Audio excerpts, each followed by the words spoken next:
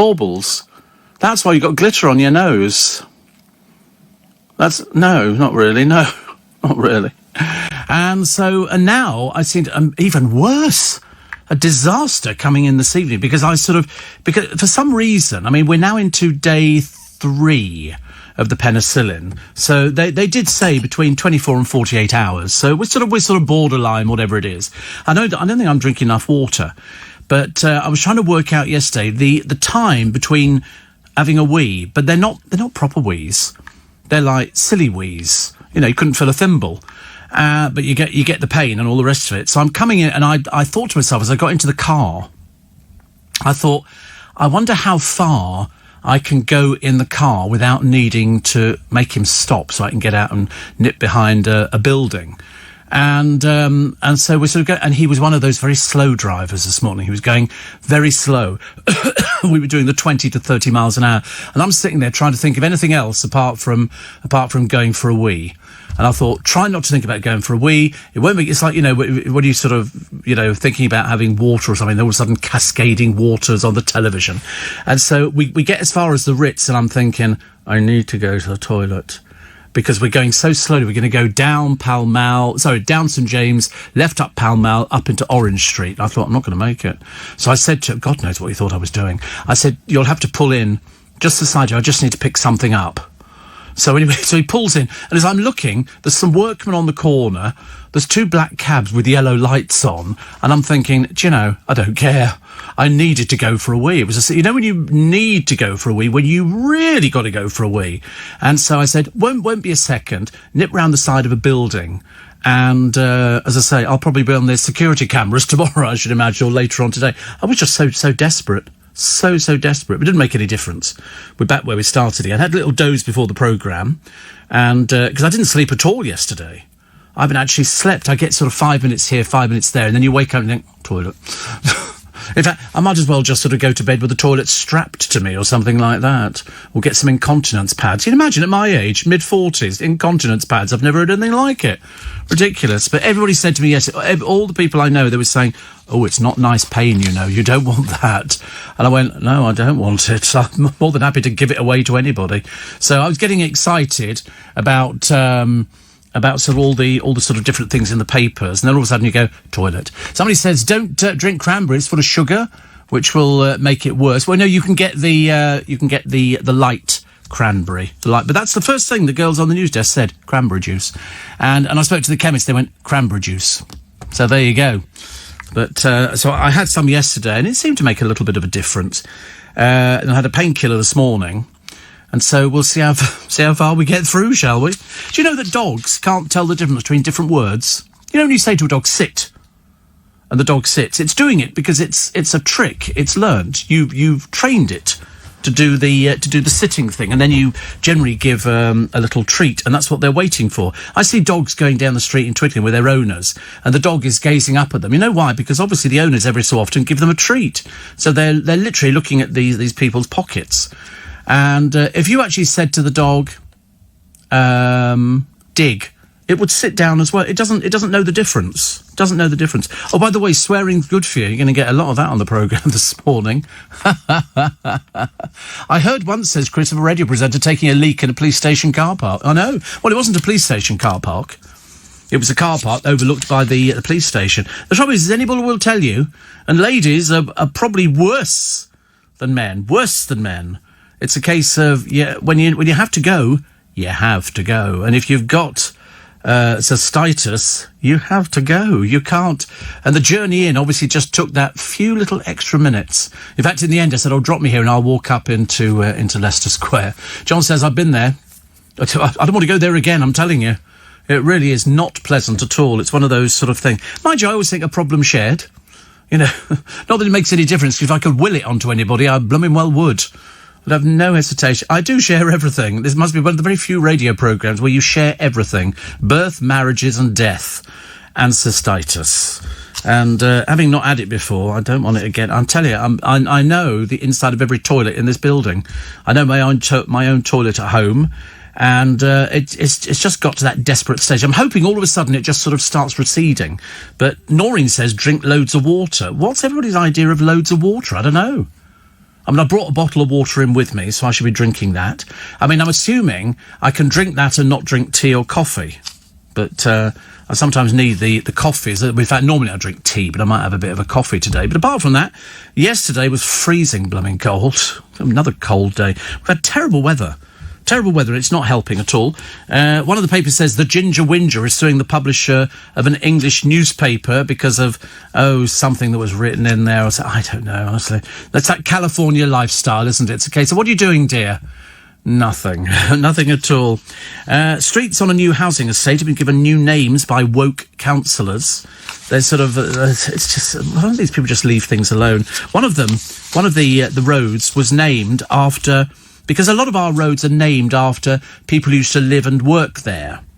And it's like that old story about mews houses. You know why they were called mews houses? You know, nowadays in London, if you live in a mews house, people think you're absolutely stinking rich because they're so expensive.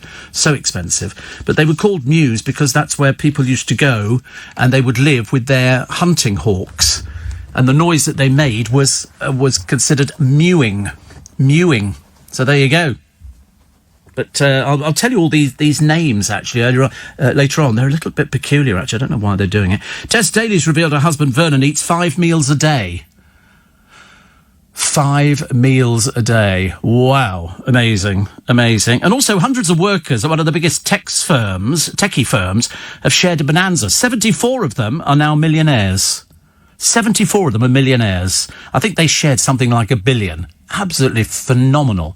Absolutely phenomenal. Paul says, dogs. Check out a stunt dog on YouTube, particularly the Toast video. He actually speaks. No, they don't. No, it just sounds like they do. I promise you they don't. And there's one mum in the paper today, poor soul. She's avoiding the festivities. Why? She's allergic to Christmas.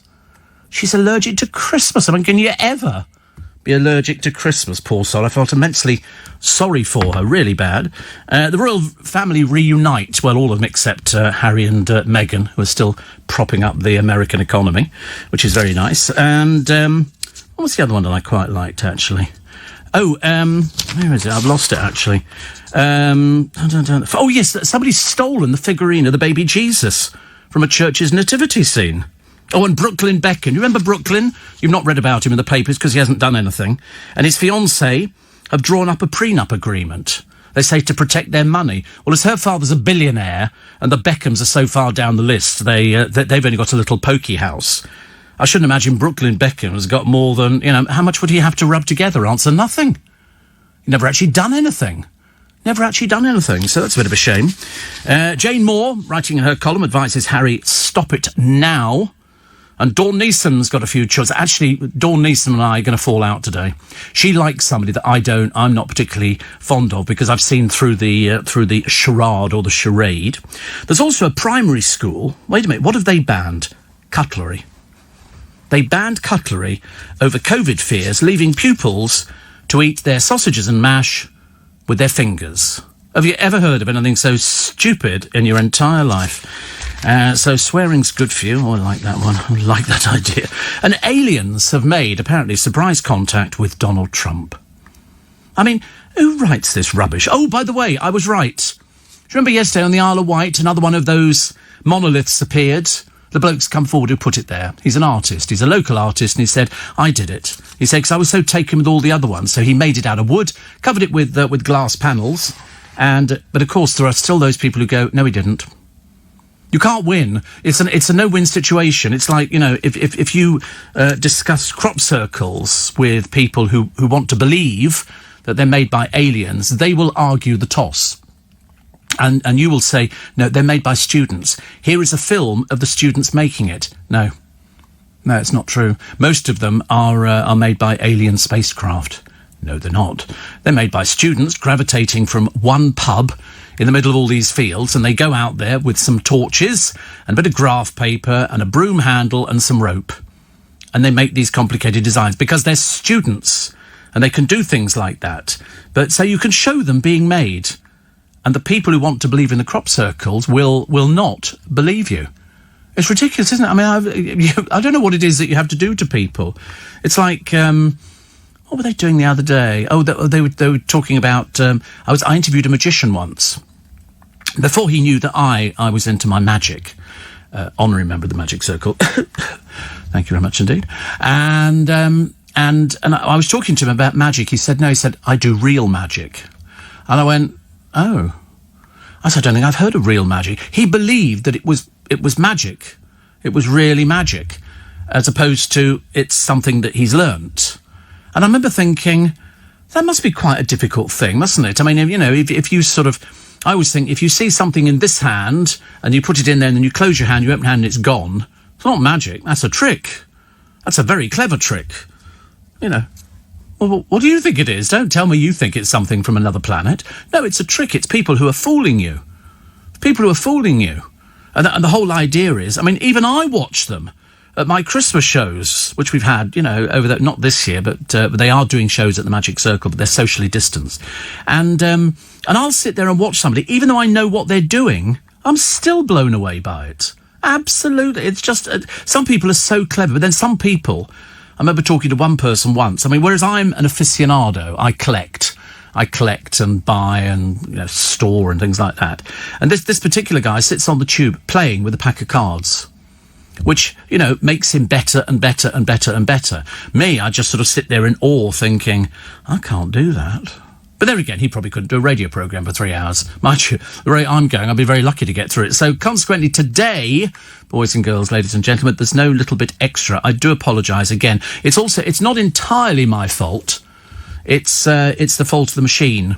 The machine wouldn't print off, and we have to print off so many of these stories. So what I'll try and do is I'll try and sort of weave some of them in onto the programme, just so you feel as though you're a part of it. But do please download, because I've got loads on the system.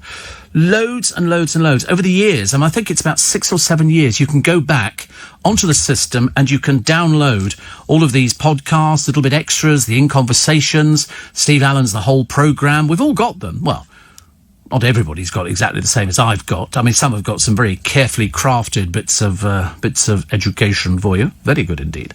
And the lady who looks after it, Maddie, she'd be so upset if you didn't download it. So upset. I said to her, she said, do you think people will download this, Steve? I said, I do hope so, Maddie. So hopefully, if you go and download them, it's not for me, you understand. It's for Maddie. It's not for me at all, and it would be quite nice. Neil Ruddock sends video messages and earns a fortune from his couch. Shame he didn't do them years ago when the bailiffs came a-calling. His wife started throwing the water. Come on, I could have done it. Don't look like that. Don't look like that. Shoppers will buy, this is one from the producer, shoppers will buy more second-hand presents this Christmas than ever before. Seriously. I'm working with people who go to the charity shops not to donate. They buy the stuff that people have donated. They are not ashamed to walk down the street in somebody else's clobber. They don't care. They don't care. And they all say to me, oh, but it's okay, Steve, it's got loads more wear in it. Yeah, whatever. And people falling for another Christmas rip-off. Do you know, I could run this story going back 30 years. That's where somebody has a bit of land and they go, oh, we're going to call this Santa Land. And people turn up and you've got a scrubby little ice rink that hasn't worked. You've got an emaciated Father Christmas. You've got a couple of reindeer that look like they'd rather be anywhere else. And you have to pay 25 quid for the privilege. You want to feed a reindeer, it's 75 quid. And so this one is another disaster. I can only say to you, because I've not seen it, but I've had a look at the photographs, that can't you just say to the kids, listen, Father Christmas won't be around this year, but he's definitely coming back next year. Today, 9th of December. It's creeping up. Creeping up. Did you order the turkey yesterday, as I advised? There is the big problem with the fact that if you don't order, there might be a shortage, because we've had to destroy, something like 50,000 turkeys have been destroyed so far because of this avian flu. And, vegetables you'll have no trouble getting. There's loads of vegetables. If the worst comes to the worst, give them a baked potato. Or try chicken. Or duck. Or goose. There's loads of things that you can try, as opposed to having traditional turkey. It's just that we get used to having it, don't we? I don't know why. They'd go, oh, turkey for Christmas. You go, well, we always used to have goose. But I think in Christmas Carol, I think it was a turkey. Pretty certain it was a turkey. Can't remember. Even though it was, in the Dickens one, it probably wouldn't have been a turkey. I don't think we had turkeys around then. I don't think so, anyway. Steve, sorry to be so late, says Monica. It's not good enough. Really, we've told you Look, it's 20 past, for goodness sake. And it's completely inexcusable. My mum refused to send me a note. I was just unusually lazy, and I'm only just grabbing my coffee in Lewis. Okay, that's okay. It's okay. If you need your coffee in the morning, I'm more than happy to go for that one. That's fine. Candice Brown's come up with a TV show, features food and chat. Just like all the others, except she doesn't have any experience, so that's a waste of everybody's time. And how can it be that Everest has grown? It's grown by 3 feet. I mean, I'm beginning to wonder if perhaps they didn't measure it properly. Perhaps they didn't bother with it. But the alien story makes all the papers, as you can well imagine. Aliens making contact with Donald Trump. What do you think he says to them? Well, I mean, what on earth would you say to aliens? I can't think of anything, to be honest with it. And where that's, I suppose, for when you talk about vaccines. Oh, for when I talk about vaccines. Oh, right. So I thought we were doing Donald Trump. I can't imagine Donald Trump knowing anything about vaccines. He was talking about bleach, wasn't he, a short while ago? And so we've got some little clips as well. Also, last night, an old episode of Corrie was shown from 1980. And 40 years on, apart from the wallpaper, the Rovers hasn't changed much. No, it's not. It's had lots of different landladies, hasn't it, behind the bar, which I quite like, actually. But they're doing a bit... There was some woman, I don't know who it is. I think she's been abused at home. But anyway, tonight she climbs up onto the roof of her house. For some reason, there's obviously some way of climbing onto the roof of this old property in Coronation Street, which is totally unbelievable. So at some point but it's all been done in the studio, so it doesn't really look very believable. Steve, maybe the sea level's gone down. Well, it could be. But it's not just a few inches, which we'd be grateful for. It's 3 feet. 3 feet that Everest has... And people get there, they go, I think we're at the top now. No, another 3 feet. Well, I haven't got the energy. I can't be bothered. So they come down and they go, no, you didn't make it. We climbed to the top. No, you didn't. Another 3 feet. That's 2 steps for mankind. And somebody says, have you got Gemma Collins' new Christmas single yet? No, I believe they're already thinking of putting it into Poundland or Iceland. Peter Andre had his album on sale in Iceland a few years ago. Do you remember? Little Julie sent me a picture when she proudly presented me with a copy of the album. And it sits next to me every Christmas, Julie, on the settee. In fact, I looked at it this morning and I went, I know where that came from. But I can live without Gemma Collins. As somebody said, maybe she'll inject a bit of fun into Christmas. Only if you're not having a turkey. Can't think of any other reason. Plus... Have you seen the photo of Corey next to the Christmas tree on Twitter? Says Shane. What picture of you? What picture of you? It's a picture of... Rachel Gerrish took a picture of... The tree out there's not very good. I would think that would be the understatement of the year. I didn't even know it was a tree till I came in. It's worse than the Norway one. And so there's a picture of you by that tree. Why are you looking sad? Because the tree's looking... You've got baubles on you. Well, he's obviously deeply affected, Shane. He's not very happy about this at all. He said... OK, text it to me. He said, there should be a caption saying, Sir, could I have some more? Well, he'd be grateful for a bigger tree, I think.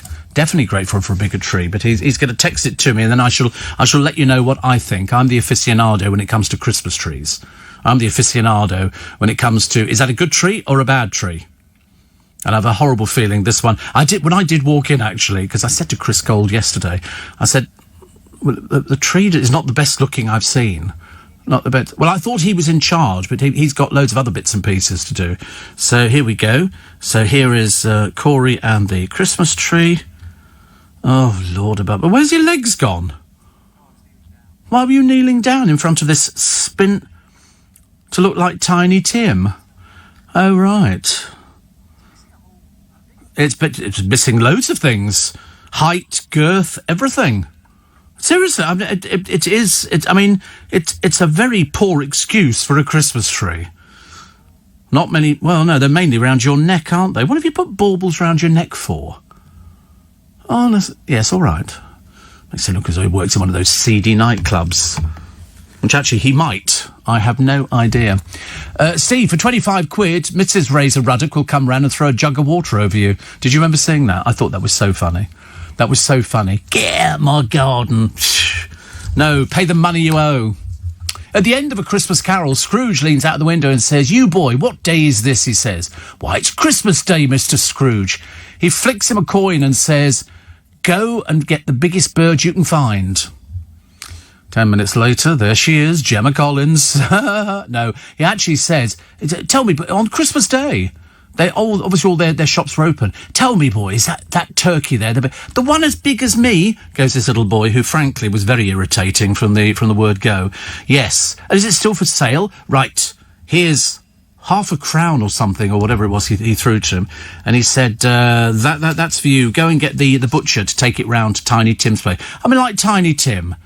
You know, Tiny Tim is dying, and the last thing he's thinking about is, we're having a blooming turkey.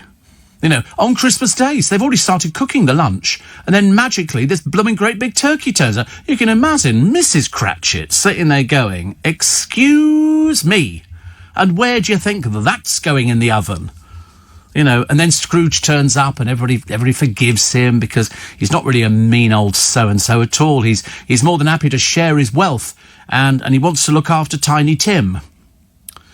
And that's when the troubles began. But anyway, it was all very nice indeed, and everybody got all the toys they wanted, and all the other poor children in the neighbourhood who didn't get diddly squat from Scrooge just peered through the window as he was handing out boats and planes and skittles and all sorts of exciting things. I still think it's a good story, though, don't you? I think it's a great story. I love it. If I wasn't in so much pain, I'd watch it today and try and take my mind off the pain. Because after yesterday, when the producer, 4 or 5 times, "Why do you go home? Why do you go home?" You know, and I could say, and then I was sort of, I nipped out to go to, might have been to the loo actually, it wouldn't have been anywhere else. And when I came back, I could just hear faintly, "You're listening to Corey on LBC." And I remember thinking, he's recording his own jingles. He's got his own jingles going on the programme. He's just said, "Hello, this is Corey, and it's nice to be with you this day. Unfortunately, Steve can't be here for the rest of the week, and so I'm here." And I thought, nothing on earth would ever get me to be that sick. When my boss phoned yesterday, bless him, he was saying, can we get you some cranberry juice or get this and all the rest of it? I said no. The moment I said it was cystitis, I went, "Oh." Everybody says that. No, every time you say it, you go, "Oh." You know why? Because it's bloody painful. It really is. It's awful. It's like weeing knives, which is not very exciting, is it? Steve, if aliens made contact with us and were presented with the leader of the free world, Donald Trump, what would be their impression of us?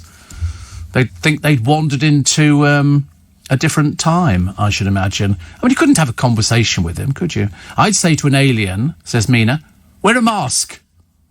Yeah, there was somebody sitting on the bus the other day. I do glare at them, but it's difficult to tell because nobody can tell if you're glaring, can they? Because you've got your mask on.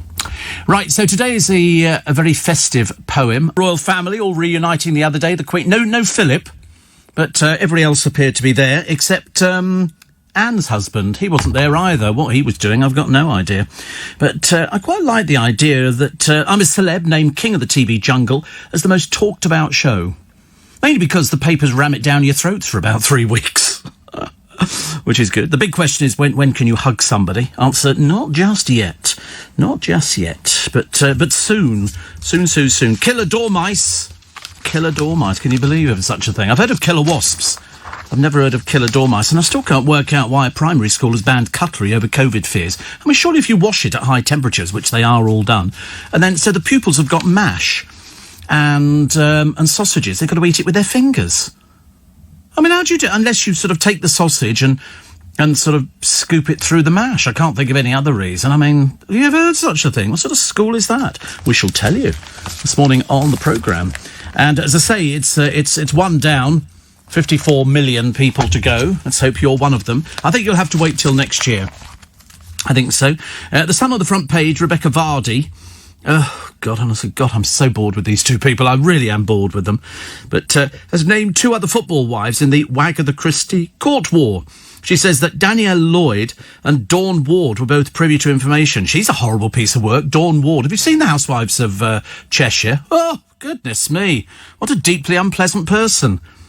But they were privy to information on Colleen Rooney's private Instagram account. But I've got an account. I've got a Twitter account. And there's probably about 4 or 5 people have got access to it. You know, when I say access, they can post stuff. But the pair are not said to have leaked information. And as I say, so many other things going on in the world. We're on the brink of, you know, of modern technology, and there's 2 people faffing around in court, really, I ask you. Streets on a new housing estate have been given woke names. So these ones reflect core values. Labour-led Birmingham Council invited suggestions for a regeneration scheme. So what they've got now, other people suggested Desperation Way, Carjack Alley and Snowflake Close. What they've come up with is, it's really odd, Respect Way, Equality Road, Destiny Road, Diversity Grove and Inspire Avenue. I mean, it is a joke, isn't it? It can't be serious. That's also in Tottenham, Black Boy Lane is going to be changed. It's going to be renamed after the Caribbean poet John La Rose. Locals are angry and want to keep it because it was named after Chimney Sweep Boys. Chimney Sweep Boys. But for some reason, they all seem to live in this particular road. I don't know why. But, you know, I mean, you don't see chimney sweeps now, do you? It's all electronic. You know, before you were very lucky if you got sort of somebody turning up with a little tiny lad of about, 2 foot 2 inches tall who could actually climb up the chimney. They would climb up the chimney. Inside the chimney, bricks had been removed. You could climb up it, and then he'd sort of sweep your chimney. Now, I think it's fairly dangerous, yeah. I wouldn't want to climb up a chimney, would you? You're not very good going through doors.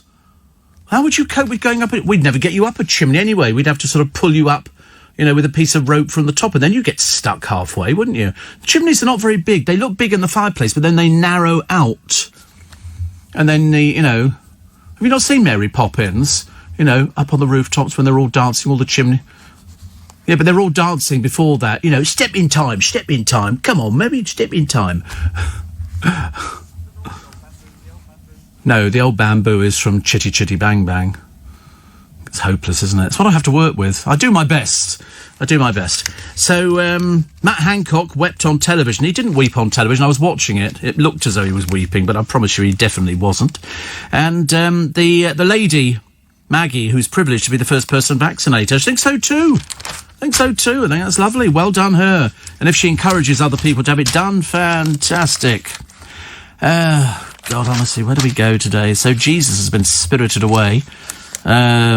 So says the manager of the church's nativity scene. Why would you want to do that? I can understand. If you're going to take the most valuable one, take the baby Jesus. And so Brooklyn Beckham and his fiancée have drawn up a prenup agreement. The football legend's son and US heiress. Well, she's only an heiress if her father decides to leave her stuff. But they've agreed to leave the marriage with what they put into it should they split up. Already they're thinking of splitting up. See? Told you.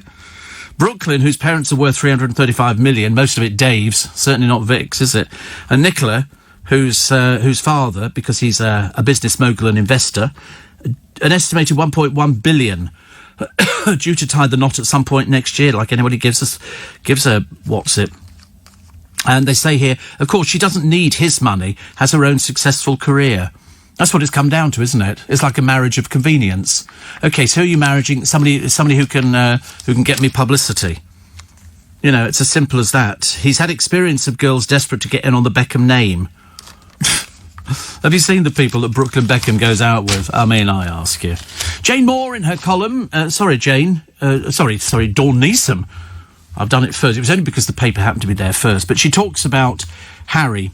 Every single raindrop that falls from the sky relieves the parched ground. What if every single one of us was a raindrop and if every single one of us cared, says Harry from his energy-burning mega mansion with his gas-guzzling SUV parked outside. Jane Moore writes, sigh.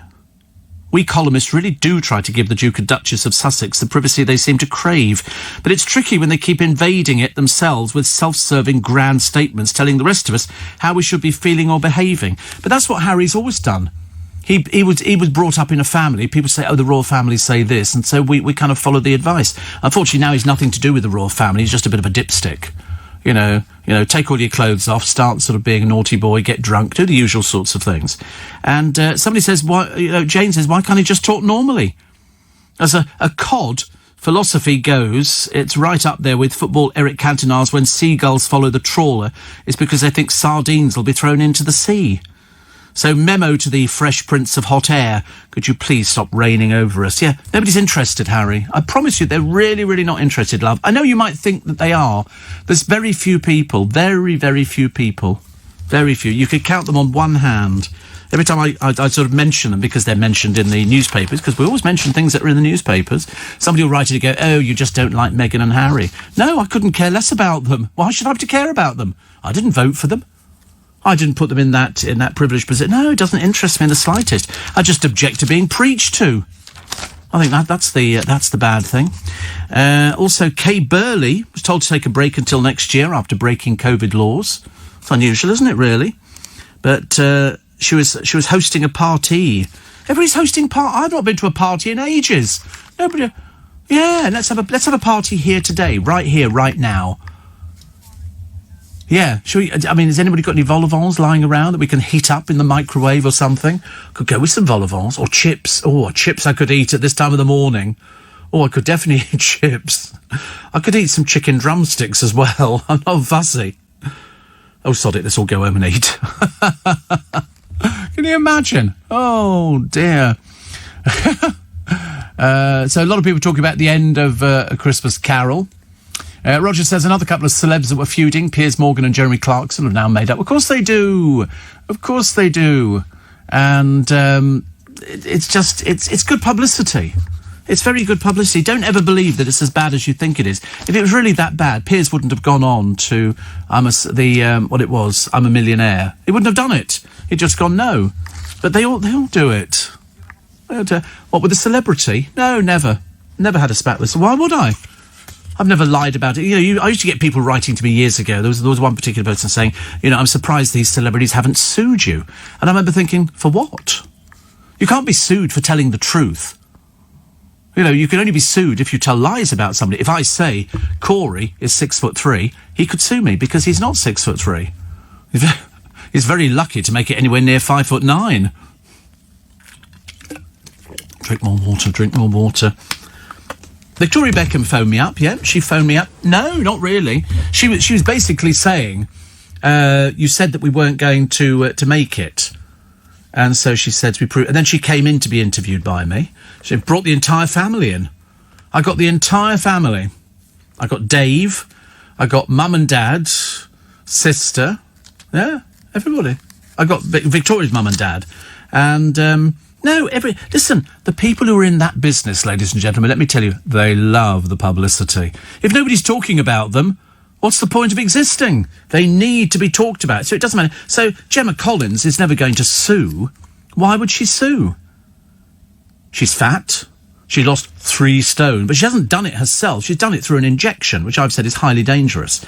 And it'll all go piling back on again. And she thinks she's going to be number 1 at Christmas. If any of you buy that record, I tell you, I shall cut you off from my will immediately. Unless you bring vol au vents to the party. But she has a Christmas record out with Darren Day. That would be the only time that Darren Day would actually make it to number 1 in the charts. But it's never going to make number 1 in the charts. It's really not. Who would buy it? I don't know what it is. I've got no idea. It could be a cover. Well, for her, it would be a very, very big cover, wouldn't it? I don't know. See, they make me say these things. I don't normally say this sort of stuff at all. I'm quite charming and delightful. Oh, so the primary school is in... Where is it? Walsall in the West Midlands. They admitted parent reaction to the cutlery ban was not positive. I mean, it is utterly ridiculous. We had mash and we're told to just scoop it with our Yorkshire. I'm not happy. Mind you, mash inside Yorkshire sounds delicious, doesn't it? That sounds very nice indeed. But it's over COVID fears. So they're eating cooked meals by hand with parents fuming they're being treated like animals. No, if they were being treated like animals, they'd have thrown it on the floor and said, I'd go for a free-for-all. So at least they're putting it on a plate for them. That's not definitely for animals, is it? Which is good.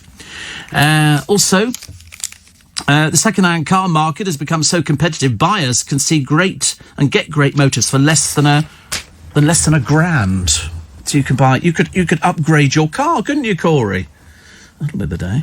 And because how the blooming thing makes it, I'll never know. I mean, they must push it the last few feet into the garage to get the petrol in it. Or failing that, they just sort of go and buy can of petrol and take it back and pour it in. There's a shopkeeper. He's in Bradford, and his shop's very different. Very different. It's an old phone box. He's got 2 red phone boxes, and he sells samosas and donuts, which is quite a good idea, isn't it? At least he's showing ingenuity, as opposed to some people that don't show any ingenuity. And a dad says his human rights were breached when his wife left him for working too much and missing holidays. He's not happy at all. Everybody complains about everything nowadays, don't they, really? But a strike could see a shortage of jammy Dodgers, wagon wheels and Maryland cookies. Well, good. That can only be applauded, can't it? We don't need to worry about things like that. It's not going to make any difference to anybody. Patek's curry ingredients and Blue Dragon food may be hit. Well, that's the end of the wedge. Blue Dragon, we love the Blue Dragon sauce. Apparently the Unite officer, Kenny Rose, says members won't accept poverty pay rates or being let go on spurious charges. Oh, dear, honestly. Coming up to Christmas, you don't want people to go and sort of start having, arguments about all sorts of things, do we? Don't have arguments on this programme. I just tell them we're taking... I've got a correction. Everest is apparently 14 feet taller. And they say it's due to the 7.8 quake. I can't imagine why. I thought, why can't they cheat?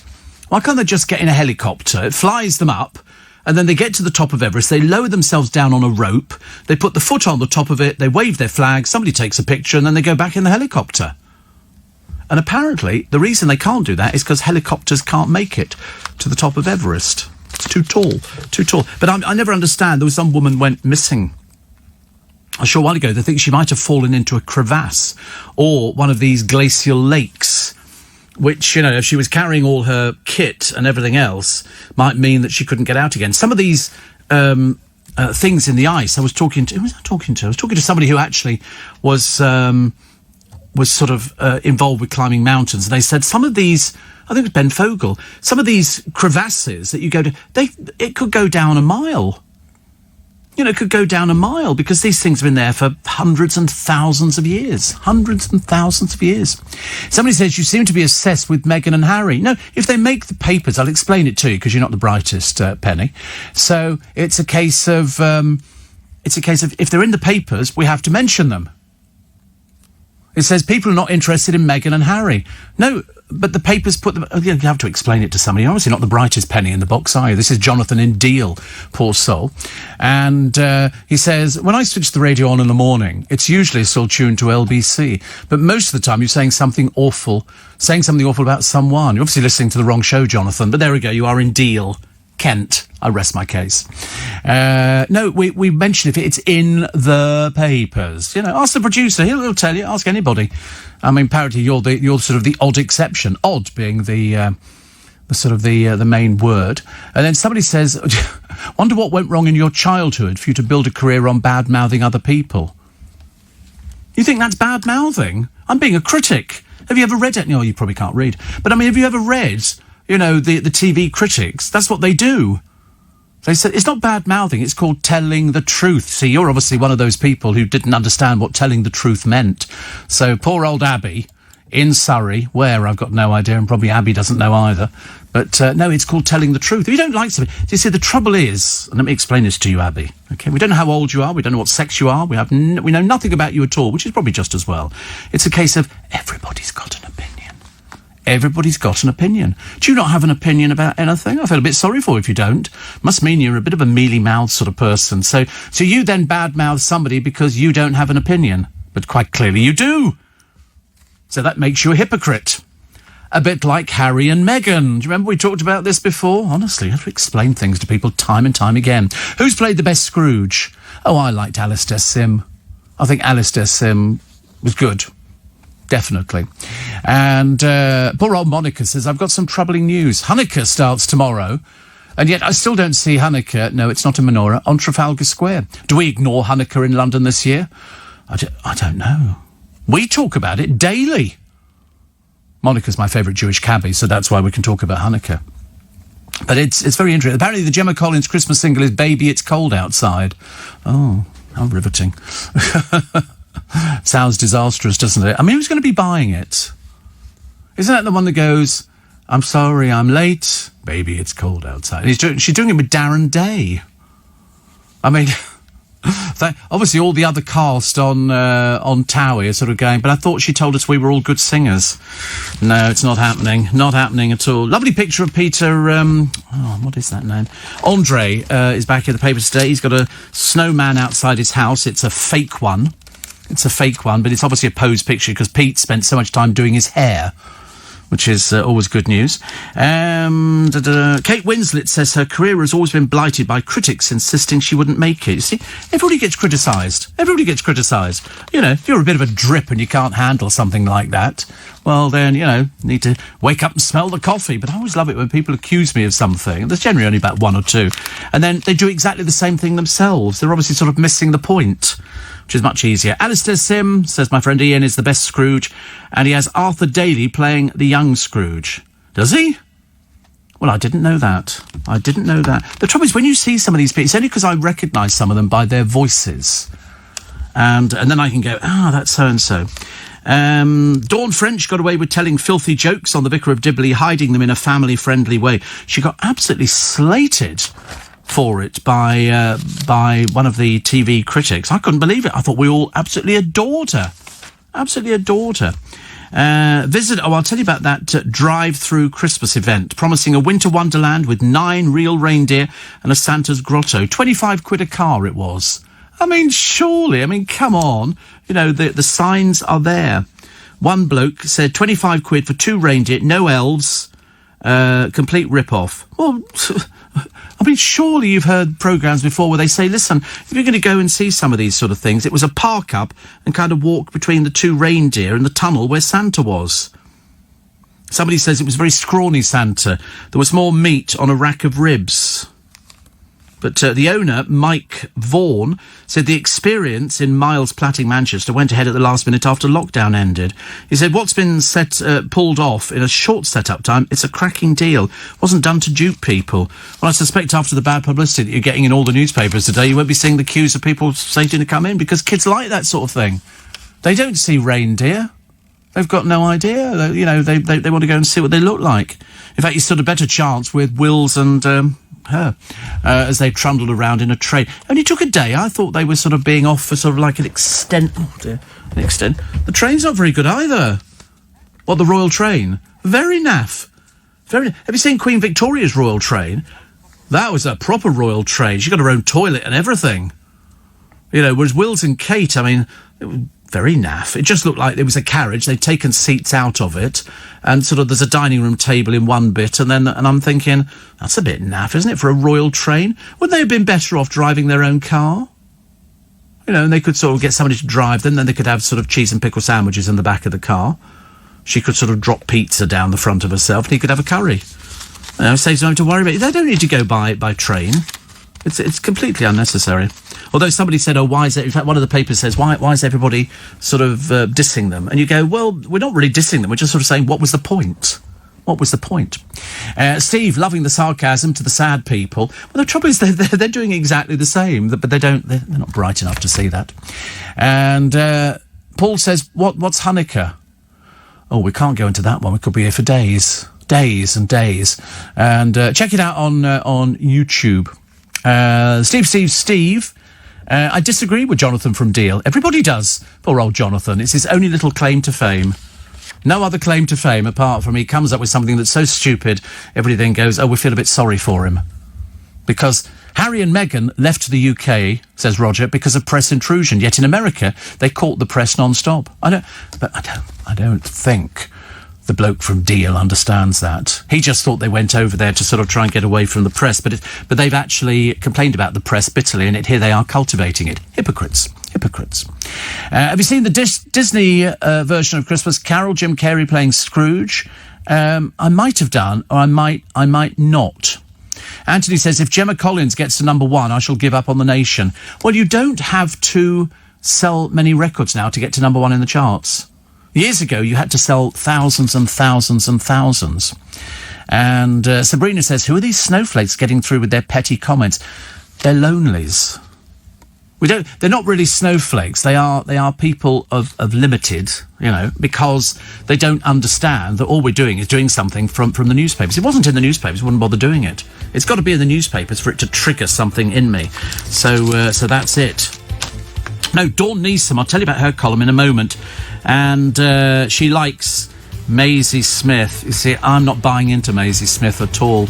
I'm seeing it as sort of attention, look at me, and I'm not worthy, and I'm not this and that. She's playing the crying card, and then one of the Kardashians wrote to her, and it could be 7 degrees. That's not bad. I'm sure it was colder than that yesterday.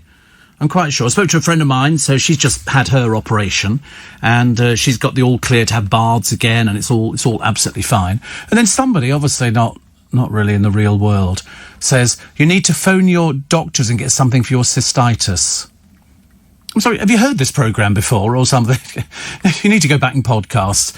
It's like sort of doing a catch-up, isn't it, really? Going, yes, no, we're on penicillin. Doesn't matter. Steve, all this talk of going for a wee has made me want to get up and go. Well, that's all right. It's all right. Although it is freezing cold. It is very, very cold. And Steve, I think as well as the stuff in the papers, the spikers are also interested in your own personal daily experiences, of which there are many. And lovely here. I'll read them all out. I don't like to miss anything out at all. I'm very good. Steve, somebody yesterday stole my reading glasses. Do you know, it's a joke, this one. It says, I know who they are, but don't worry. I have contacts, says Ian. How many pairs of reading glasses have we all got if you use glasses? I must have about 30 pairs. I keep discovering them all over the place. I like to keep them in the car, I like to keep them in my pockets, I like to keep them in the bedroom, I like to keep them in the bathroom, keep them in the sitting room, in the kitchen, just in case you have to pick something up and you don't know how to sort of do it, because you can't read it. I love it. And another one here, which says, a lot of people disagreeing with poor old Jonathan. But never mind, I mean, listen, that's his only claim to fame. Nobody's ever mentioned him before. Alistair Sims is the best, but have you seen the version with Ross Kemp playing Scrooge? No, you mentioned that the other day, and I wasn't interested then. I don't actually see Ross Kemp. You've got to be a certain age to play Scrooge, and Ross is too young and too good-looking. And somebody says, you little cupcake, Darren Day was a serial philanderer. Well, he was very good looking, Darren Day. Of course he was. I mean, what do you think, people sort of go into the business and don't go out with anybody? Oh, blimey, honestly. Very odd, aren't you? I think it's the same one who keeps writing this every single day, which is always very funny. So Dawn Neeson's column today. So first of all, she's talking about Strictly Come Dancing. So ravishing redhead Maisie Smith has won praise for her naturally athletic figure from Khloe Kardashian. If, of course, why would Khloe Kardashian be remotely interested in Maisie Smith? Which would be lovely if only you thought the US reality star actually meant it. After all, this is the family that have made millions flogging a totally unrealistic female body image to their young fans. It says, without the sucked, plucked and tucked Kardashian clan, the world would halve its plastic pollution overnight. I mean, the Kardashian, have you seen them? But Dawn says, Ginger Whinger Harry is suing the publisher of a Sunday newspaper over a story claiming he's fallen out of touch with the Royal Marines. He's doing this live from his mansion in that well-known bastion of our armed forces, California. I know. It's a case of he hasn't actually got anything else to do. He's got nothing else to do. She's obviously the power behind it. Don't let them speak to you like that. But unfortunately, it's backfired. He's now got the lowest ratings of the royal family. Nobody really cares. It's a shame, really. Steve, what a bloomer you made. Me old bamboo is from Mary Poppins. No, it's not. It's not in Mary Poppins. Don't be stupid. It's in Chitty Chitty Bang Bang. Honestly, how stupid you have to be. Who's this one here? This will be... Oh, it's George. George is... Well, you can tell he's over the age of 90. So I think you'll find it's actually in Chitty Chitty Bang Bang. But never mind, darling. You settle back in your chair. We'll plug it in for you. No, it's the old bamboo. And you know how we know this? Because Michael Ball did it on stage at the London Palladium. And the only reason is the old bamboo, dun, dun, dun, dun, dun, dun, dun. I mean, you can check it if you want. What are you Googling now? You Googled it. I thought you did. Yeah. I thought you Googled it. I thought you'd have to do that, actually. It's like, I used to quite like that song about the Push Me, Pull You. Remember that? That was in Dr. Dolittle. This is the world of Dr. Dolittle. Although, strangely enough, actually, I remember... So, oh, yes, of course. I was thinking Dick Van Dyke was singing The Old Bamboo. Of course he was, because he was Caractacus Potts in Chitty Chitty Bang Bang. He lived in the windmill, which is a real windmill, but George... Duh. You're not half right at all. No, well, you said it was in Mary Poppins. It's not. It's not anywhere near Mary Poppins. Not even in the same year. The Old Bamboo, they do it because he goes to a touring fair. And Chitty Chitty Bang Bang was the car that flew. Not always at the London Palladium. Sometimes it would get stuck. I can remember Michael Ball, when he took over the role, bless his heart, and he doesn't dance. He's not a dancer. He'll be the first to admit he's not a dancer, but I thought he did it really well. Did it really, really well. So, as usual, George, duh, I'm right again. So just send in your apology and a £10 note. We'll give it to charity. OK, thank you very much indeed. Long poem today. Oh, God, is it a long poem? Honestly, how many pages is this one? Oh, this is so long. We like them when they're short, when they go... The captain came up on the deck, somebody shot him. You know, and Merry Christmas to one and to all a good night. This is a visit from St. Nicholas, written by Clement Clark Moore, 1779, 1863. You'll recognise it. OK, you'll recognise. You won't know all of the wording, and that's where I actually come in. I can sort of interpret the words into pictures for you. Except George. 'Twas the night before Christmas, when all through the house not a creature was stirring, not even a mouse. The stockings were hung by the chimney with care, in hopes that St. Nicholas soon would be there. The children were nestled all snug in their beds, whilst visions of sugar plums danced in their heads, and Mama in her kerchief and I in my cap had just settled our brains for a long winter's nap. When out on the lawn there arose such a clatter, I sprang from my bed to see what was the matter. Away to the window I flew like a flash, tore open the shutters and threw up the sash. The moon on the breast of the new-fallen snow gave a lustre of midday to objects below. When what to my wandering eyes did appear but a miniature sleigh and 8 tiny reindeer. With a little old driver so lively and quick, I knew in a moment he must be St. Nick. More rapid than eagles, his coursers they came, and he whistled and shouted and called them by name. Now Dasher, now Dancer, now Prancer and Vixen, on Comet, on Cupid, on Donner and Blitzen. To the top of the porch, to the top of the wall, now dash away, dash away, dash away all. As leaves that before the wild hurricane fly, when they met with an obstacle, mount to the sky, so up to the housetop the coursers they flew, with a sleigh full of toys, and St. Nicholas too. And then in a twinkling I heard on the roof the prancing and pawing of each little hoof. As I drew in my head and was turning around, down the chimney St. Nicholas came with a bound. He was dressed all in fur from his head to his foot, and his clothes were all tarnished with ashes and soot. A bundle of toys he'd flung on his back, and he looked like a peddler just opening his pack. His eyes, how they twinkled, his dimples, how merry. His cheeks were like roses, his nose like a cherry. His droll little mouth was drawn up like a bow, and the beard on his chin was as white as the snow. The stump of a pipe he held tight in his teeth, and the smoke it encircled his head like a wreath. He had a broad face and a little round belly that shook when he laughed like a bowl full of jelly. He was chubby and plump, a right jolly old elf, and I laughed when I saw him in spite of myself. A wink of the eye and a twist of the head soon gave me to know I had nothing to dread. He spoke not a word, but went straight to his work, and filled all the stockings, then turned with a jerk, and laying his finger aside of his nose, and giving a nod, up the chimney he rose. He sprang to his sleigh, to his team gave a whistle, and away they all flew like the down of a thistle. But I heard him explain, ere he drove out of sight, Happy Christmas to all, and to all a good night. There you go. That's the longest we've ever done. I should be getting royalties for reading some of these things. Oh, that went on forever and a day, didn't it? Quite a nice one, though. Well done, Corey. That was very exciting. And, shorter tomorrow. Okay, I'm just sort of saying, we want something, 3 whole pages. I mean, that's an epiphany. Very well, beautifully read. I know, seeing as you didn't hear half of it, but I thought it was very well read as well. Very well read. So we've got the dogs. There's a student is funding her studies and making £600 a month by selling worn undies and tights. Dirty person.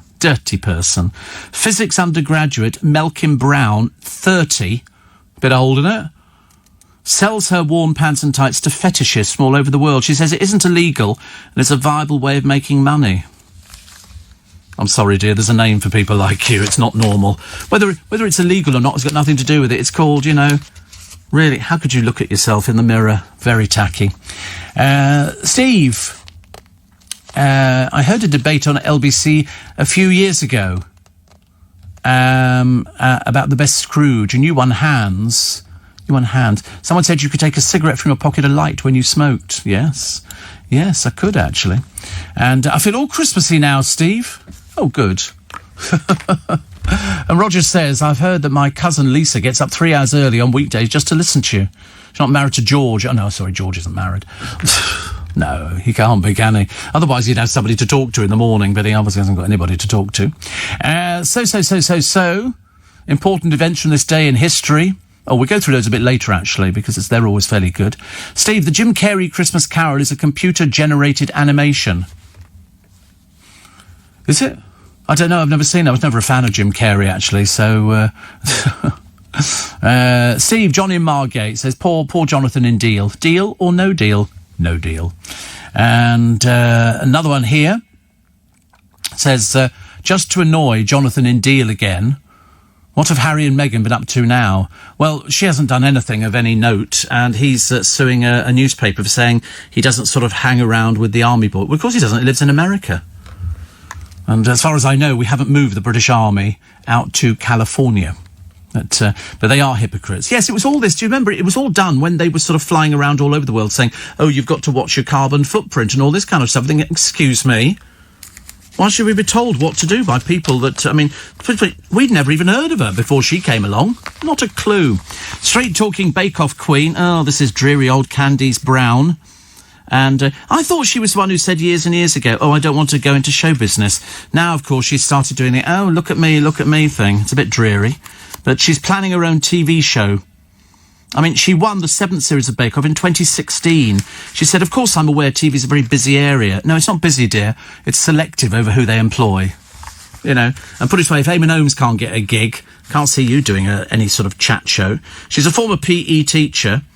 And so Candice is backing Matt's latest... Oh, it's all the dancing stuff. Nobody's really interested, Candice. It's very sweet, dear, but we have got chat shows, which have got music on and baking and everything else. It's called This Morning. And you're way behind the list. Seriously, way behind the list. Also, Corrie has been voted the nation's favourite soap. Well, there is only a choice of 5, isn't there? Neighbours, Casualty, Emmerdale, EastEnders and Corrie. There isn't anything else to do at all. I mean, unless you include sort of Holby City, Hollyoaks, Doctors, stuff like that. But, no, it's always going to be Corrie or EastEnders who are going to be the number 1 soap because they've got the biggest budget. Morning, nice to have your company. It's Wednesday. It's so good. Steve, you're so good at narrating poems. Strangely enough, I can't write poetry for toffee, but I quite like reading it. Provided if it's going back beyond a certain period of time. It's very difficult to read because of some of the old English words. But no, I've always enjoyed that at school. In fact, actually at school, I was, as you can well imagine, the person who read out loud. I was always the one. So it was almost fortuitous that I became a radio presenter. I could have been anything else except a radio presenter, but no, radio presenter it was for me because I was very good at reading. Very good at reading. I'm what's commonly known as one-take Alan. In other words, if you give me a script, the chances are 9 out of 10 times, 9.99 recurring, I'd do it in one. Mainly because I can't be bothered to keep reading things backwards and forwards. It's like when they used to do filming, they would say, "Oh, this particular actor is in this film," and the director would say, "Okay, do it now." Very funny, very funny. And then they would do about 20 or 30 takes. And then they go back and they use the first one. Unfortunately, of course, if it's something like Corrie or EastEnders, they don't have the luxury of doing that. They're working onto a deadline. They have to turn it round really, really fast. So once they go into the studio, it's a case of you're supposed to learn your lines. They would expect people. Do you remember, who was it? Who was that actress who went on to I'm a Celebrity and was so bone idle that she was booked for pantomime? She didn't take her script with her and learn it. No, when she went on stage in pantomime, she read it. She read from the script. What a cheat. Can't remember who it was. No, she was reading her script on stage because she hadn't bothered to learn it. I'd have taken her money away and said we get somebody else, actually. That's people put a lot of effort into pantomime. This was a few years back. Wasn't Stacey Solomon, was it? Whatever it was, I remember thinking, so they'd been out to either I'm a Celebrity, Get Me Out of Here or The Jungle, and they hadn't bothered learning the script for the pantomime that they were earning, obviously, a good bit of money from. And then they came back and they're on stage holding their script, reading it, because they hadn't bothered to learn it. I thought that was a dreadful old swizz. But I can't remember who it was. Was it Stacey or not? No, I'm sure it was, actually, and I'm generally right, as you know. But no, it doesn't matter if you find to the contrary. Steve, don't forget to look at the Christmas star in the dusk sky on the 21st of December. Jupiter and Saturn align for the first time in 800 years. It's called the Christmas star and will shine brightly in the early evening sky. A phenomenon not to miss. There you go. Stacey Solomon reads her panto lines from a clipboard. She fails to find time to rehearse. She was on I'm a Celebrity. That's why she didn't do it. That was a right swizz, isn't it, really? Mind you, it's only Milton Keynes. So, look, she's reading her lines. Absolutely. I knew I was right. Never wrong. I mean, I think that's just absolutely taking money under false pretences. So she was on the I'm a Celebrity spin-off show, Extra Camp, and then she landed back in London for Australia and then goes straight into pantomime, but she hasn't bothered to learn anything. I find that it's like having guests in on a programme if you're a radio presenter or you know, or somebody else, and you come in and you go, I'm sorry, who are you? What do? You think, you're supposed to learn. You're supposed to know who people are, aren't you? I memorise all the 3 hours on this programme every day, and that's why I'm at the top of my game.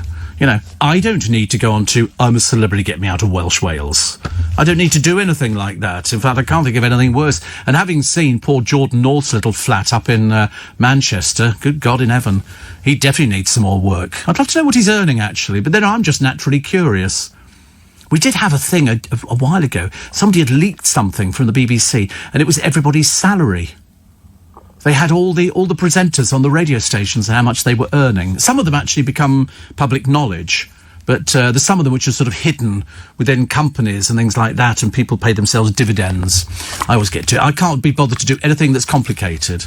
It's like I've got an accountant. We do the paying the tax twice a year, end of January, end of July, and then we do the VAT every 3 months. I then send him how much the VAT thing is. He then works out how much we have to pay them. He tells me, I tell the bank, they pay the VAT man. Keep it all above board. The moment you start trying to do this and that, and people were buying offshore things. I remember years ago, Terry Wogan's company used to supply all the cars for all the guests for the show Wogan, and he owned forests, and it all became tax deductible. It became so complicated. I can't imagine how anybody ever managed to get themselves through it, because I know people around here who can actually do their own tax. They can actually, I mean, Corey can't, and but they actually do. You know, you need help with it. But luckily, lots of help. But there are places on the high street now that will sort it all out for you, because that's what they're interested in. You know, it's like people who make pottery or, you know, umbrellas or second-hand... What? Yeah. People, but that's what they do for a living. It's like, you know, if somebody said to me, could you make an umbrella, Steve? Of course I couldn't. But yet there are people who make umbrellas. Yesterday, there was a sale on at one of the charity shops in Twickenham. It's closing. And said they had a discount sale in a charity shop. A discount sale, up to 50% off, they were saying. And there were people... No, it's too late. People were queuing. I wonder what they were queuing for. They're not queuing for Marks and Spencer. No, they were queuing for the charity shop. I think they were queuing for Shooting Star Children's Hospice. I'm pretty certain. As I say, very rarely wrong. And always like to be proven wrong, but so rarely happens. Dennis in Grantham says, have a listen to the 12 Days of Christmas by Frank Kelly. You remember Frank as the drunken priest in Father Ted? Yes, I remember him very well, actually. I used to love Father Ted. I thought Father Ted was great. I thought it was a very good programme. Jackie says, I saw the 3D Scrooge, Steve. It was very good. Oh, thank you. You should see a comedian called Andrew Lawrence do Harry on YouTube. He has Meghan keeping Harry locked up in a cupboard, only allowed to have the opinion she lets him.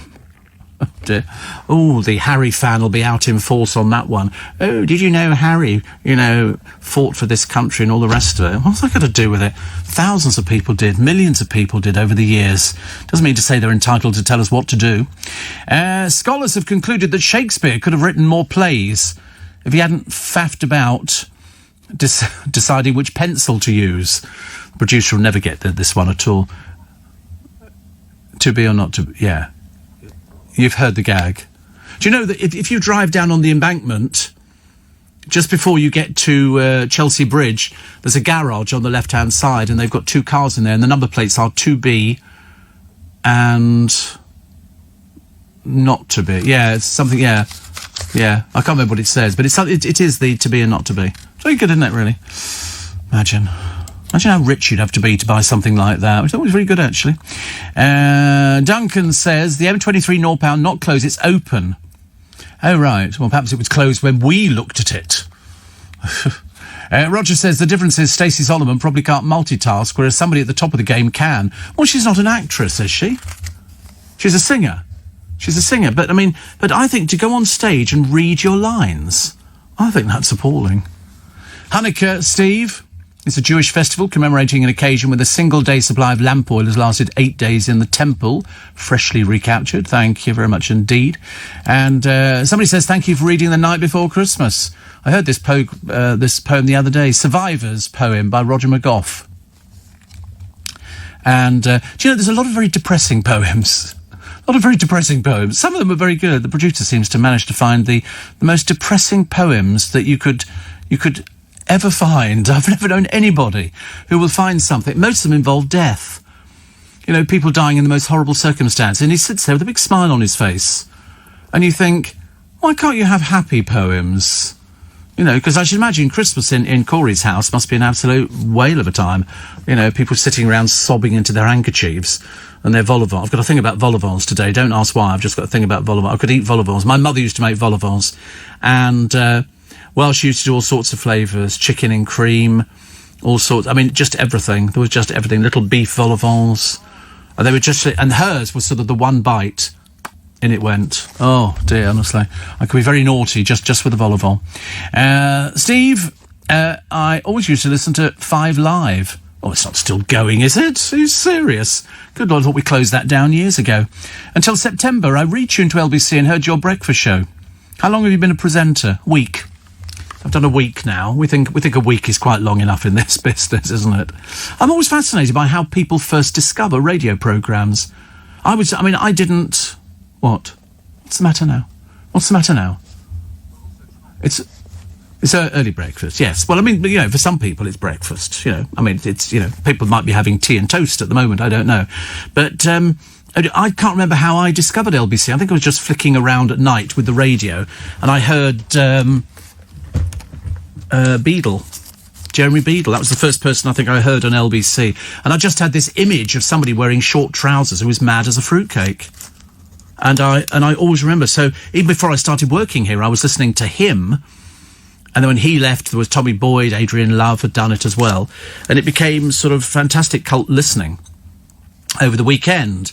And Jeremy Beadle's programme was just hilarious. Absolutely hilarious. I'd never heard anything like it in my life before. Although I'm very envious of clever presenters who can do stuff like that. Very, but I do my thing and other people can't do what I do. But I thought he was absolutely brilliant.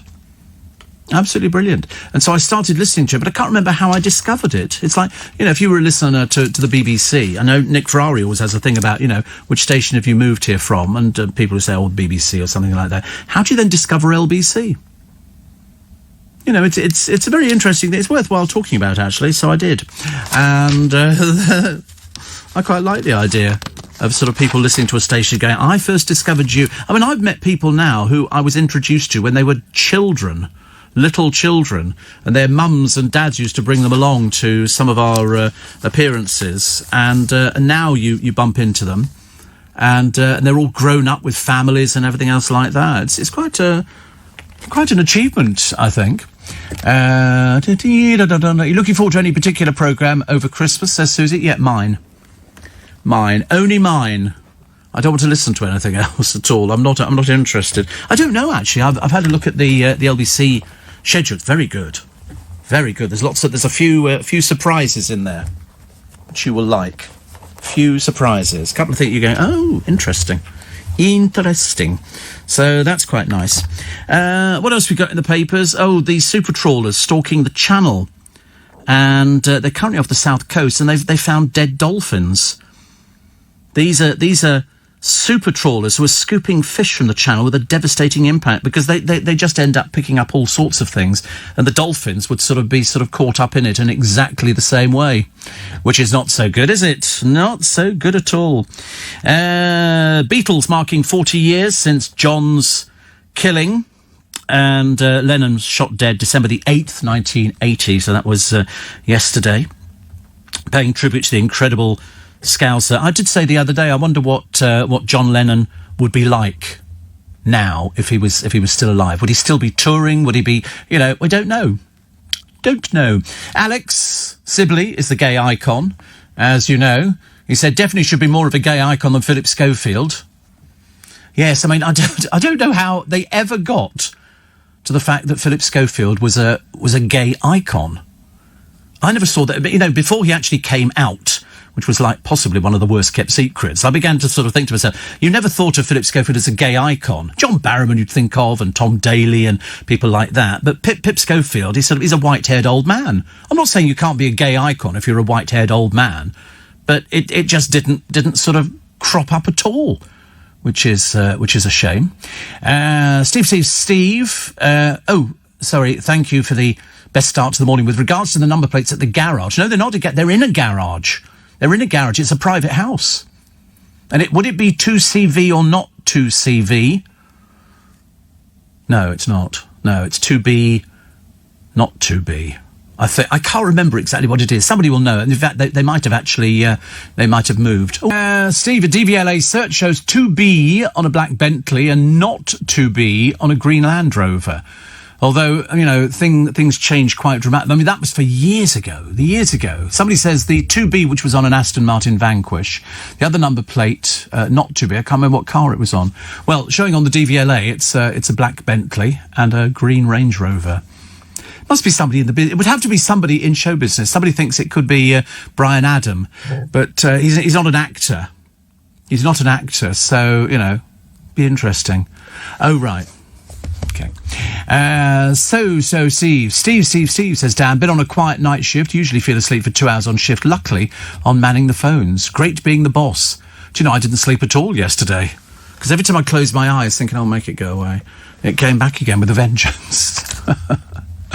And Steve, apart from coronavirus, is there anything you and the producers are looking forward to toasting goodbye to from 2020? Most of it. No, it's coronavirus is a thing that completely scuppered everybody. I don't think anybody realised just how bad it was going to be. Not even poor George. And it's a case of, it really couldn't be any worse. Who'd have thought the year ago that we'd be looking at something that's taken so many lives, so many big companies would just be going, really? How does that happen? Companies, people losing their jobs, big department stores standing empty, pubs still boarded up. We've got the Garrick over the back here, still boarded up. And there are quite a few others around this area. And then there was a coffee shop in Twickenham, and they had people sitting on tables outside. And then the notice on the door, it says we have now closed. I can't remember if it said we've closed permanently or so. Whatever it was, it intimated to me that that's what they'd done. They've closed. So people can't survive. People need lots of people going in there and buying teas and coffees and bacon sandwiches. I was supposed to have been to the doctor yesterday afternoon, but I cancelled yesterday morning because I really hadn't got the energy or the strength, which is not so good. The BBC have been accused of potentially fueling the illegal puppy trade after commissioning a show on how to make money by breeding designer dogs. The show is called, I can't believe the title either, Will My Puppies Make Me Rich? Oh, hilarious. It's said to focus on aspirational social media savvy individuals in their 20s learning the ropes of the business. It's a company based in Salford in Greater Manchester. BBC Three's controller Fiona Campbell greenlit the show, which also claims to explore and discuss what constitutes good and bad practices in the world of dog breeding. She said, "We went for it because we love ideas that are aspirational, and the business angle baked into this felt really timely and ambitious. But the RSPCA has joined forces with the Royal Veterinary College, the British Veterinary Association, Dogs Trust and others to demand the BBC Access show. I would put my weight behind that completely. The one thing that we've got at the moment is the illegal puppy trade. You know, people buying, and I'm sick to death of seeing people out on the streets with little tiny dogs about as big as somebody's purse. And you think, I'm sorry, it's freezing cold, you're done up to the nines, and you're holding these little puppies. And of course, like-minded people go, oh, isn't it cute? And I'm thinking, it won't be alive by Christmas, will it? 2 national parks have been designated International Dark Sky Reserves. Have you ever heard of such a thing? You'll know this one, actually. Corey, this is for your neck of the woods. The Yorkshire Dales and the North Yorkshire Moors Parks cover more than 3,600 square kilometres and are havens for gazing at the stars. That's what you do. We did that years ago when we did the Duke of Edinburgh's award scheme, and we had to go camping in Savernake Forest. And it was pitch black. But the one thing that was beautiful is you could look up to this clear sky and you could spot all the stars and everything else. And so what we did, we went deeper into the forest, and lay down on our backs, looking up at the sky. And then it started a rumbling, and then more rumbling, and then the ground started to shake, and then it got noisier and noisier. And then it went, doo-doo. We were lying on a railway bridge. And when a train went underneath us, frightened the life out of it. Honestly, we picked up our skirts and we ran back to the tents. And then we suddenly realised we'd made that other big mistake, that if you go camping, do not put your tent under a tree. Why? Because in the morning, all the moisture will fall from the trees onto your tent, and you will never be able to pack it all up again because it's soaking wet. 84850 steve@lbc.co.uk. Steve, to be or not to be, Sally Bourne, owner of the Old Vic, and Ronnie Scott's. Oh, well, that's lovely. It's even more lovely, isn't it? Now I know it's that. Definitely. Parsnips or carrots? Neither, Sunil. Neither. I'm really not bothered about parsnips or carrots. I can't get excited. They go, they're parsnips in honey. I think, never enough, is it really? Somebody says, you seem... Listen to this one. This is a classic George. You seem obsessed with your producers. Producers. I think it means producers. Every little link, you seem to involve them. Anything you want to tell us? Yep, they're my producer. What are you, dumb?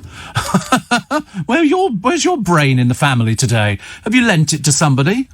Yeah, if you keep talking about your producers, that would be the giveaway. They would be the producers of the programme. Come on, I tell you.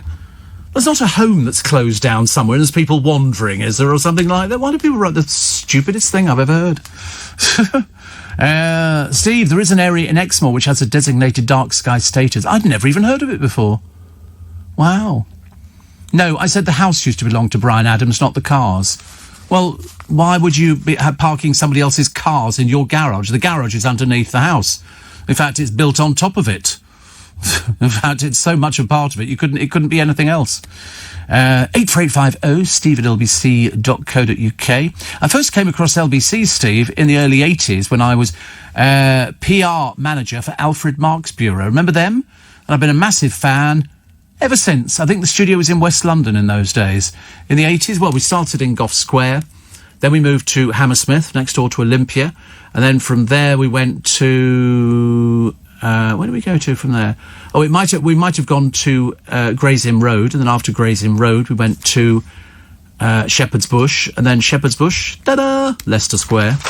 Which one do you think we favour? Which one do you think we favour?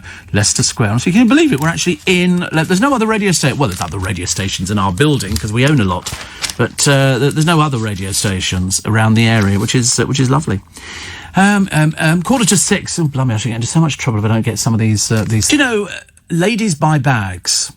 Ladies buy bags which cost a lot of money. Victoria Beckham, I believe, has one that costs more than £50,000. It's not available to us. We're just nobodies.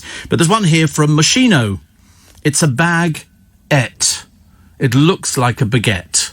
A normal baguette is 85 pence, and you can eat it all at the end of the day. This one from Moschino is a bag that looks like a baguette, and it's yours for only 758 quid. Who is going to be stupid enough to walk down the street with that? I mean, because if it looks like a baguette, you might as well just walk down the street with a baguette. Makes it a lot easier, doesn't it? Also, in the weird world we live in, you can have your dress on the front of you can have your face on the front of a dress. Kim Kardashian's got it, but they are a peculiar family. William Shakespeare vaccine pun of the week, The Taming of the Flu. That was from Steph McGovern. As I say, one laugh in 3 hours. That's why the programme is doomed. Let's hope it never comes back ever again. Ghastly. Ghastly, ghastly, ghastly. Plus, oh look, here's Peter Andre. Good old Posy Pete. Pete, as he heads towards his 100th birthday, he's pointing at festive windows, which is lovely with... So rainbows boosted the morale of the NHS doctor wife Emily in the summer, and the singer's now backing the Snowman Winter Windows drive to boost children's hospice charities.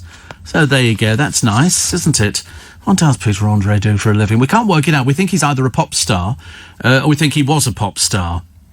But Ems is marvellous. This morning, Ian Hyland has reviewed it. He says, looking at some of the things that they review there, some of the Christmas presents, they're a wee bit expensive for us mere mortals. And the music industry will rise from the COVID tomb stronger than ever, vows Nile Rodgers. This is, he's hosting a Nordhoff Robbins annual carol service. The stars come out to sing at Christmas. It's got the Kaiser Chiefs. I couldn't tell you any of their hits.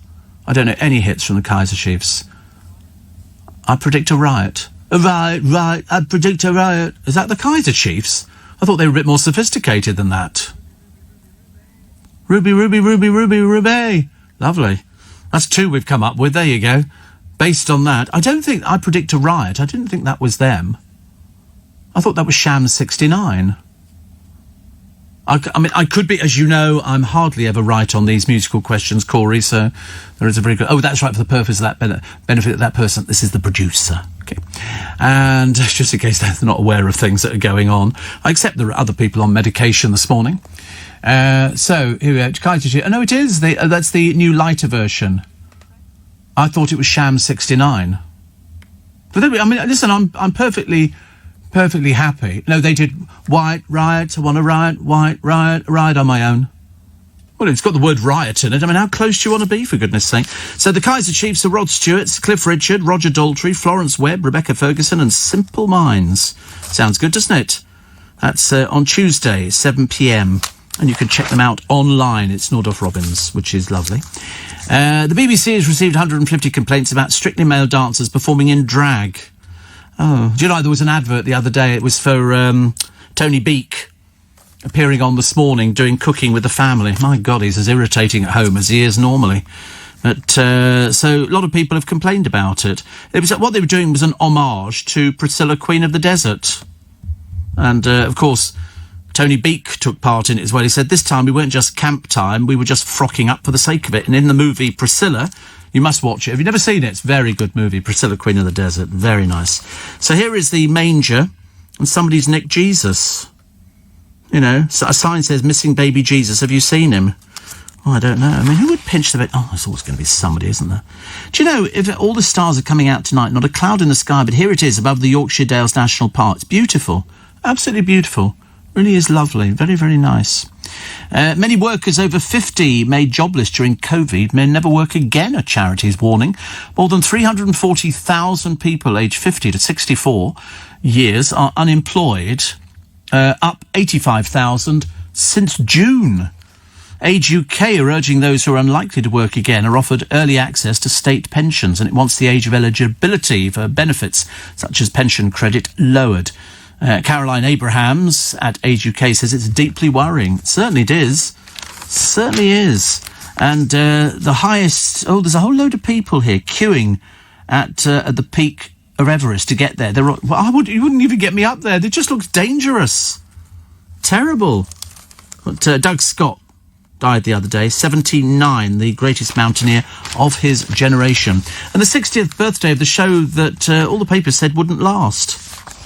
Dreary, grim and doomed from the start, says Ken Irwin, former Mirror TV critic.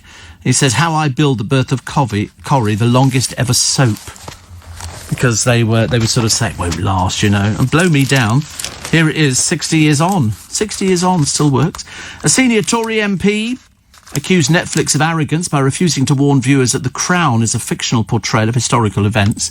They don't need to know that. It's a piece of television. That's all it is. Of course, no, what you should be doing, pointing out, Your Lordship, is that Harry and Meghan have taken the money from Netflix, which has not been particularly complimentary about their mother. You'd think that maybe he wouldn't do that, but of course, he doesn't really have any choice, does he? The Clash sang, White Riot, I want to riot, White Riot, ride on my own.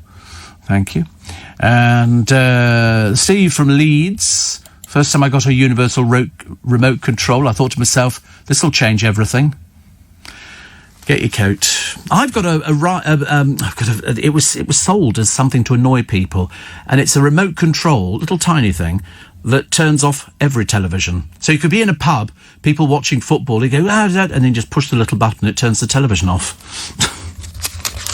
I mean, it's very cruel, very, very cruel. But that's the way it goes, I'm afraid, nowadays. Plus, a road called Black Boy Lane for more than 300 years will be renamed despite protests from black and white residents who oppose the change.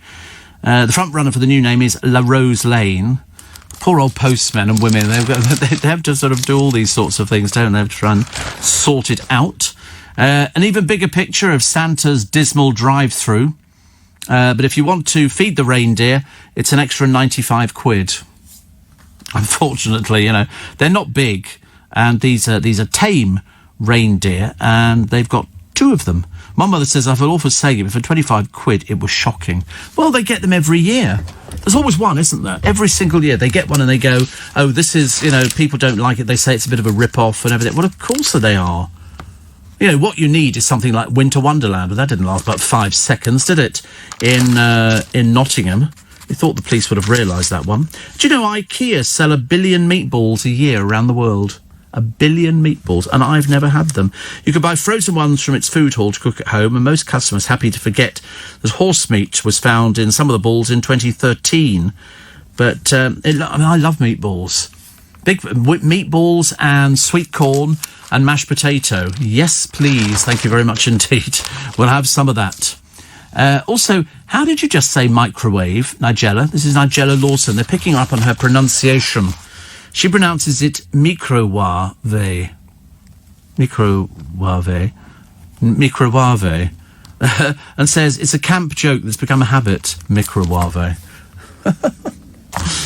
I speak like that. And also the hyacinth effect on why we speak posh on the telephone. Hello. You know, the bouquet residence, lady of the house speaking, kind of thing. We just used to have to repeat our number, Newbury 26789. I don't know why we used to say that, because obviously somebody at the other end would go, oh, good, let's write that number down. We can come back and annoy them later. So we always used to answer that. My mother would sit in the hall for hours on the telephone. Hours. We used to have one of those green telecom. I used to have a trim phone at home.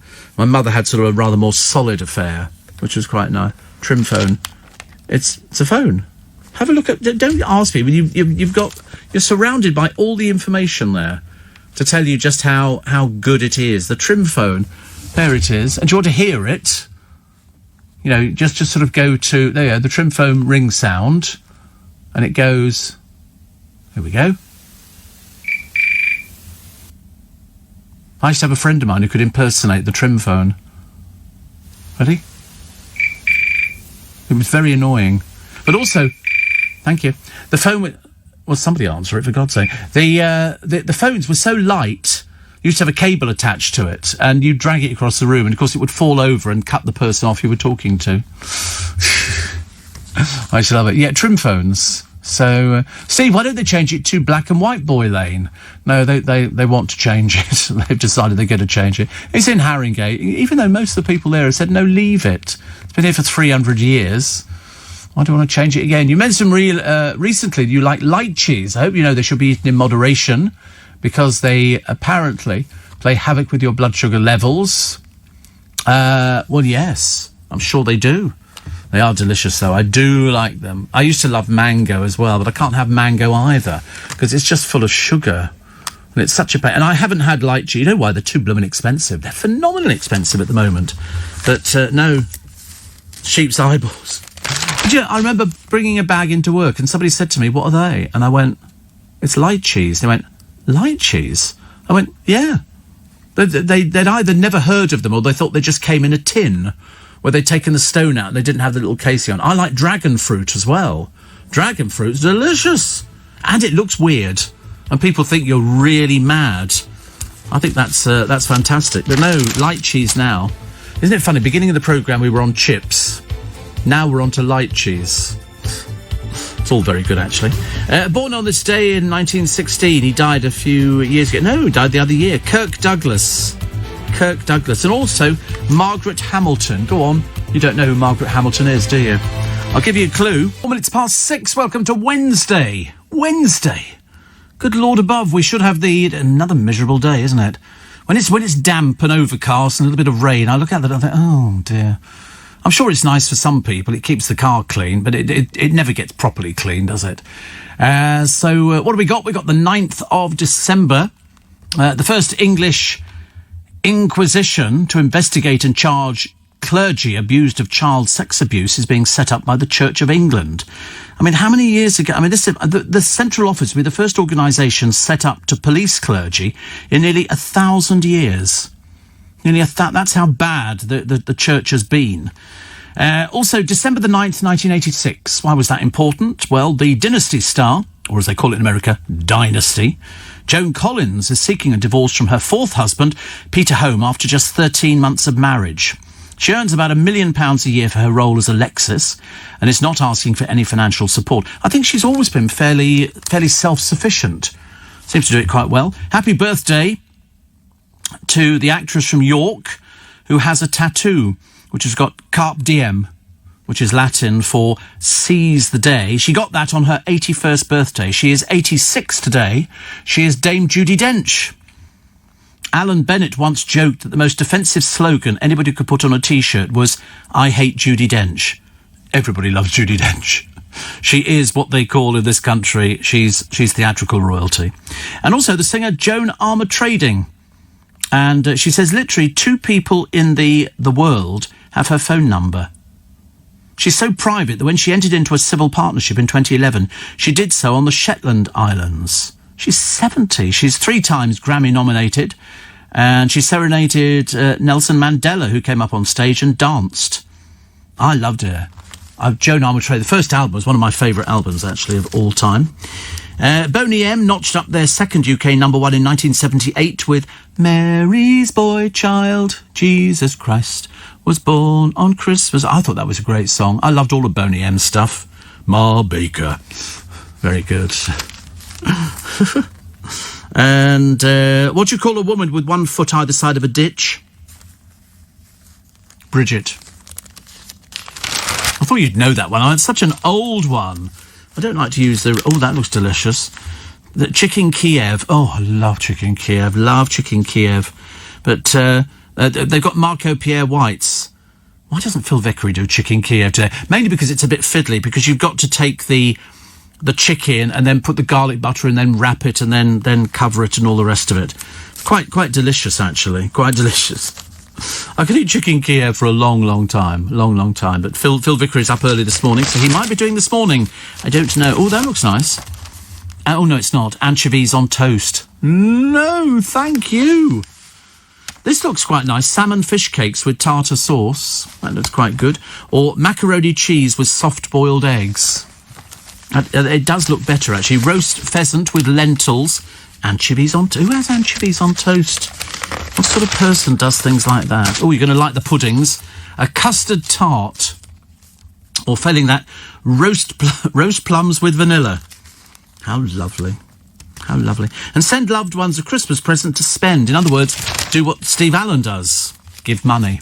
Give money. So money is so much more appreciated than you sort of wandering up down the high street going, oh, I don't know what to get them. And then you get them something and you don't know whether or not it's suitable or whether they've looked at it and gone, oh dear, I don't like that. You know, you can never buy clothes for somebody else, can you? Clothes, you would always have to let them buy that. And another one here, which says, please wish Anita a very happy 50th birthday today. Good Lord. Lots of love from Arnon. And is a plate of pasta for breakfast a bad idea? Well, no, not really. Not really. I mean, some people would eat pasta for breakfast. I mean, I've eaten curry for breakfast. And that's particularly nice. Over mashed potato. Mashed potato with curry over that, I know. People go, no, never judge people just because that's the way I enjoy to eat my... Because the mashed potato soaks up all the juices. It's very nice. I promise you, it's very, very nice. It's like I had a craving the other day. I wanted garlic bread. And I looked, I thought, no, don't buy garlic bread, Steve. Don't buy garlic bread. Today, I might be not very good. Helinka, morning, says, speaking of pronunciation, I like your version of Spadulike. Yeah, Spadulike is very good, isn't it? Or City Bottom. That's always a very popular one. But Spadulike, I can't remember where that came from, actually. Is Little Italy open, Steve? I'm not sure. I do hope so. Oh, dreadful. Have you had any more ideas about what you would do if you joined the circus? Well, I'd just join a circus. I would just join a circus and just go touring.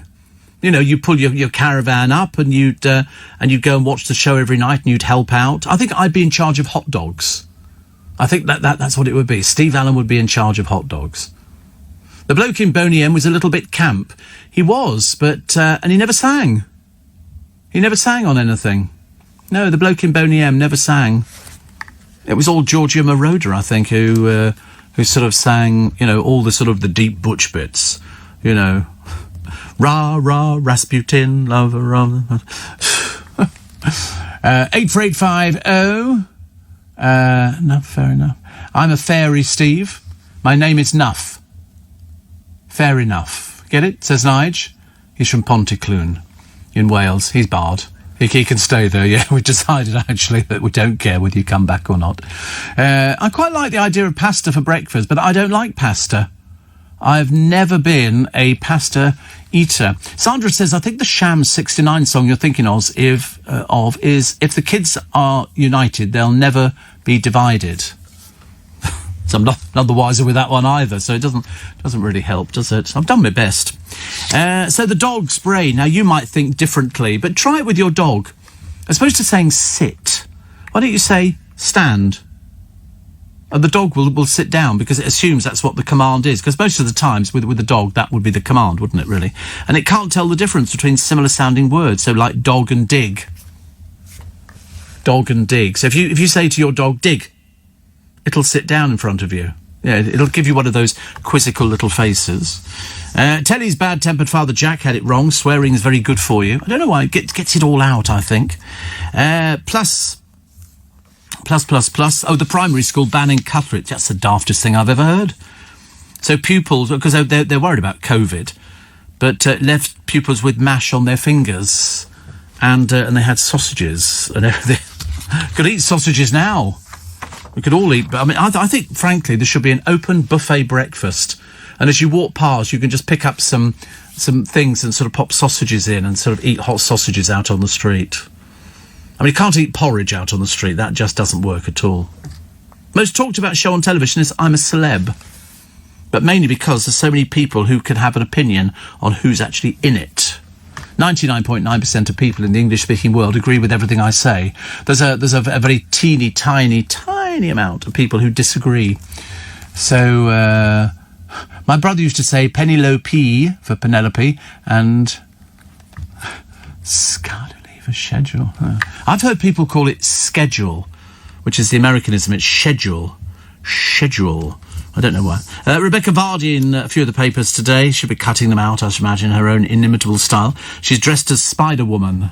Really, it's a bit embarrassing, isn't it, really? Luckily, you can't see her face, but you know it's Rebecca Vardy, because she's holding a phone, and on the back of it, it's got VD. No, so Rebecca Vardy. VV, isn't it? No, RV. Oh, blimey, I can't even spell at the moment. Rebecca Vardy, RV. And it's in big letters on the back of her phone in case she forgets who she is, which is probably quite likely, I should imagine. Sham69 Borstal Breakout, says Nige. You've lost me on that one, I'm afraid. I got as far as Sham69 and then I just went click and I switched off. I've got no idea. The big question everybody's asking, when can you hug people? Not for ages. Not for ages. You know, we will get better next year. Well, you will if we're all very, very good. Jane Moore advising Harry to stop it now. It's this sort of telling us what to do like he knows. Whereas, of course, he doesn't know. The showdown today on the future of the UK. We have to trust, do we not? Aliens, who we are told have made a surprise contact with Donald Trump. Neil Razor Ruddock, sends video messages and earns a fortune from his couch. Apparently it's like £250 or £500, I think. Tess Daly reveals after he's come out of the jungle, he eats, this is Vernon, 5 meals a day. Schedule is American, schedule is British. Charlie Girling, outrageous. You never say schedule, it's a silent K. Schedule. Shaken, not stirred. Like that. A little bit like that, Charlie Girling. That'll be a row later. You want handbags at dawn. Oh, you can't say that, can you now? That's you can't say something about handbags at dawn. I remember somebody else said it. They went, you can't say that. I don't know why. It was always a case of there were certain things that you could say. I mean, either that or you just use a very rude word. Shoppers will buy more second-hand presents this year than ever before. Does that mean charity shops? Or does that mean, you know, you're buying off the internet, but they're second-hand? I don't know. I really don't know. I like the workers, excuse me, at the Britain's biggest tech firm shared a bonanza. 74 of them, what they were given was shares in the company. Then it was floated. And 74 of them are now millionaires. Sounds like a scene from sort of Only Fools and Horses, doesn't it, really? And the mother who's avoiding festivities for this Yuletide, she's allergic to Christmas. How can you be allergic to Christmas? I mean, is it trees? Is it the smell? What is it? Imagine allergic to Christmas. Poor soul. I'm sorry to prove Charlie wrong, but schedule is American. Schedule is British. We checked it. Charlie'd now be throwing things at the wall, I can tell. Also, it was Frank Farian, the producer of Boney M, who voiced Bobby Farrell's vocals, did the same with Milli Vanilli. They were a bit of a disaster, weren't they, Milli Vanilli? Didn't they? It turns out they hadn't sung or anything. But that was quite normal in the early days. If you listen to the Bay City Rollers, Keep On Dancing, I don't think anybody featured from the Bay City Rollers. And in fact, I mean, there was various other groups where nobody featured from the group at all, which worked quite well. How do you pronounce lieutenant in British and American English? Well, it's lieutenant or lieutenant in America. I know this. I know these things. The Kaiser Chiefs were singing I Predict a Riot, and in 2011, Ricky Wilson came to Clapham Junction to help with the clean-up of the riot's mess, says Connie. That was big in the news. What was that? Oh, it just reminded me of something else, actually. I was trying to think. I've heard some fabulous songs over the years. Some really, really good songs, some really nice songs, which have sort of. And I'm looking for something different for Christmas, because all the stuff that we get is the old bits. You know, it's only old songs. I've just been shouting, says Teresa in Cornwall, stand to my dog for the last 5 minutes. Nothing, just blank expression. Now, it's got to be a word that sounds similar. It's got to be a word that, and obviously that doesn't sound similar. Steve, talking of pronunciation, some people say pronunciation, but it's pronunciation. I pronounce pasta as pasta. Oh, right. But it's pasta. Whichever way you look at it. Steve, I have I've lost it. Where's it gone to? It's gone completely. No, that's right. I have a dog to provide me with unconditional love, but I also have a cat to remind me that I don't deserve it. It's all about balance. That time you dug up your hilarious cat story, Steve. It's been too long, and I'm sure any newbies would love it. We might do that tomorrow, actually. We might do that tomorrow. Or failing that, the other favourite was making a Christmas pudding. That's a fairly good one as well. They're what's commonly known as staples in this business. Not sort of staples as in staples, but staples. So you can, excuse me, learn all about it. So 54 million. I wonder how many they're going to get through today in the vaccines. And apparently the NHS will contact you to tell you when you get your vaccine. So they've got a lot of letters to send out. Lot of letters. Front pages, papers, sour grapes to carpet Kate and Will's feel-good tour. It just seems to be they were going to see children. There's loads of pictures of them with children. They did get a frosty reception from Nicola Sturgeon. I don't know. No happiness is there in the world. Teachers get an early Christmas due to stress. Staff deserve a proper break from identifying virus cases, says the minister. Yes, they get a real rough end, don't they, poor old teachers? Which I always felt a bit sorry for them. So here they go, how the Bard might see it. William Shakespeare is second in the queue. That's his real name. He's a former Rolls-Royce worker from Coventry, believed to be a descendant of the Bard. So you could have King Tyr, okay, the two gentlemen of Corona, Antibody and Cleopatra, the Merry Pfizer of Windsor, and hopefully all's well that ends well, plus, of course, the taming of the flu, which is good. Listen, I'm glad it was going well. Well done to all those people who are administrating, you know, and sort of getting people in there and then administering the fatal thing. COVID marshals scrambled to bar in aggressive Scotch eggs crackdown. I still never got a Scotch egg yesterday. I didn't buy one. I'm going to buy one today, actually. Will Netflix get taxpayers' cash to make news shows? Radical shake-up proposed by Ofcom. And the Tory MP, this is Lord Forsyth of Drumlene, said in the Lords that the streaming giant had arrogantly rejected the Culture Secretary's excellent request for a warning. This is on the warning viewers of The Crown that it's fictional, that it's a fictional portrayal of factual events. And they've said, no, everybody knows these things about it. We don't need to do it. I wonder why all of a sudden it's sort of cropped up. Is it because it's the anniversary of Diana? Well, it was, but I mean, I wonder if it's that, actually. Also, according to a Mumsnet user, having a real Christmas tree makes you middle class, whereas a plastic one is a sign of more working class credentials. Well, how's that? What has that got to do with it? If you're upper class, however, all bets are off, as evidenced by the one belonging to the Duchess of Rutland, who looks after, is it Belvoir Castle in Leicestershire, which is topped with a giant artificial peacock.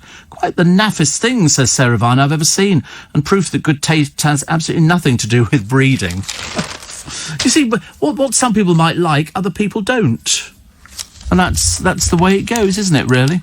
Prince Philip's mother, Princess Alice, is honoured by royal historian Anna Whittock in a Channel 5 documentary.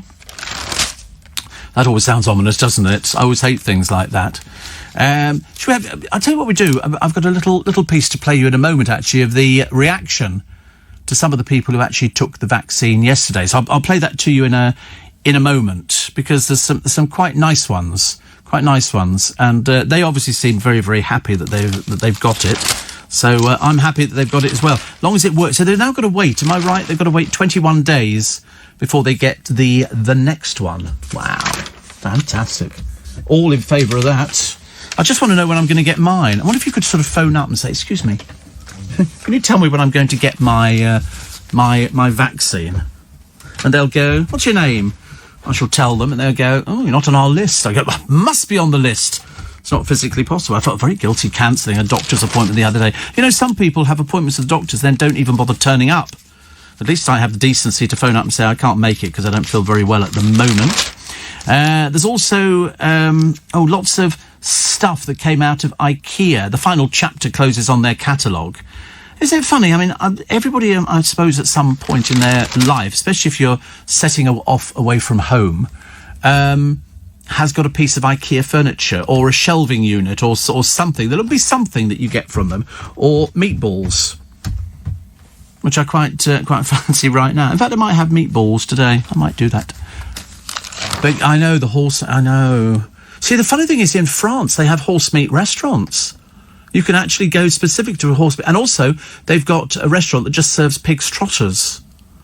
See, I couldn't eat I couldn't eat pig's trotters or anything like that.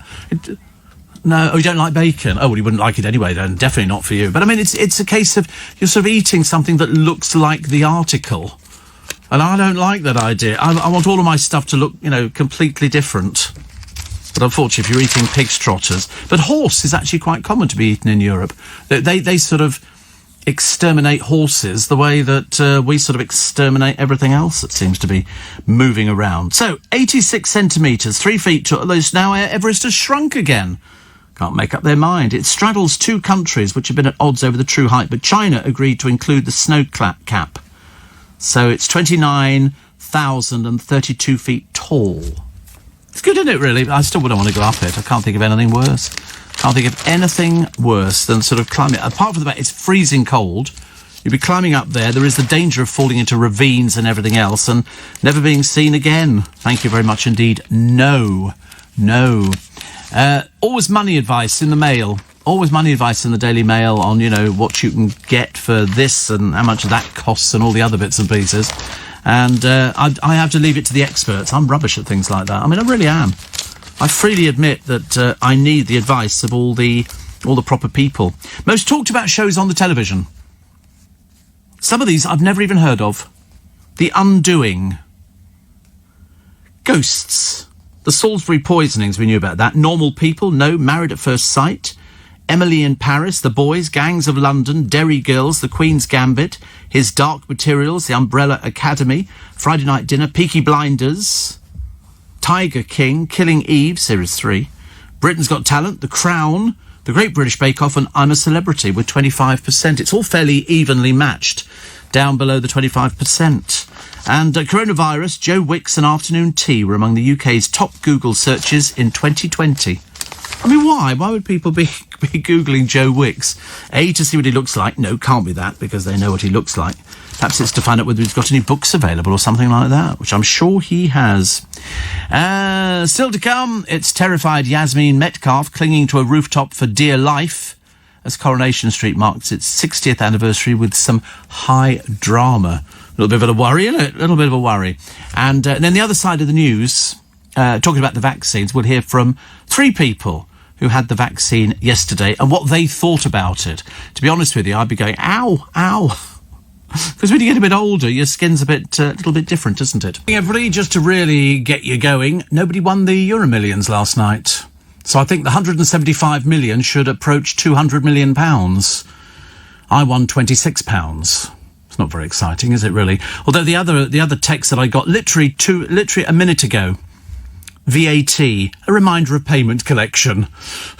Luckily, we've already done it, because I have a direct debit set up to pay my VAT return. They say, this is a reminder, we'll be collecting payment shortly, which is good, because they said the other day that we've moved the money into the account, so they just take it. And we're all very happy. Not really, not before Christmas. So nobody won, so it's got to be about 200 million, hasn't it, on Friday. Am I going to keep trying? Oh, yeah, you always keep trying. The trouble is, I'm not sure if buying lottery tickets online, I've got an account, like lots of people have, because you just sort of buy them. If I win, then I can buy lottery tickets. If I don't win, I can't buy lottery tickets.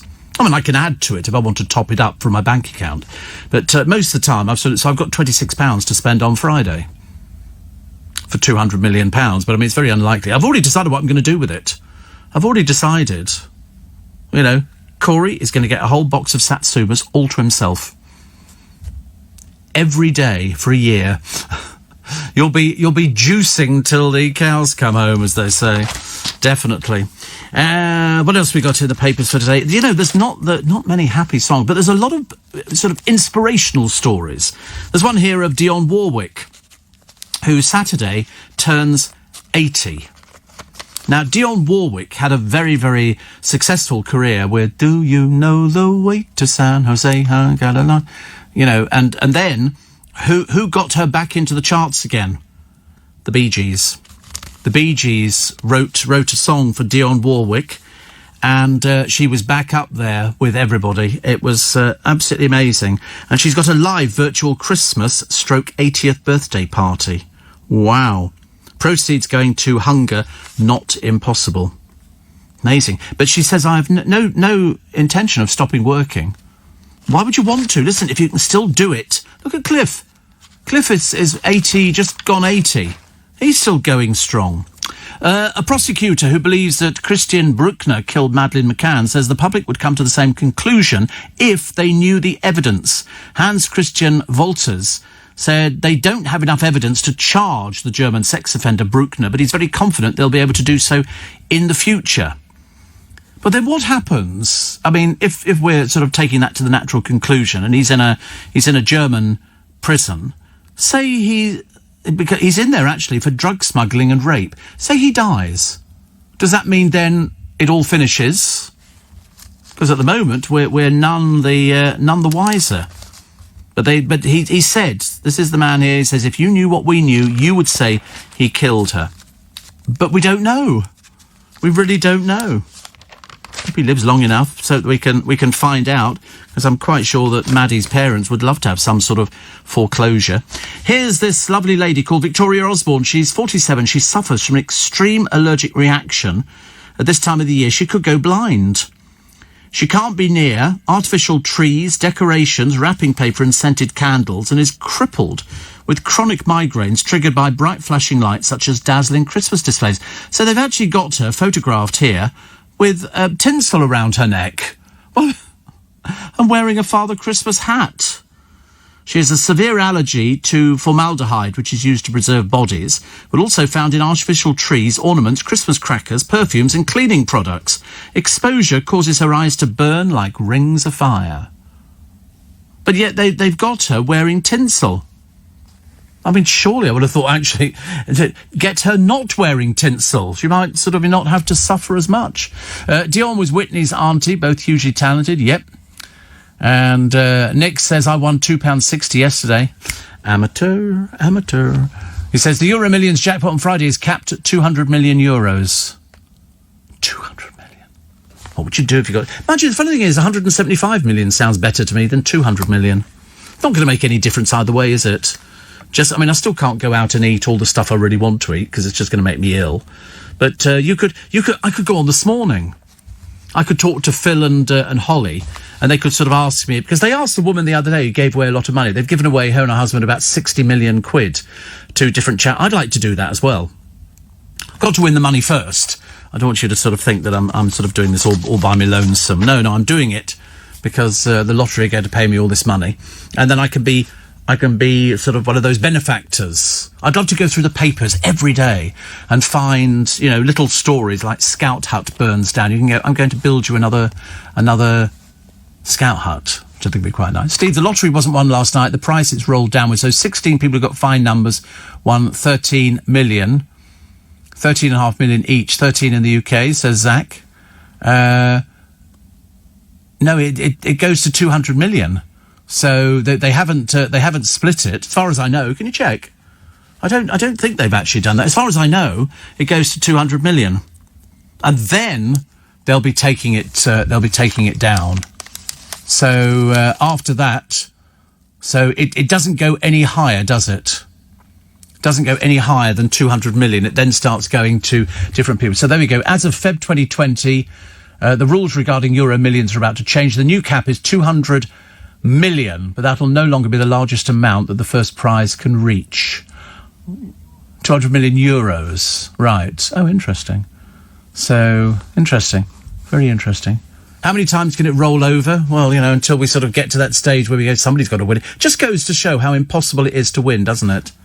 Really does. Now, I did tell you that you would hear about some folks, some lovely elderly folk the other day. It's only little clips we've got for you now. So these are the reactions of some of the folks who got the vaccine yesterday. It's free and it's the best thing that's ever happened. So please go for it. If I can do it, well, so can you. Well, there's no point in dying now when I haven't lived this long, is there? I don't plan to anyway. Groundbreaking, I think. It could make a difference to our lives from now on, couldn't it? Bless them. The first one you heard was Margaret, 91. Then Martin, 91. And William Shakespeare, the one we talked about a moment ago, 81, talking about the reaction to the vaccine yesterday. The trouble is, because you're being filmed, you can't cry, can you? Because the needles are quite big to me, and I'm a bit funny about big needles. Why they can't be little needles, I've got no idea. But you never know. Madonna has had her first tattoo at the age of 62. She's had the initials of her 6 children, L, R, D, M, S, and E, inked onto her wrist. So that's in order: Lourdes, Rocco, David, Mercy, and Stella, and Esther. And she posed alongside them. Her first tattoo at the age of 62. I'm trying to persuade the producer to have one, but he won't do it. On his back, I thought we just put down the Groovy Gang, something like that. I'm not getting. No, we won't be matching. I won't be getting one. I'm way too old to have a mind you, she's 62. I suppose there is hope of having a tattoo done. But this man, he's an IT consultant, and he claims his human rights have been breached after his ex-wife was able to divorce him because he worked too hard and never went on holiday. So he's an IT consultant. He will challenge what he says are England's easy divorce laws. But the trouble, she said, my husband was absent from the home in the evenings and the weekends. He didn't come on any family holidays when the kids were growing up. And he says, if I don't work, I don't get paid. Well, that's like loads of people nowadays. Don't work. Why would somebody want to pay you for not working? I never understand that at all. And somebody says, what about if these 90-year-olds die in 3 days' time from other causes? Well, that doesn't make any difference. They've still had the vaccine and are welcome to it. And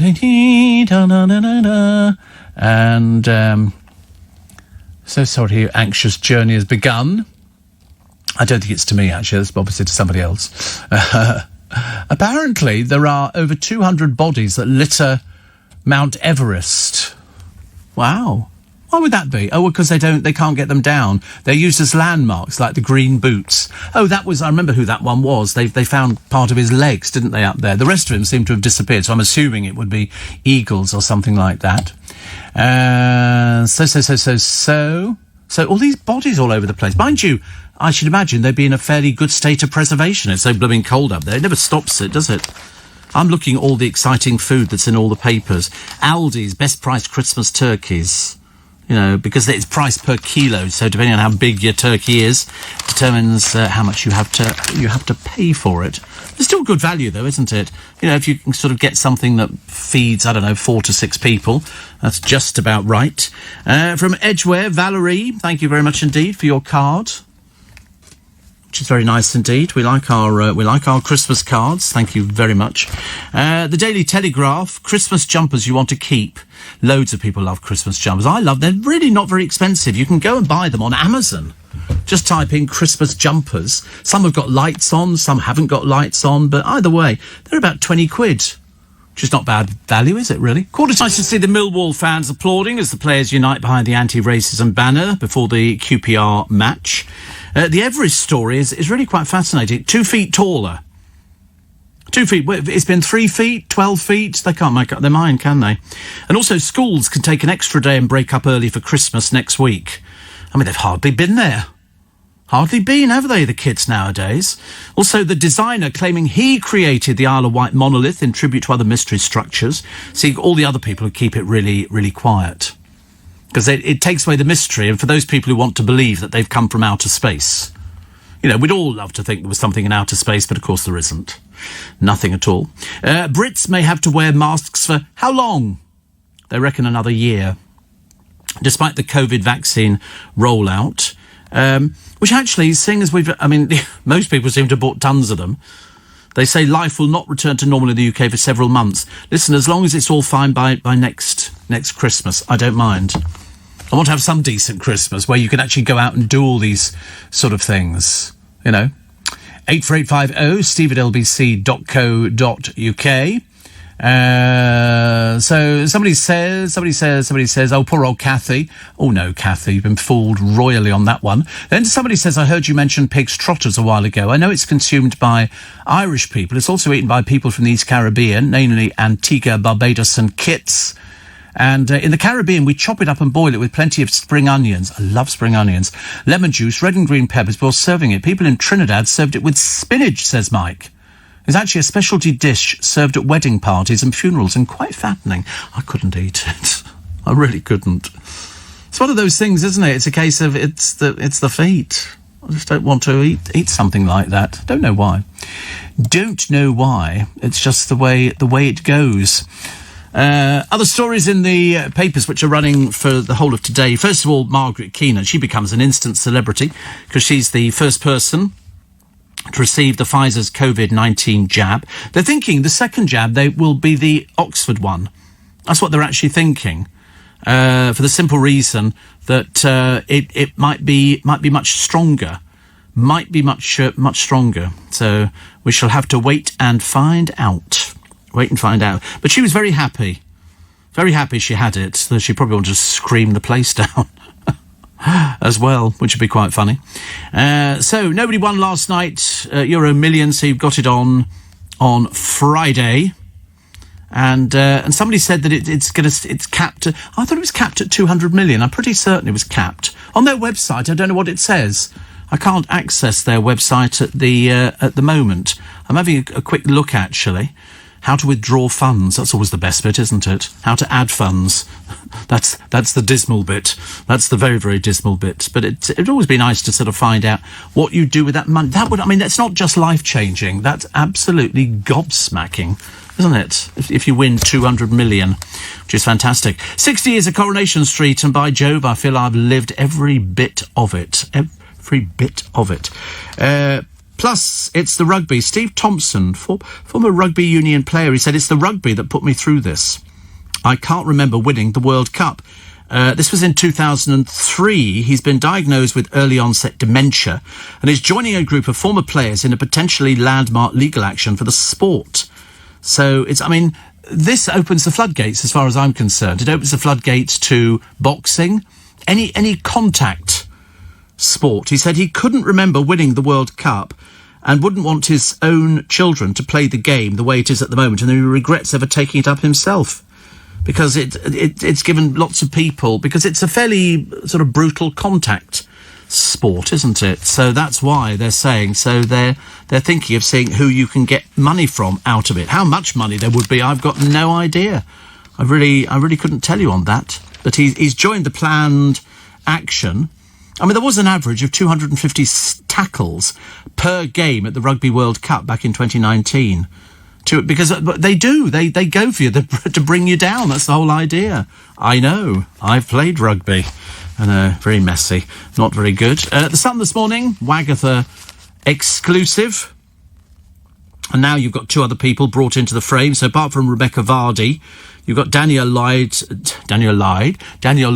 and Dawn Ward, both privy to information on Colleen Rooney's private Instagram account. See, I don't have Instagram, so I don't know anything about it. I just know that Dawn is quite a nasty piece of work up there in Cheshire. But then, if the programmes weren't like that, it'd be a bit boring. You've got to have to... If they're all nice to each other, go, oh, this is all... But they're not nice to each other. They're all horrible, because I don't know who the richest one is in the Housewives of Cheshire. It doesn't really make any difference to me. I just want to know whether the programme's entertaining, but they don't seem to do anything. They really don't. They just sort of all go around with their inflated boobs, their sort of horrible Botox faces, and just basically slag each other off. And when they have rows, boy, do they have rows. They really do. Really do. Jane Moore's column today, very good indeed. And Dawn Neeson's column, very good indeed. And talking about singer Katy Perry, a breath of fresh air. That's what Jane Moore says of her, which is lovely.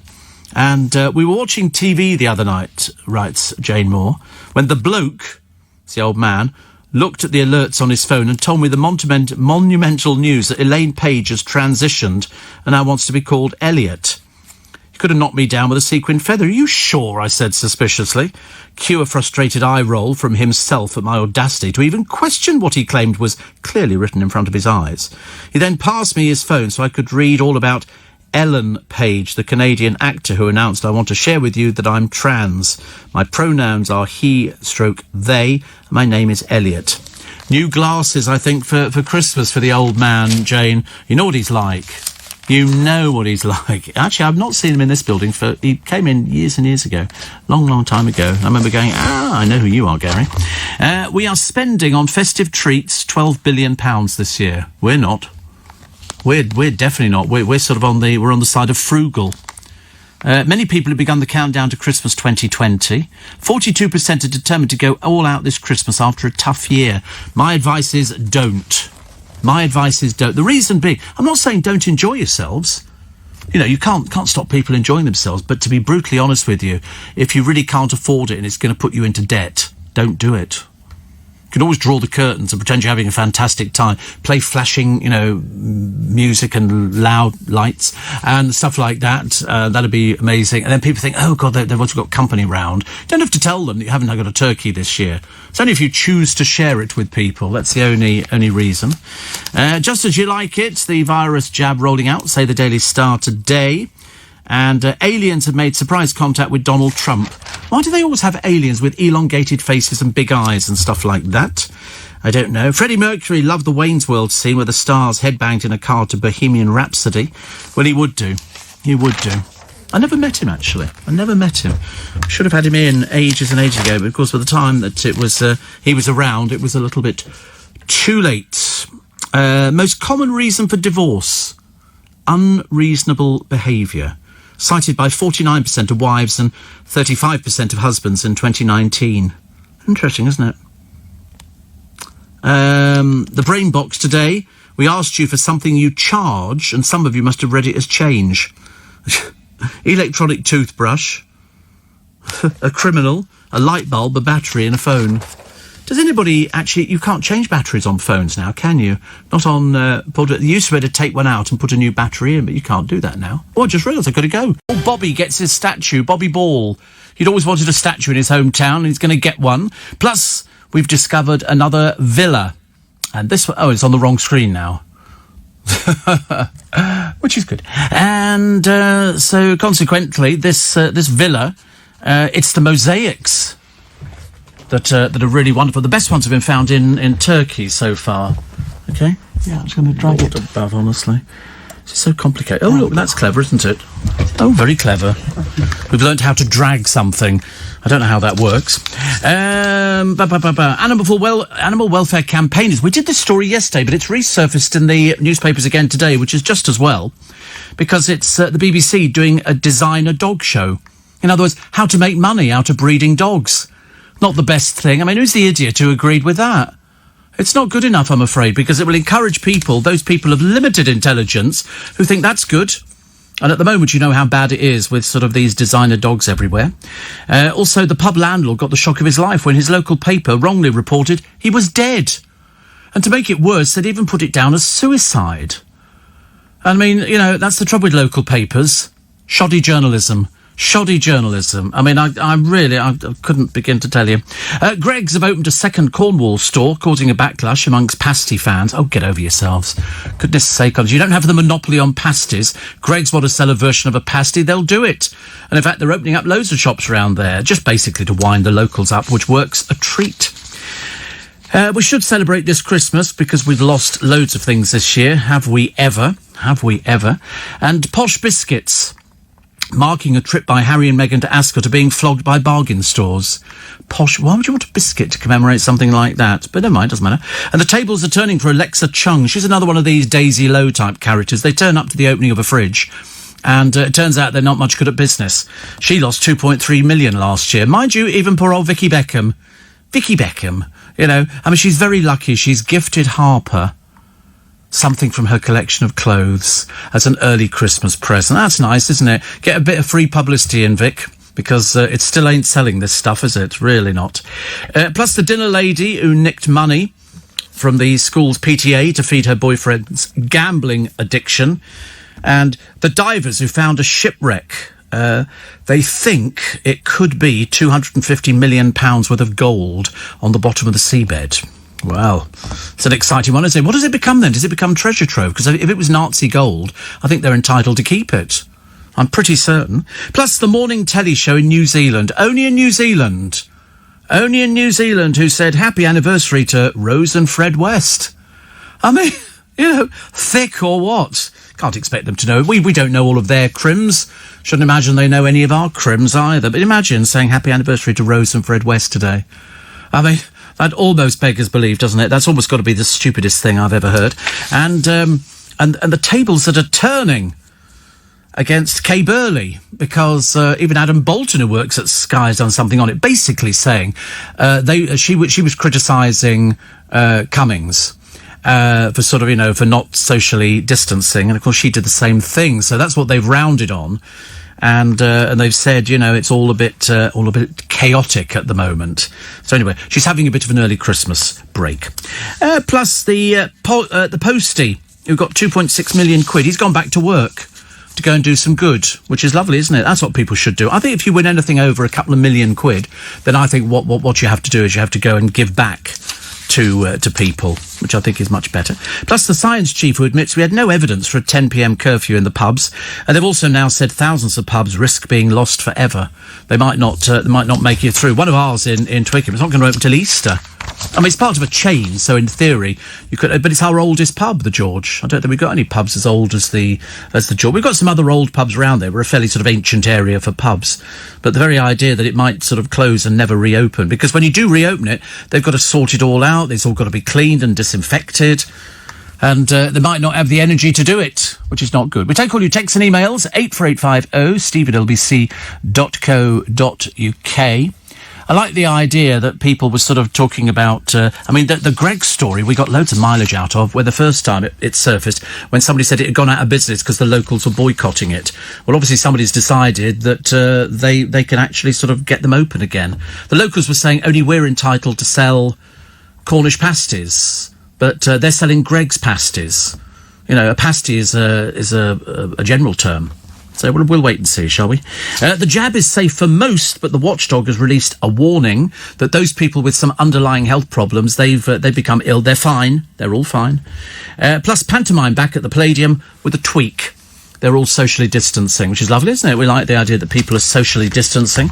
So the papers are still talking about the deal being possible, the last-ditch Brexit dinner, which is, for some people it's sort of dragging on and on and on and on.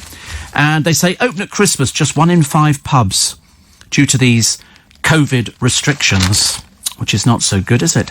And a granddad whose funny COVID jab interview went viral asked Piers Morgan, who are you? Martin Kenyon griped about parking in his lunch when stopped by a US TV reporter. Plain-speaking Martin of Stockwell says, now who are you? Causing Piers and co-star Susanna Reid to erupt in laughter.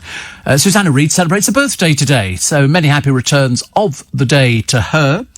And Del Boy Trotter's flat cap, worn in Only Fools and Horses, is set to make £1,000 in auction next week. I mean, because it's a bit iconic, isn't it? It's a bit iconic, which is quite good.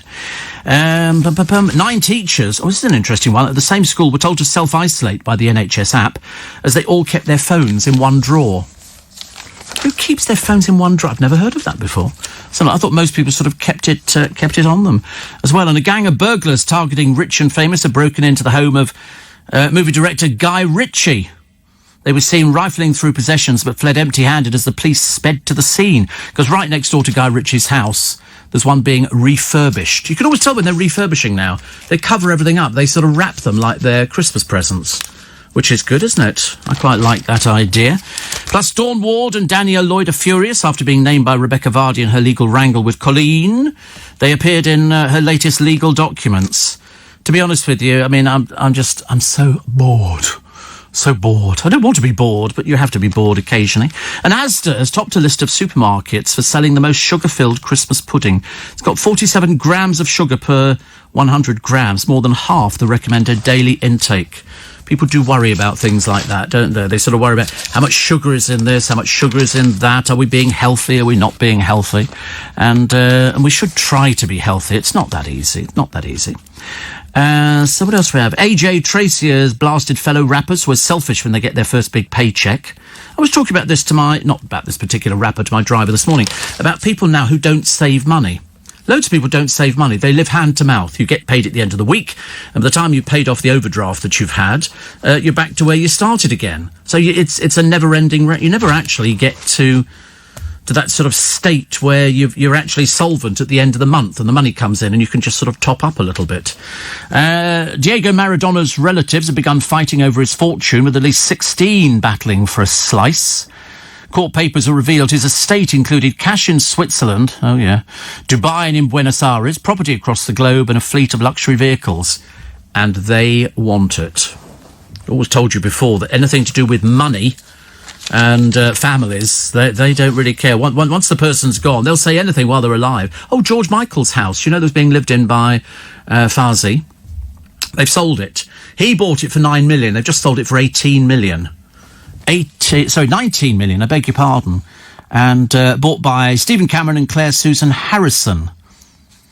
Company's House lists them as directors of a medical communications firm. It was being let at £15,000 a week. Once owned by Annie Lennox. Interesting. It's a lovely house. It'll always be George's house. It's got 7 bedrooms, but more than twice he bought it for in 2002. Amazing. So at least somebody's got it, and they'll look at 18 million for what it is actually quite cheap in this day and age, especially for houses in London and around Hampstead.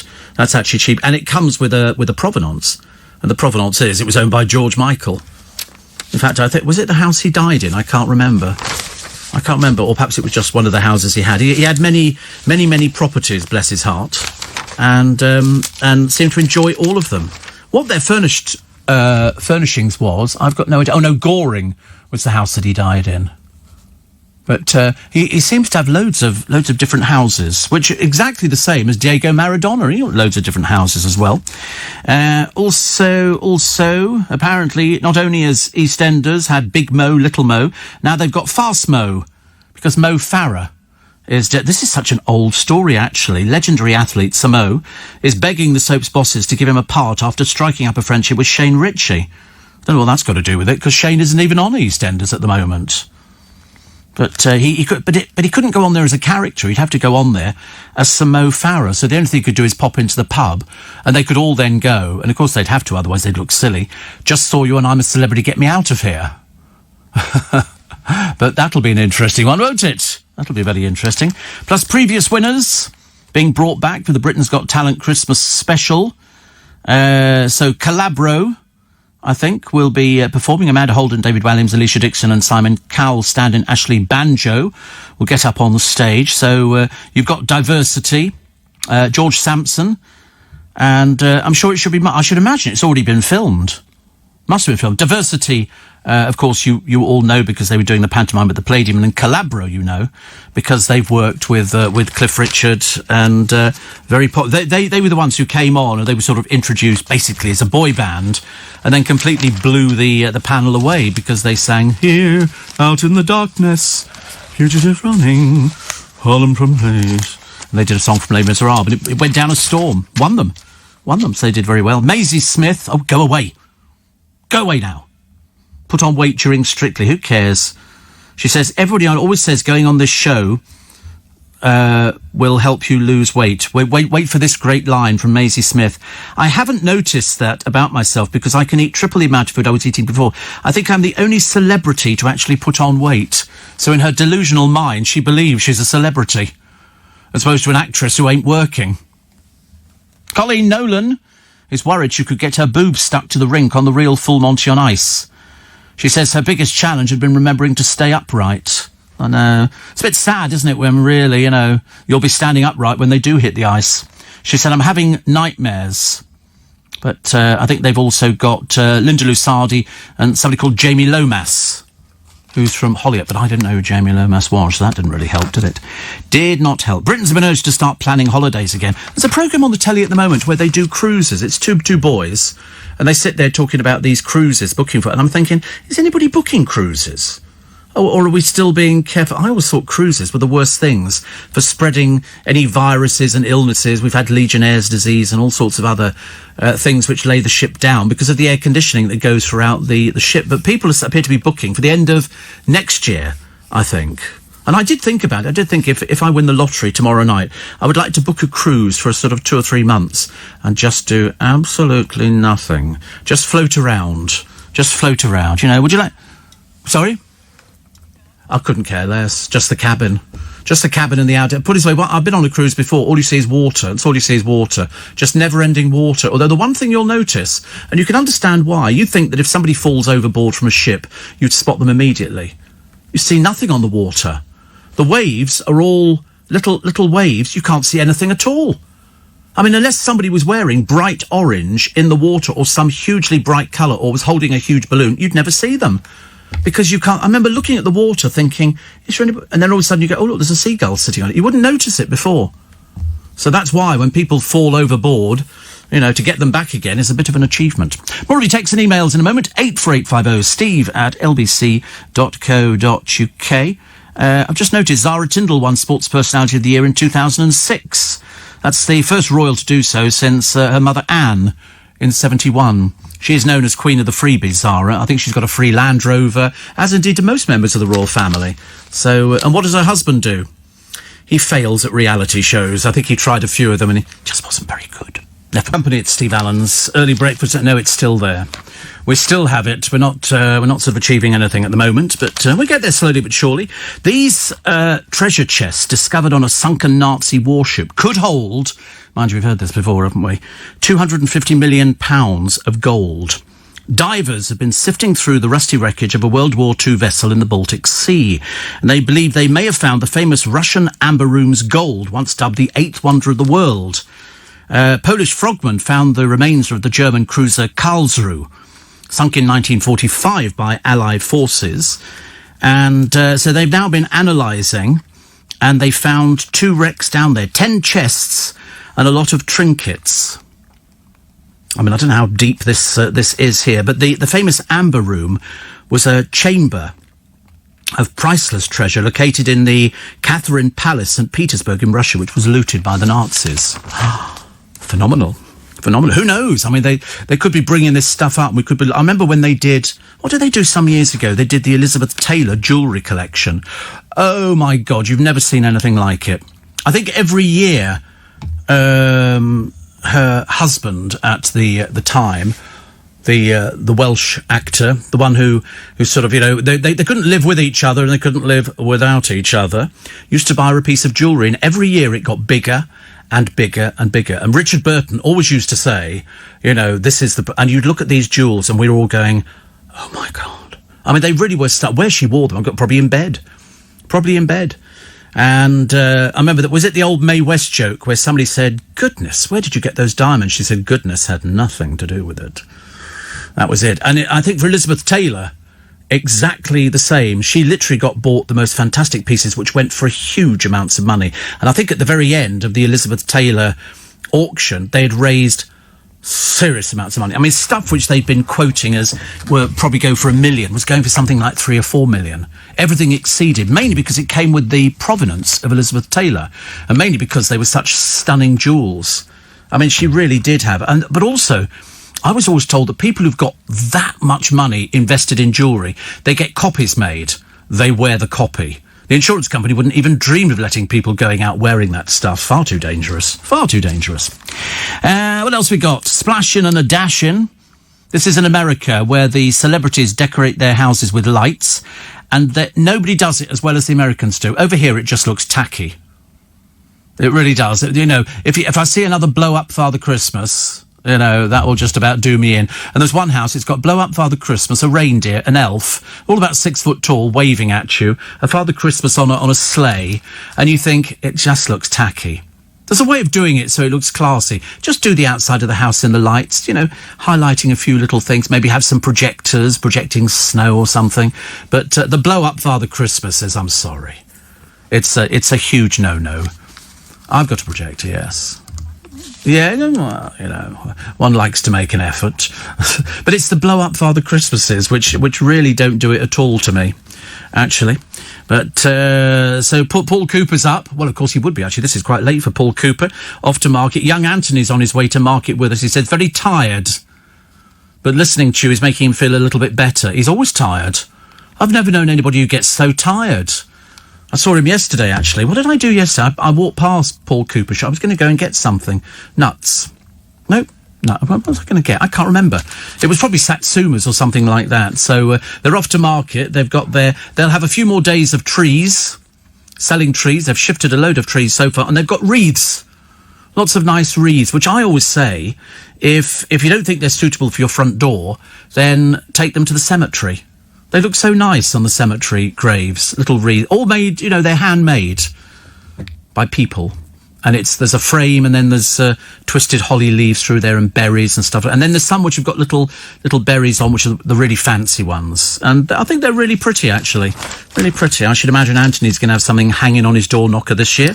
You not reckon so, Paul? I think so.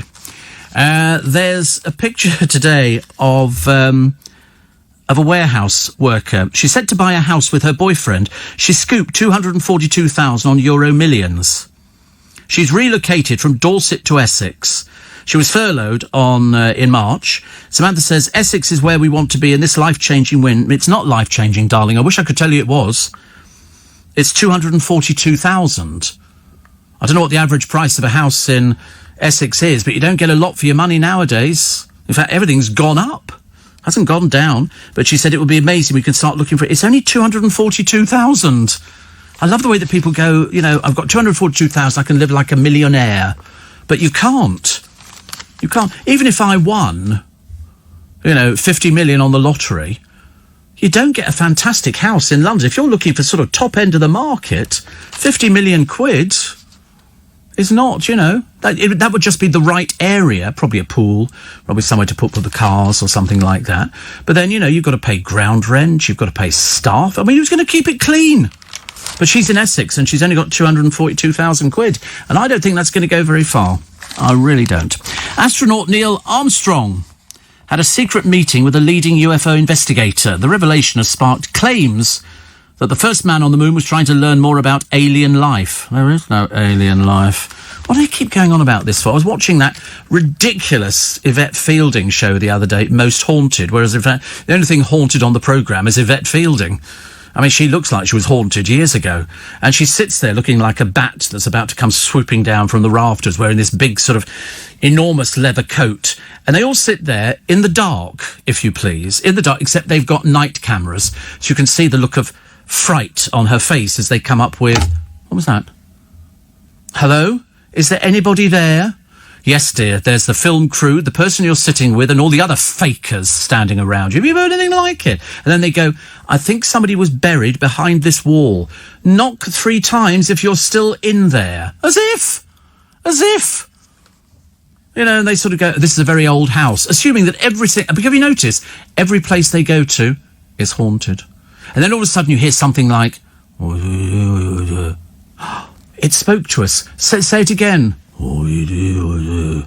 What's it saying? Please help me. How can we help you, goes Yvette Fielding, trying to keep a straight face while working out how many people she's managed to rip off with these DVDs about non-existent beings. I mean, only on Most Haunted could you actually have a DVD that shows you nothing. And yet at the end of the program you've gone, oh, of course, UFOs. Poltergeist, yes. I mean, they all exist, don't they? But the very idea that out there in space... We know there's no such things as ghosts because Captain James T. Kirk went out there and he was on a 5-year mission. He never found diddly squat, did he? And if anywhere, he's going to be... He sort of went and landed on other planets and there were a few 2-headed monsters and things like that, but they weren't sort of people who melted through walls. Yvette Fielding, I mean, honestly, it must have been the best day of her life that somebody said, here, listen, how do you fancy fooling the public forever? Let's pretend we've got a programme called Most Haunted, and then we can go round to these old properties, which have got a cellar in there, and we heard some years ago somebody was thrown down it, and their ghost is still wandering about, presumably trying to find the way out. Really is the biggest pile of rubbish you've ever heard, isn't it? What else we got here? We got a little boy with a rare cancer, Oliver Stevenson. He's 4. He's undergone stem cell therapy and a bone marrow transplant for this neuroblastoma, but a crowdfunding campaign has raised nearly 300,000 quid. So he can go to New York for this revolution. Why can't we just bring the vaccine over here? Will that not be a bit cheaper, or does he have to have it administered over there? Bless his heart, honestly. How sweet, how sweet. Fourthly, while they're still rowing about this, the idea of a pasty in Cornwall being sold by Greggs. And so there is a little group of people down there who are basically saying only we can sell Cornish pasties. Well, they're not selling Cornish pasties. They're selling Greggs pasties, which I believe are a little bit different. And Amazon's Alexa, you know how much we love Alexa, can now explain football's baffling offside rules. The voice recognition device has learnt the rules of the game so fans can pose questions during matches. Which is good, isn't it? To be honest with you, I never understood it and wouldn't be remotely interested in asking Alexa to do anything like that at all. We'd ask it the weather and ask it to play something festive for the festive season, but that's about as far as it goes, actually. But I suppose, because people argue, don't they? I would think, actually, football fans probably argue most about the offside rule and about this and about that. So now they've actually put it into there. I think that's unbelievably clever, which is marvellous. That same old story we did now 2 days ago about the two kids who bought some quail's eggs from M&S, put them in an incubator and they hatched. They're still running with that in the newspapers. Still running with it. Public snogging and using baby talk like, I love you. Have you heard people say, I've never heard people say that, actually. I love you. 2/3 of people hate public displays of affection. I know. Perhaps that's why it was the Meghan and Harry thing. You know, holding hands and doing all those. Nobody else was doing it, the royal family, but they were. She was obviously determined to buck the trend, as they say. Oh, look, lovely. Here you go. Just what you wanted to hear today. We'll have a good celebrity story, and this is nothing like a good celebrity story. But poor old Joey Essex, who's ageing by the day now and can't get arrested for love nor money, has signed up for the new series of Celebs Go Dating. Apparently he's returning to the show because there's basically no other work on the cards. And this year, a complete write-off for Joey when it comes to dating. Well, I didn't think so. He had a party a short while ago and there was somebody he was with there, so they're obviously telling fibs. And returning to the show's dating agency will give him a chance to delve a bit deeper. There isn't any depth to Joey Essex. He is professionally dim. And he's already moved into the luxury mansion. God, how bonny. What a shame, honestly. To be known as thick as a brick. You can't tell the time, and he's having to do... They can't put him on anything else because he doesn't understand it. That's why you don't see Kerry Coke Toner anywhere nowadays. They'd already exhausted that avenue. Gemma Collins, I mean, is running out of ideas. Other celebs, Geordie Shore's Chloe Ferry, whoever. Wayne Lineker. What? Poor old soul, honestly. Love Island's Curtis Pritchard, and the Strictly Come Dancing runner-up, Kareem Zeroual. The insider said, Joey joining the series is really going to mix things up. Before he's not going out with any of these people, is he? I've never anything like it, honestly. Why try and hail somebody who's a professional idiot? I mean, it really is quite ridiculous. Quite ridiculous. But anyway, at least he's managed to find himself a gig. The fact that nobody will be watching it is neither here nor... I mean, it's not even interesting, is it? I've even started giving up on Towie, and I never thought I'd say that. It's because they've still got some of the same old people on it, and some of the language... Goodness gracious. And it's all to do with who's going out with who. You mugs me off, you does. And all that. And that's some of the blokes. I mean, you know, you have the professional gay who spends most of his time talking to the girls about nothing in particular because he's got nothing to talk about. Then you've got Bobby Cole Norris, who is just... I mean, you know, if you walked into Sugar Hut and there's Bobby Cole Norris, you're in the wrong place, let me tell you. The party is finished. Definitely. 1 in 5 pubs to open at Christmas. Because traditionally, don't we go to the pub on Christmas morning when the family get all the girls get the lump? Mum, perhaps they should do it differently this year. Let all the girls go to the pub and come back sozzled and let all the blokes do the kitchen stuff. Make it much easier. Why should the girls have to be cooking all the time? But 1 in 5 pubs could be open this Christmas due to the crippling COVID restrictions. That means 10,000 will shut for good. Hey, I tell you what's open. Little Italy's open. Little Italy's open. Tony Puledri sent me a message yesterday, but I didn't get it. Patsy says, hopefully they can have a bit of a Christmas, but listening to the London figures, who knows? When will this nightmare end? Oh, you and me together. Sorry, you're talking about the COVID virus. I'm talking about me again, as usual. But no, that's the best news ever. The best news ever. So Little Italy open, and hopefully they'll have a good Christmas. We've got to wait and see, haven't we, on what they're going to do with us for Christmas and for New Year's Eve and stuff like that, because Little Italy, apart from being, you know, a super place, their money is made in the early hours of the morning when it turns into a nightclub. It's a banging place, they say. It's a banging place. We love it. So good luck to Tony and the team down at Little Italy. I just need to hear Joe Allen's has opened and my life will be complete.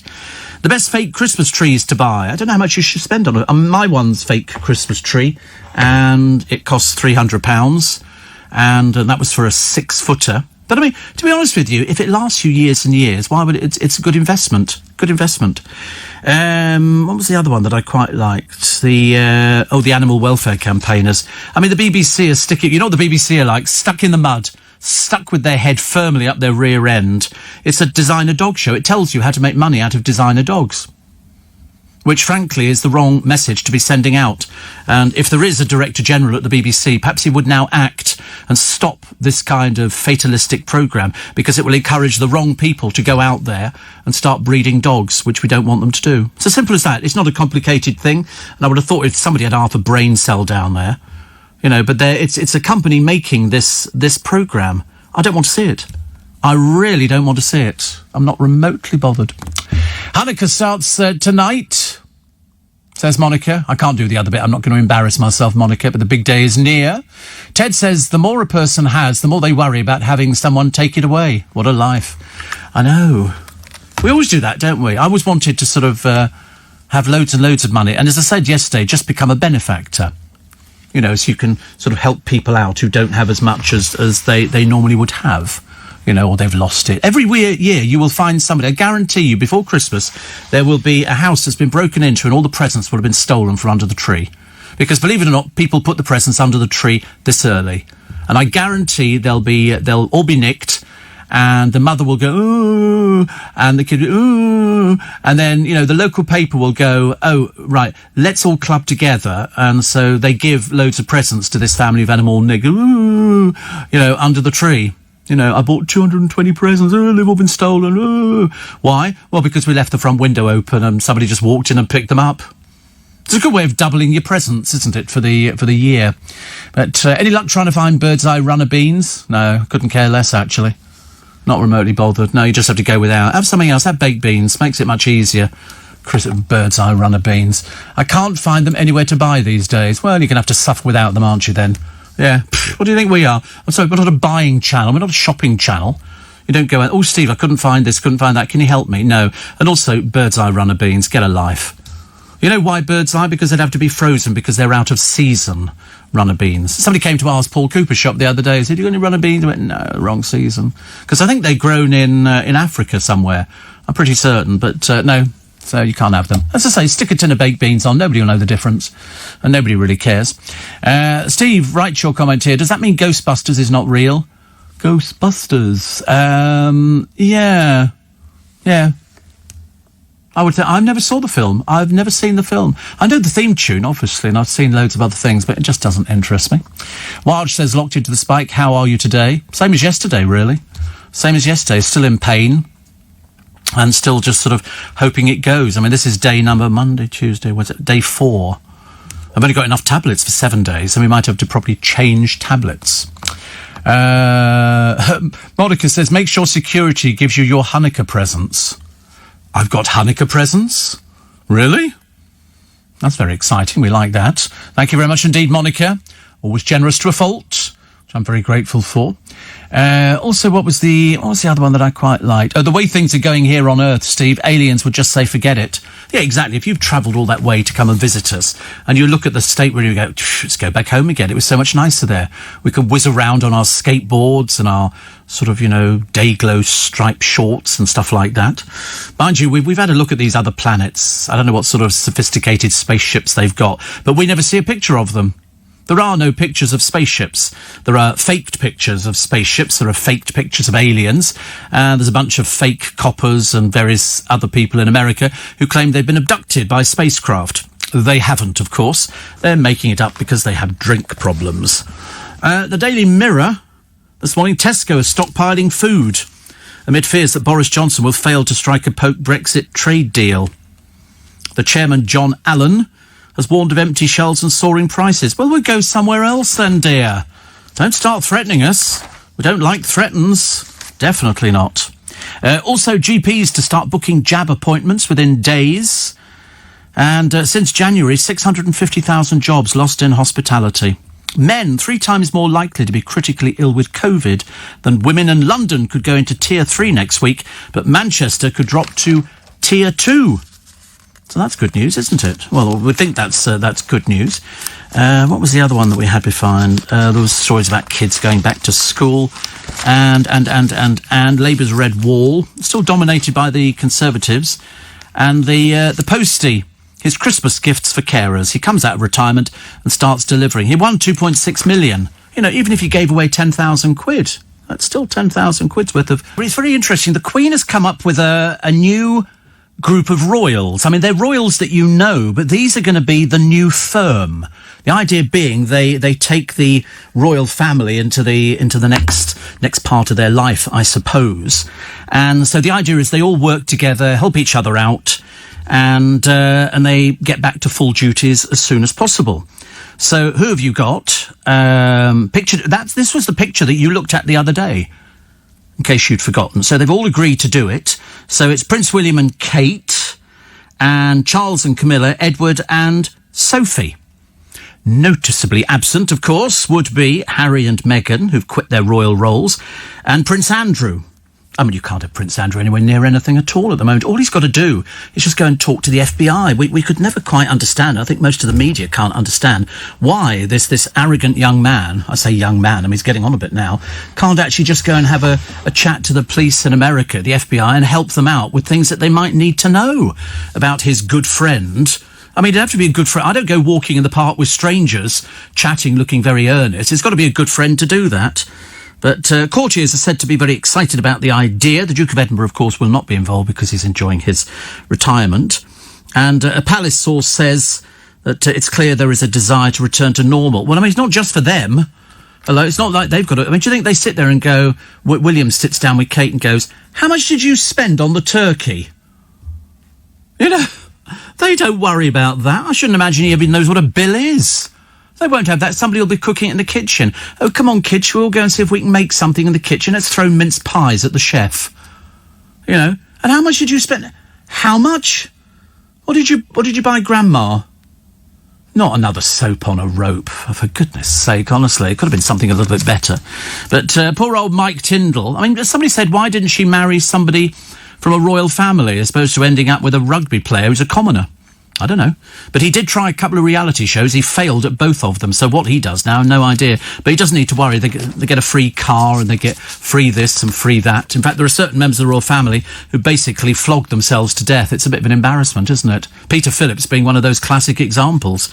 Classic examples. George Clooney in the paper now on his toughest job. He was dieting for a new film. It was crazy, but it helped with the role. You always have to laugh, don't you? They make it out to be such a hardship, you know. So how much you'll be getting paid for that? Was it 3 and 6 a week or something? No, it'll be lots and lots of money.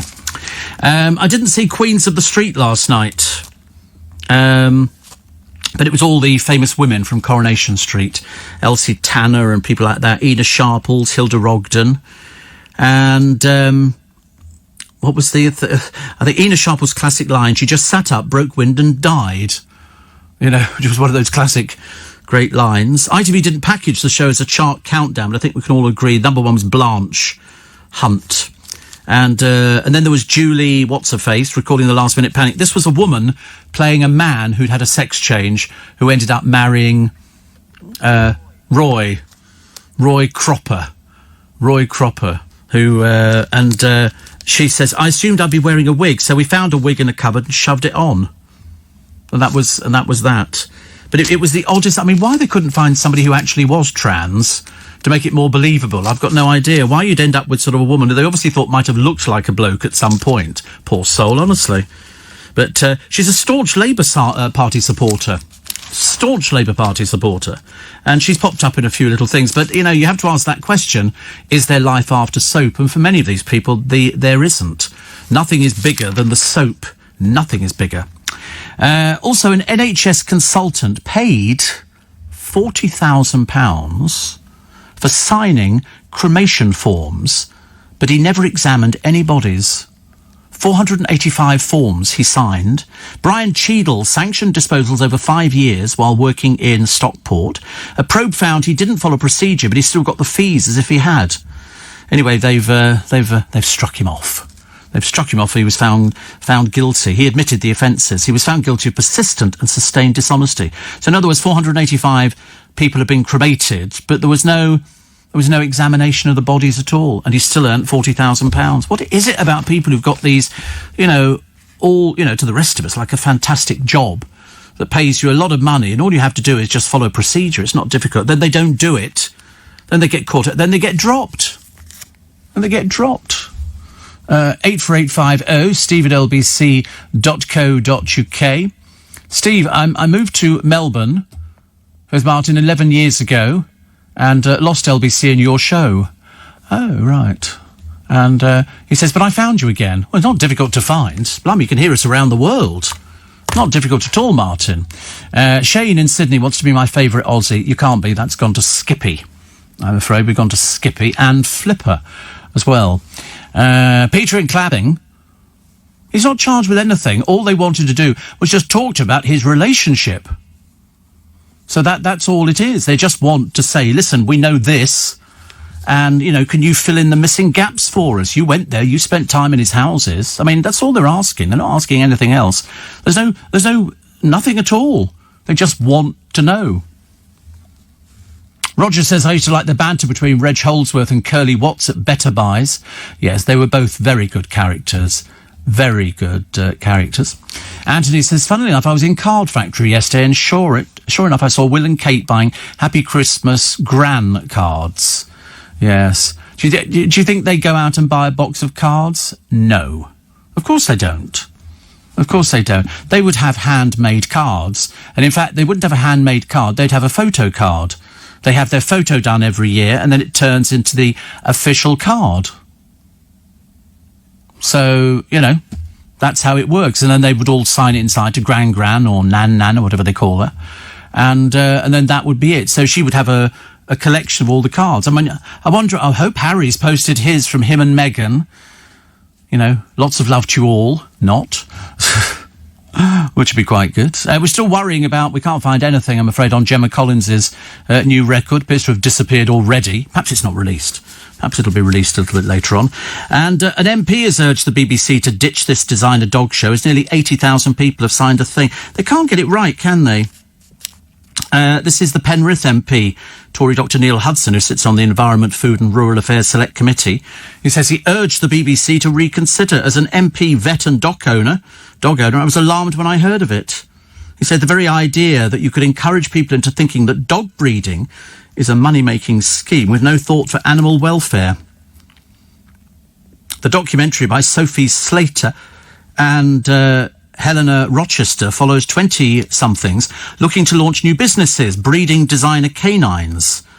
I think it's absolutely disgusting. BBC Three, he says, I hope rethink this terrible idea, which helps to normalise and encourage dog breeding for money. Apparently, a source said the title of the show would change before it airs. Let's hope it never airs. Make it a lot easier. The BBC said this observational documentary does not glamorise dog breeding. We didn't say it glamorised it, we said it was showing people doing it. That's the trouble. You get some spokesman, get the facts right. We just said we don't want to see this kind of thing on the television. I mean, do you think people understand? Of course, we're not glamorising it. Oh, look, we're driving a really nice brand new car because we've bred puppies that are going to be dead within a short space of time. No.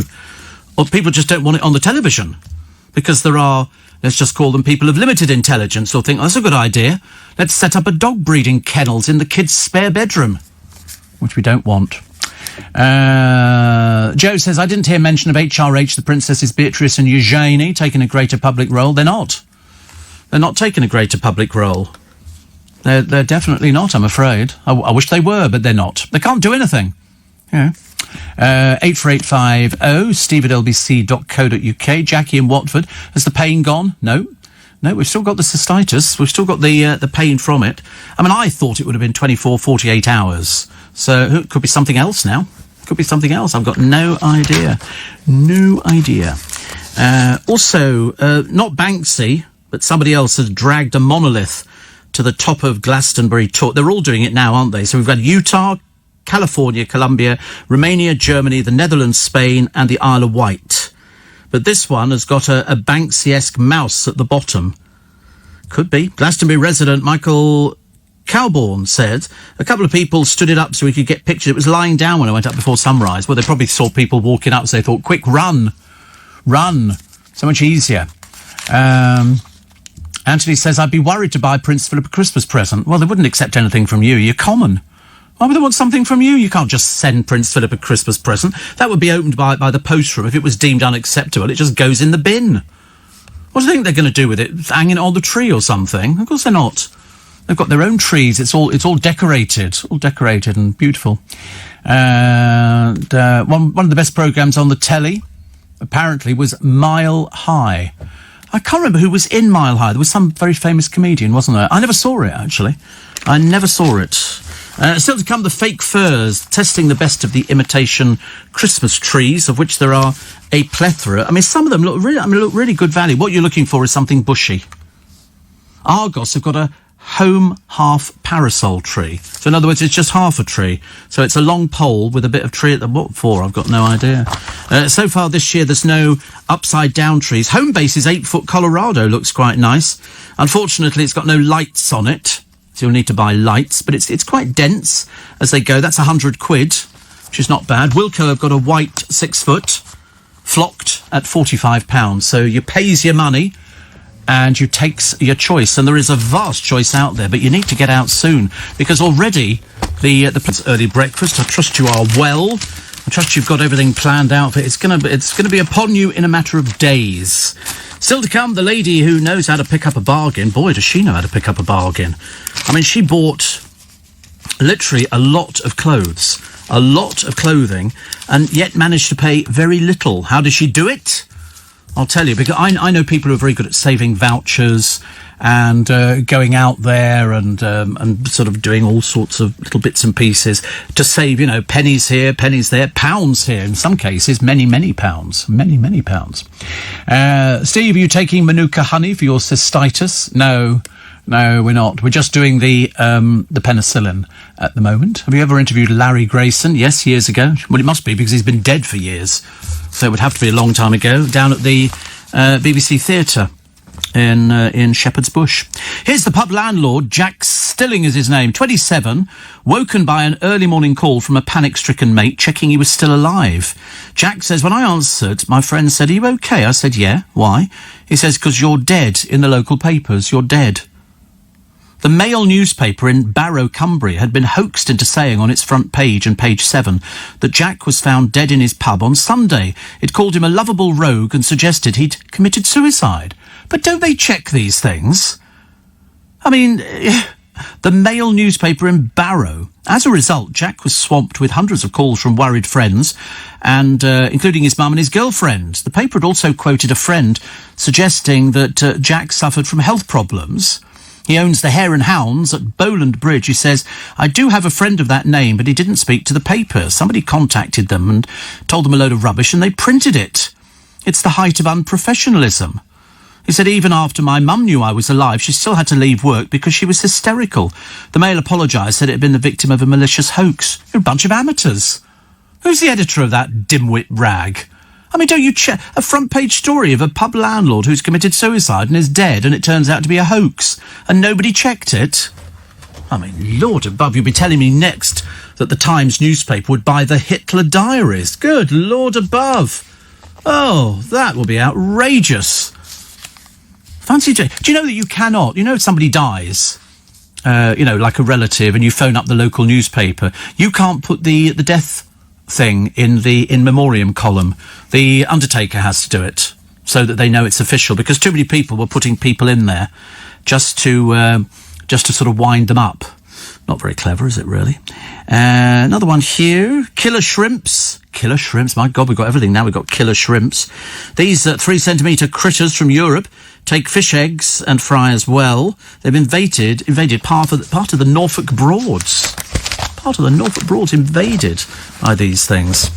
The Express today, good week, royal baby joy for Zara and Mike's. They've got 2 already. He doesn't appear to have a job, and she does, but as you can see, they're both sponsored because even in this happy pictured couple of them, she's wearing her sponsored jacket from Land Rover, proving that, of course, you can buy anybody nowadays in the royal family if the price is right.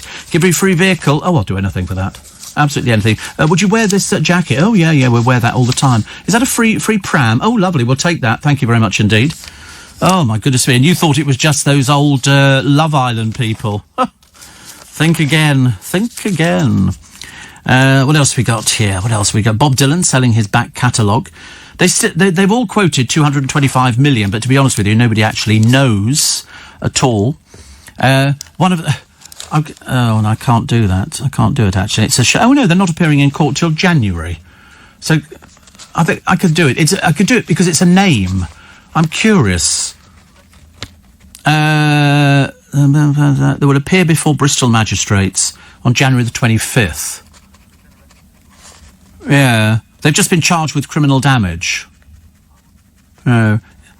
It's just one of the names on there, which is so funny. It was a name that intrigued me more than anything. But never mind.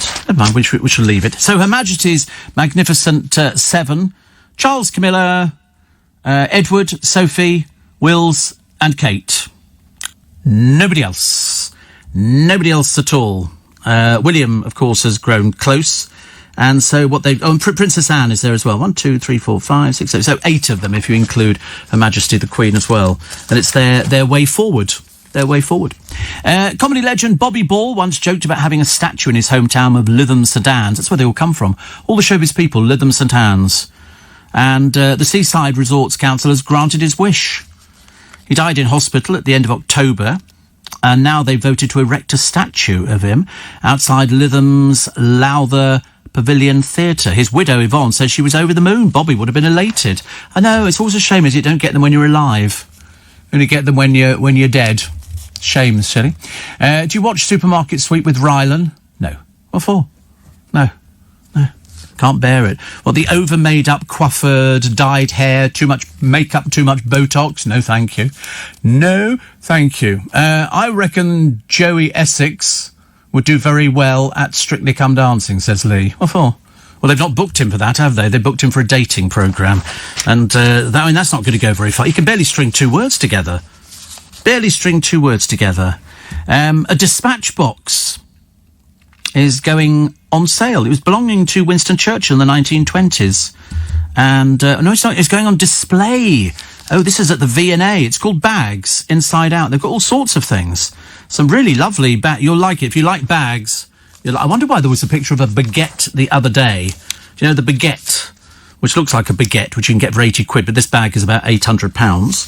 EasyJet are trialling an at-home trolley service in exchange for a donation. I love those trolleys. I think they're brilliant. I think they're absolutely brilliant. Always wanted to push one of those up and down the aisle.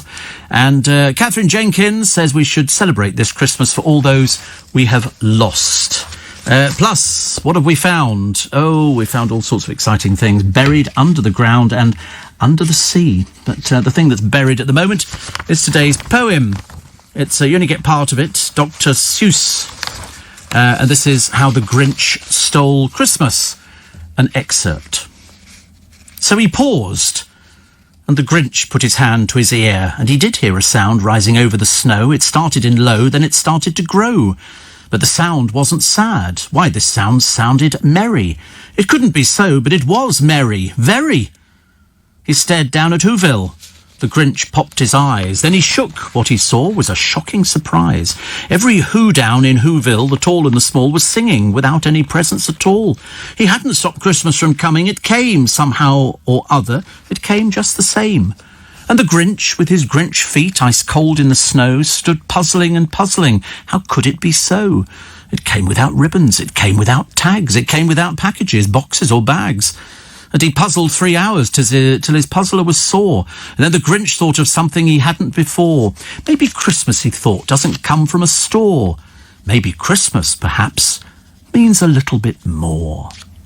If only. Ask kids what Christmas means nowadays. They'll tell you presents. I'll tell you presents. Sorry, anything to do with baby Jesus? We know it's nothing to do with the baby Jesus. That's been hijacked. We know that. But if you ask them, is it to do with sort of religious and things like, no? What does Christmas mean to you, little Yvette, 11 years old? Presents. Okay. And what else? More presents. Okay. And anything else? Money. Okay. And food? No, not bothered about that. Chocolate. We like chocolate. We get chocolate. And what does Easter mean? Chocolate. Birthdays? Money. Never-ending round, isn't it? Never-ending round of things like that. Everybody's so fickle nowadays. It's such a shame. Such a shame when you think that maybe we should be sort of thinking about other people less fortunate than ourselves. I mean, I spend my time looking at people less fortunate than myself, and I always sort of think, feel something for them. It's not all about you, Steve, all the time, even though it says your name above the programme. It says Steve Allen's early. It doesn't say early breakfast with Steve Allen. I've noticed it says Steve Allen's early breakfast, which means such a difference. That's why if ever you go to a theatre show and the star is ill, if their name is above the title of the play, you get your money back. If it's underneath, you don't. Simple as that. That means that the play is bigger than the character. Oh, dear. How long have you been doing the breakfast show, says Mark? Week. Just a week, actually. No, we don't do it any longer than that. That's quite long enough as far as I'm going. The 12 Cents of Christmas. And some of them you might have heard of, actually. I haven't heard of loads of them, but there again, I tend not to buy women's perfume. Not at the moment, anyway, I'm sure. The future, it's amazing, actually, how much it all sells for. So if you go for the normal stuff that people buy, Britney Spears Festive Fantasy, you're not going to be paying a lot for that. It's about 35 quid. The idea is that if it's a popular scent and it would be sold in, one of those shops which do discount perfumes, well then the average price would be anywhere from 25 quid up to about probably 40 or 50. I mean, the perfume shop seems to be fairly popular. So they're doing Givenchy Eau de Parfum Intense, 56 quid. That would be considered quite expensive, I would think, for them. Ted Baker, Superdrug. I mean, do you think he realises what Superdrug is? Do you think he's got any idea at all? 24 quid. 24 quid. Lancôme, £54, the perfume shop. And but Marc Jacobs, perfume shop, again, 69 quid. So that's where obviously most people are going. They're going to the perfume shop because you're going to be getting sort of cheaper. I mean, on Marc Jacobs Perfect, believe it or not, it incorporates a wide range of notes. Notes are what happens is when you put perfume on, it goes through notes. There are top notes, middle notes, bottom notes. Okay, and the Marc Jacob one, the sweetness of almond milk and the fruity tartness of rhubarb. How exciting. Well, that's really sold it to you well, hasn't it, really? But most of them have got sweet, spicy and citrus notes and stuff like that, which is good. There's one here. Which one should we go for? The floral collection. Oh, no, it doesn't. It just tells you rose is the dominant note. But it takes God knows how many thousands of rose petals to make literally a fraction of an ounce or something. Thierry Mugler, Angel. And this one has a grown-up fruitiness, raspberry and light cheese. I mean, dear God in heaven. Might as well just go to the fruit shop, mightn't you, and sort of, douse yourself in light cheese, which sounds rather nice. I could think of something worse. But sweet and spicy is the thing to go for. What was the perfume that I smelt years ago? And I absolutely loved it. Might have been Boucheron. And it was absolutely delicious. I mean, it really was absolutely delicious. And I can remember I smelt it. Somebody sent me in a bottle. I don't know why. It's for women. And it was such an unusual bottle. It looked like a giant ring. And it was absolutely wonderful. And then there was something else. Poison. I love Poison. The smell of that, and somebody goes, oh, it's too sickly. I went, not for me. Not for me. Just, just a couple of little dabs. And that says everything. Pantomime is back. Oh, no, it's not. Oh, yes, it is. With a tweak on the stage at the London Palladium. Michael Harrison's been rehearsing his Pantoland show in a socially distanced bubble. And they're all there. Nigel Havers, Paul Zerdin, Beverly Knight, Julian Clary. I've seen it before. It's very good, actually. Very good. Also, they've got Charlie Stemp, who we love, and Paul Zerdin, as I say, who's a friend of many, many years. Many, many years. In fact, actually, it was him that sorted out the tickets for us last time, which was lovely. Why is it that the middle class are taking drugs? Because they can. Boredom. We're told boredom. There's a teacher who became one of the recreational users killed by cocaine. How was she killed by cocaine? Well, think about it logically. Victoria Buchanan died after she swallowed a £60 bag of the drug in a first-class lounge at Manchester Airport in order to smuggle it to Dubai. I mean, without realising they know these things. So she bought it on a visit to Britain, returning to the Gulf where she lived and worked. The bag burst in her stomach, and a nurse used the teacher's phone to ring her husband, who told her his wife had a palm oil allergy. During a post-mortem examination, the cocaine was found. And somebody says here, the assistant coroner recorded a verdict of misadventure, saying, what on earth was she thinking? And you do hear of people, the drug smugglers, who are doing it because they're at their wits' end and they need to earn money. And they then sort of swallow anything up to 60, 70 packages, condoms with cocaine in. Only one's got a burst. And that's curtains, as they say. But people are that desperate, they will do it. Luckily, I've always been one of those sort of people. I'm a bit sort of... I mean, I take prescription drugs, I mean, quite clearly. But, no, definitely wouldn't even think about doing anything like that. I can't imagine why you'd want to. Still to come, the savvy student. Oh, she's very good. She's very good. Her name is Jessica Simpson. And as these boxes started piling up on the doorstep, her parents must have been thinking, how much is she spending? We'll tell you in a moment. 18 minutes coming up past 5. Let's have a check on the road and the rail. At the travel desk, Joanne Webb. Thanks, Steve. Good morning. The A2 is closed in both directions at the Bean interchange, and that's for overnight roadworks, but that should reopen in around 45 minutes. Staying with the roads, on the A23 in Kennington, the Brixton Road partially blocked in both directions at the junction with Camberwell New Road, and that's for emergency repair works. And one lane's been closed on the North Circular Road eastbound between Henley's Corner and the Finchley High Road, and that's because a car has broken down. This is LBC. Stay on stamp duty holiday with Galliard Homes and save up to £15,000. We've extended the stamp duty holiday on homes right across the capital until October the 1st, 2021.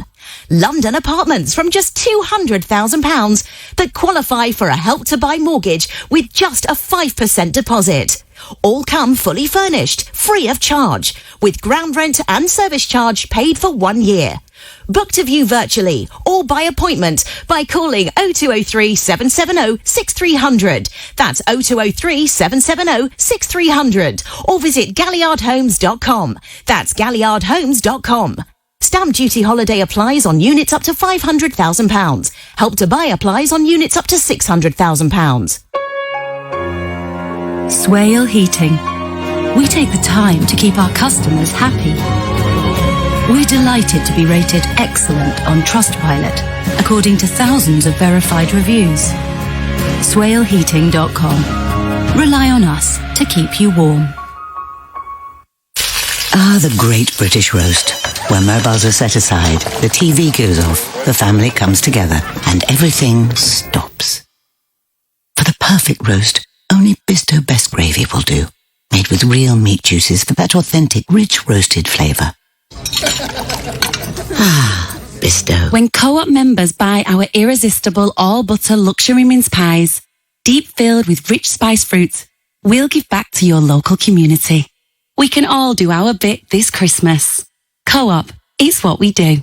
2p for every £1 spent goes to communities. T's and C's apply. Visit coop.co.uk/membership. Have you been injured in a road traffic accident, at work, or an accident anywhere? It's your right to claim. You could be entitled to thousands of pounds in compensation. Harris Fowler are specialist personal injury solicitors, winning over 93% of cases. No win, no fee, no risk. Call 0800 213 214 to see if you have a claim. You've got nothing to lose, and perhaps a lot to gain. Harris Fowler, the personal injury solicitors. Win rate based on cases issued and finished between the 1st of January and the 31st of December 2019. Galliard Homes stamp duty holiday until the 1st of October 2021. Fully furnished. galliardhomes.com. That's galliardhomes.com. Applies on units up to £500,000. Leading Britain's conversation.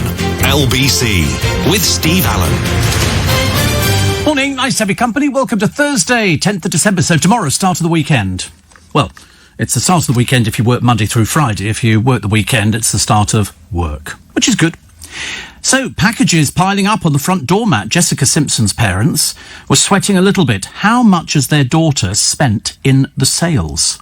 Luckily, the 19-year-old had gone shopping in the Pretty Little Thing Black Friday event online, which meant many items marked down by 99%.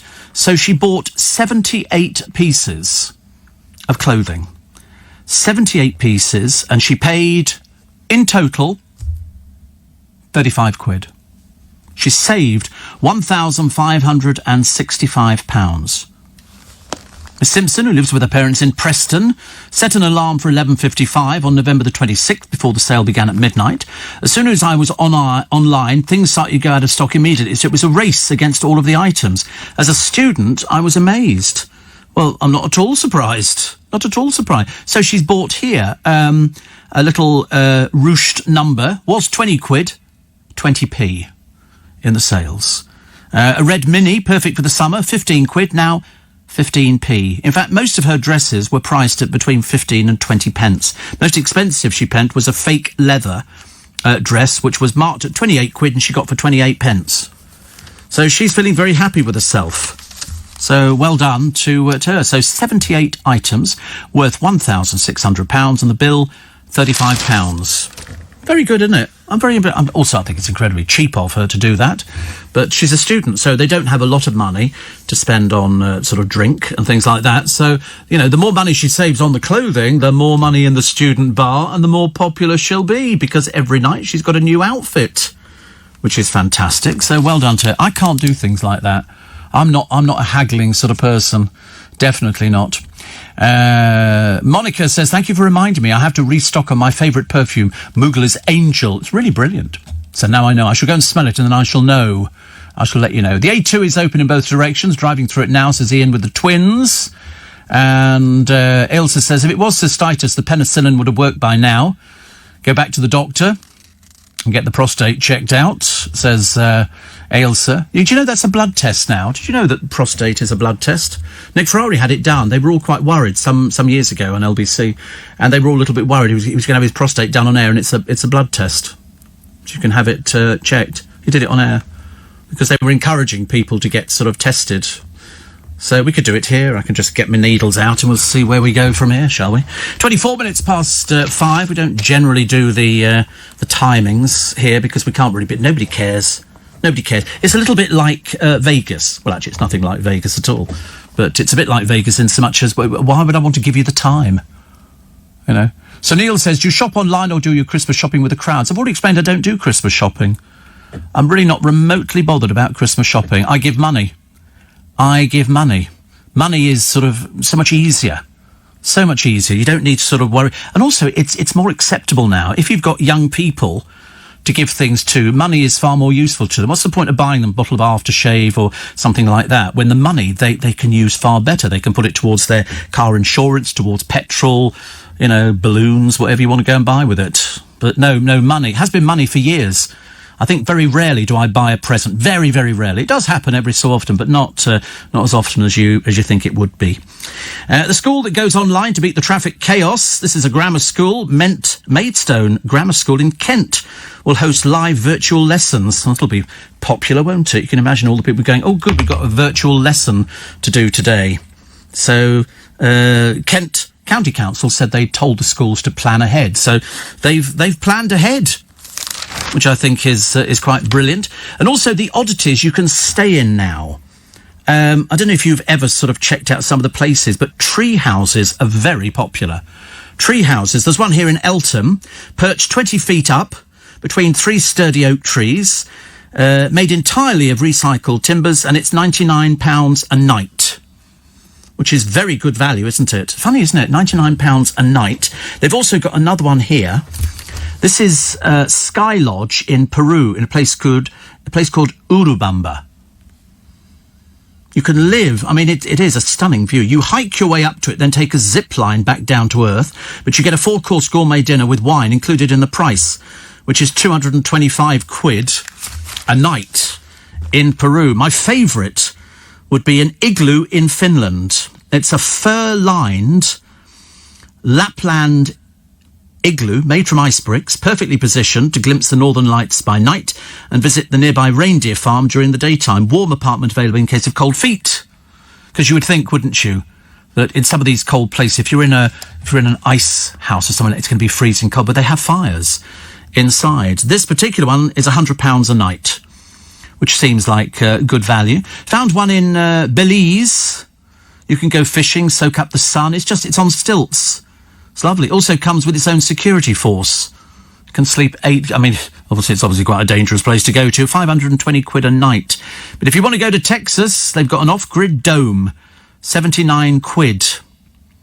But the shower is powered by rainwater, so you've got to be quick. You'll have to get used to using a composting toilet. Not sure about that one, thank you very much indeed. But it sounds very nice. Bali, that's very expensive. A 5-storey bamboo mansion, nestled among treetops and sits alongside the sacred Ayung River. You enter through a suspended walkway. There are 5 bedrooms, a private pool, and the option of an in-house chef, and all for only £638 a night. Not cheap, is it? Not cheap. Some of these places are terribly, terribly expensive. Still to come, the Mosaic Marvel, the Villa Discovery, and this one is in Chedworth, in Gloucestershire. I love it when they find stuff like this. Not as good as the ones in Turkey. The Turkey ones were definitely the best villas I've ever seen. But this one here is quite something. The villa shows how Britain's kept culture alive after the Romans quit. Because I think what we did, we basically moved into all their properties, which we've moved into one. Can you imagine? Where do you live? Well, I live in a beautiful villa with mosaic floors, which is amazing. Also, a sea fort for sale. I like sea forts. I like... this one. Oh, there's no water around it. You can get the other ones in this country. You can get the other... no, that's not very true. I've seen much better ones in this country. There's one of the sea forts down off the coast of Southampton, I think. And I think there's a combination of 3 of them. One is a boutique hotel. And there they go. There they are. And once you pull the ladder up, you're there. You know, you've got to get your food delivered, but you can have a look. Go down, you'll see what one of the bedrooms looks like. There you go. Quite nice. And no danger of being blown away. These things have got their, their sort of foundations sunk deep into the ocean. You can have... They're lovely, aren't they? They're very nice. I mean, it does look like you're sitting on a cruise ship, but they've got restaurants on there, so they're up for sale. And if you look at the right-hand side, you can see there's a bar and everything. I mean, you wouldn't hear anything, would you? But you wake up in the morning to the sound of nothing.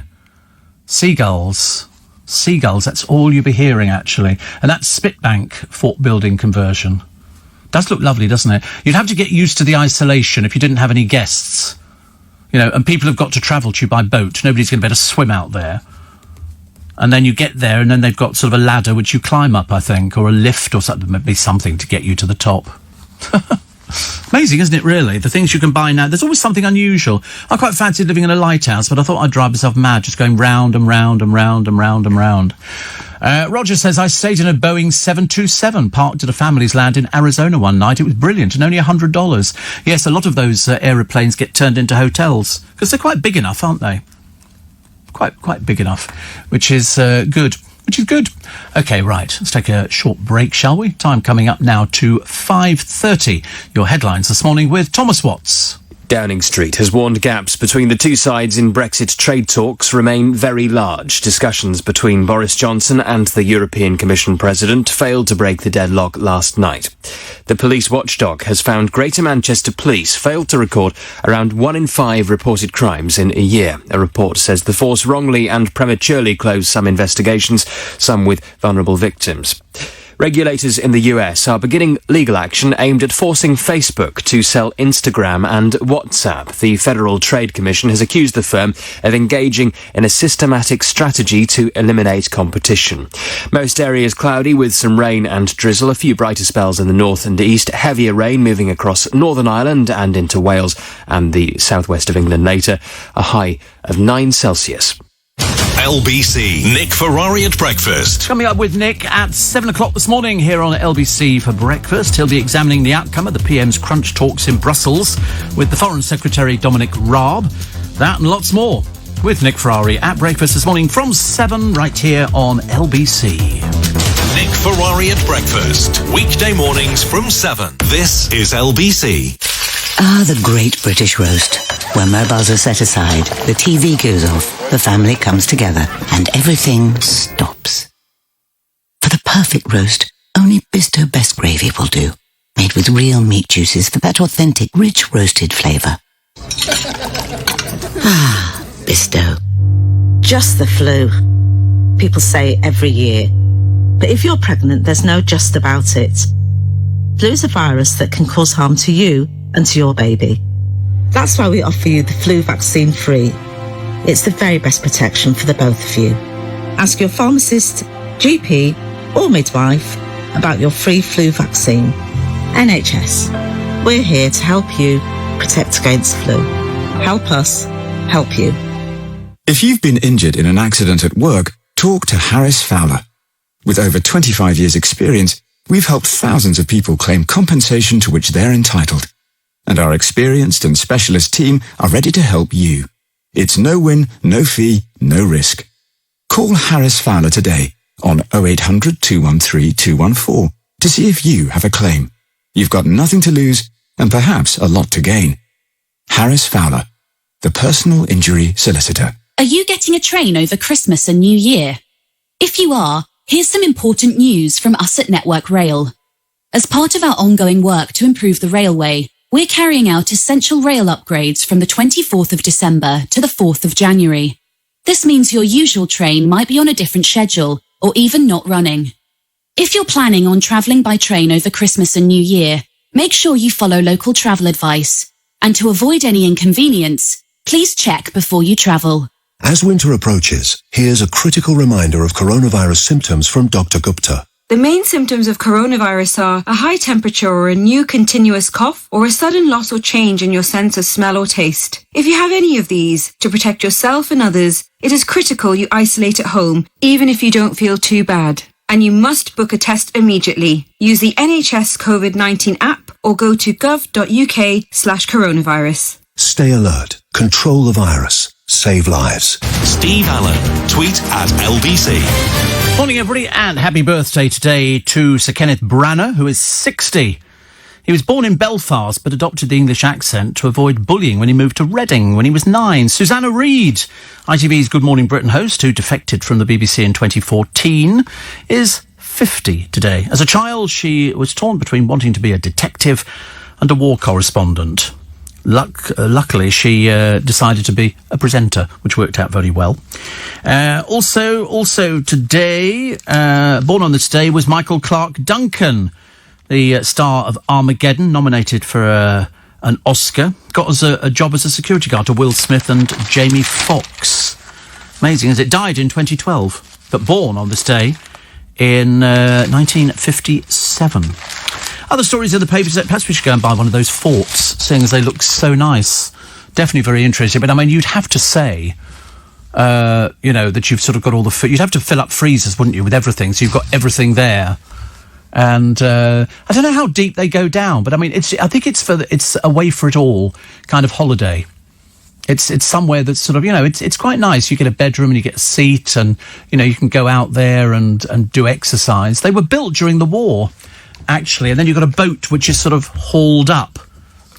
They've got a hot tub as well, which is lovely. I mean, it seems very nice. How much they charge a night, I've got no idea, because they're up for sale. And I think they've got their own water purifying system on board and everything. They don't go anywhere, by the way. They're just sort of terribly round things. They've got Spitbank, and then there's another two. There's another two of them. But the bedrooms look lovely. They really do. I mean, very, very, very, very classy and very nice. But what I would call a holiday away from it all. A holiday that means that you would sort of go onto the thing, and if you didn't want to see anybody, you wouldn't have to see anybody at all. Unless they were out there at the same time. And I'm assuming they'd be out there, because it would be sort of a different sort of holiday. Have the producers given you any clue, Steve, as to what you're getting as a Christmas present? No, we don't do things like that, honestly. And also, what about the guy who found the load of gold coins in Scotland? Yeah, they've got him in the paper today. A lot of people during lockdown are going out with metal detectors and finding all sorts of things, so he found them. And so they produce. Well, I did get the crown from Luke, which was quite nice, actually. Joseph said, I'd rather wake up to the sound of you than the sound of seagulls. Oh, if you wake up to the sound of seagulls, they're in the room with you. Don't want to wake up to the sound of seagulls, do you? Can you imagine? You leave your window open and all of a sudden a seagull lands on the bed. God, blimey, try and get rid of one of those in the room. That'd be a bit difficult, wouldn't it? Mind you, I suppose, Yvette Fielding would say it was the ghost of some sailor who was lost at sea or something, trying to make contact again. 84850 Steve at lbc.co the other day. When in John Lewis the other day, Steve, I tried Creed Aventus and agree with you. It's so fabulous. Stay with me for a couple of days. Should do at that price. 280 quid a bottle. 280 quid a bottle for Creed. And I only bought it, as I say, because a friend of mine, Danny, was wearing it. And I thought, it's the first time I've smelt an aftershave that I really, really like. And so it's good.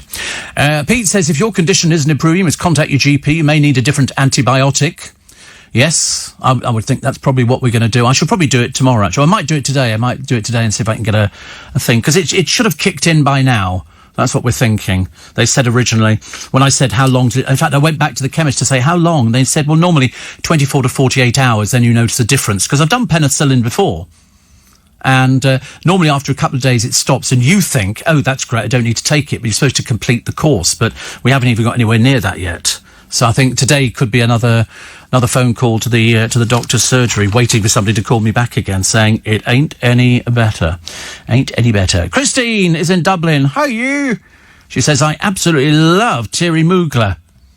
Alien. I've been wearing it for years. The husband bought it for me on a business trip and I've not stopped buying it since. That's the thing. Once see, this is it. I've said this every Christmas for the past 40 years, that if you're thinking of buying perfume for your mother, don't just go and buy perfume. Find out what perfume she wears, because most women have the one perfume, and the one perfume is the one perfume they will wear all the time. They won't wear anything else. It'll just sit there on the dressing table, like we used to have years ago as blokes. You'd have lots of aftershaves, from Eau Sauvage to Ho-Hang by Balenciaga, all sorts of different things. Except one Dale bought me one Christmas, and every time I wore it, it brought his asthma on. I said, what'd you buy it for me for then? He said, I've forgotten how much it affects me. Which was good. The Queen hosted a carol service at Windsor Castle this week. All the royal family were seen together for the first time since the pandemic. Philip did not attend. Prince Andrew was ordered to stay away and go somewhere else. Yes, they don't really want him around at the moment. He's bad news for the royal family, as indeed are so many members of the royal family. But it's the way it goes. But this is the new team of people that she's assembled. They're all people you know. It's not anybody that they've sort of brought in. It's not like sort of getting somebody from Love Island to pretend to be remotely interested in the royal family, because I shouldn't imagine they would have the faintest idea at all. Somebody else was talking about sort of getting all the shopping done in time for Christmas, which you must do. You definitely, because otherwise you'll leave it to the last minute, and then come Christmas Eve, you'll all be rushing around, and all the people in the shops want to do is close and go home. That's all they want to do. They don't want to do anything else. They're not remotely interested in sort of hanging around, because they've got Christmas to go and spend as well. The Posh Biscuits, marking a trip by Harry and Meghan to Royal Ascot, are being flogged in bargain stores. They were originally available at 16 quid a tin. They're just $3.99 now. That's like going to Poundland, isn't it? And when Peter Andre's aftershave was on sale in there, it was very much cheaper than it would have been when it was first released. Jodie Kidd, got a pub, says since the lockdown we've lost $500,000.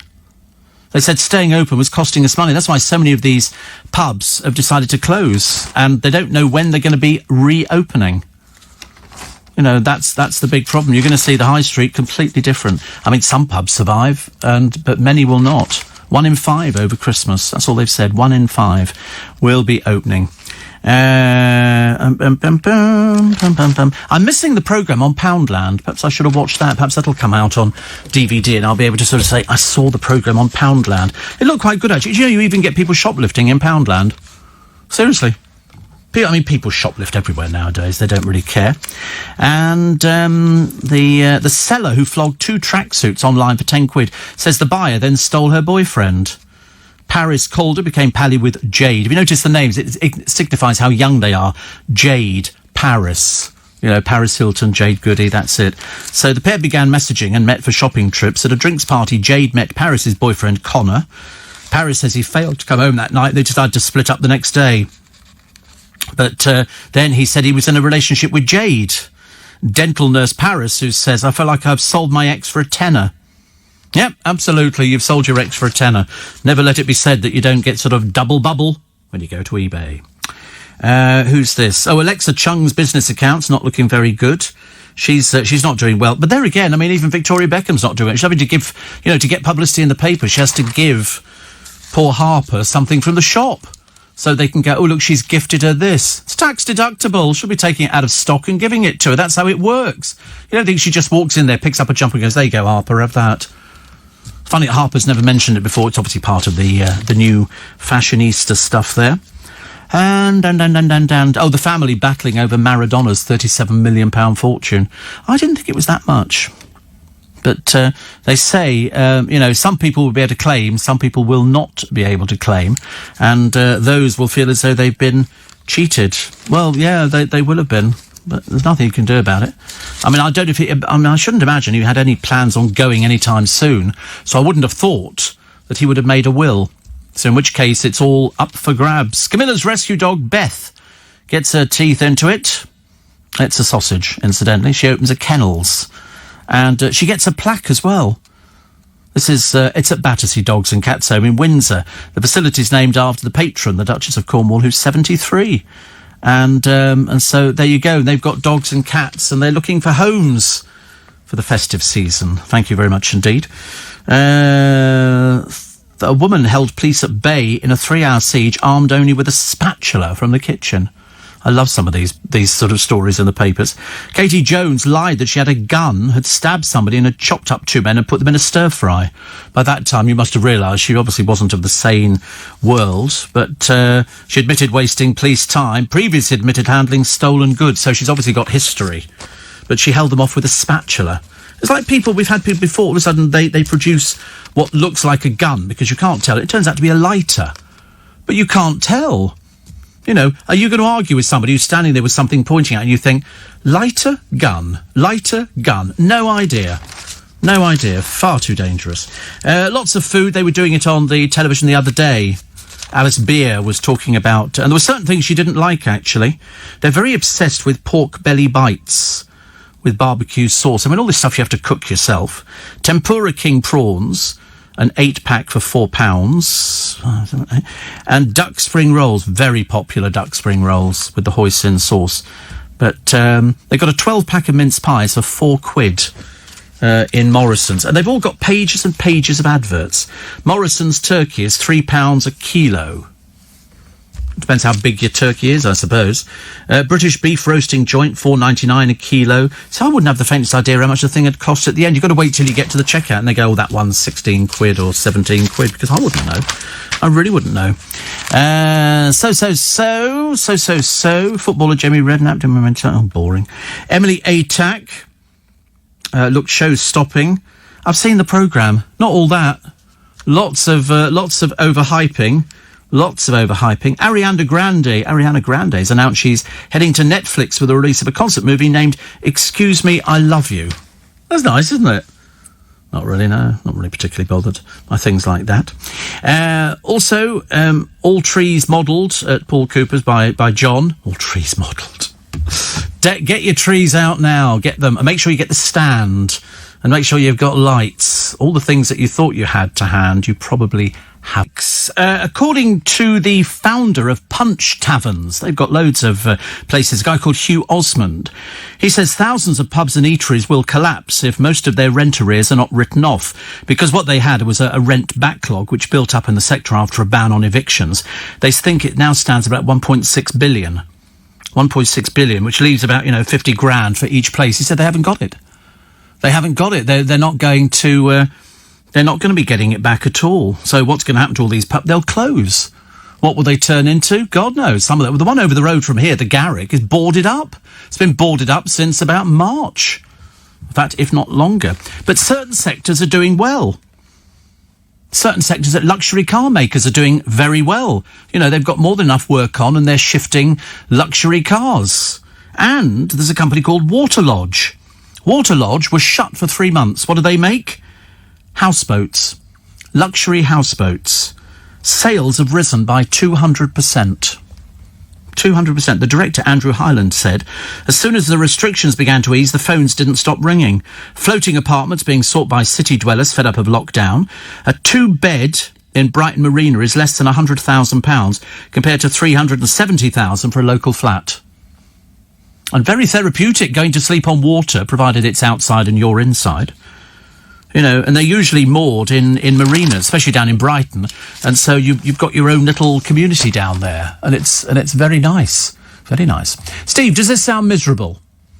But we have a pact with friends and family not to be buy each other, says Sabrina, Christmas presents. We realised we were stressing and spending so much money on things that weren't really important. So now we spend the time and money on meals and drinks together. Oh, I agree with you. I agree with you. Meals and things so much better. So much better. Good company. I've said, you know, you never have a bad holiday or a bad meal. It's the company. So, you know, if you're going out and you've got, you know, a group of people, you're going out for dinner, if you pick the right people, you have it's fantastic.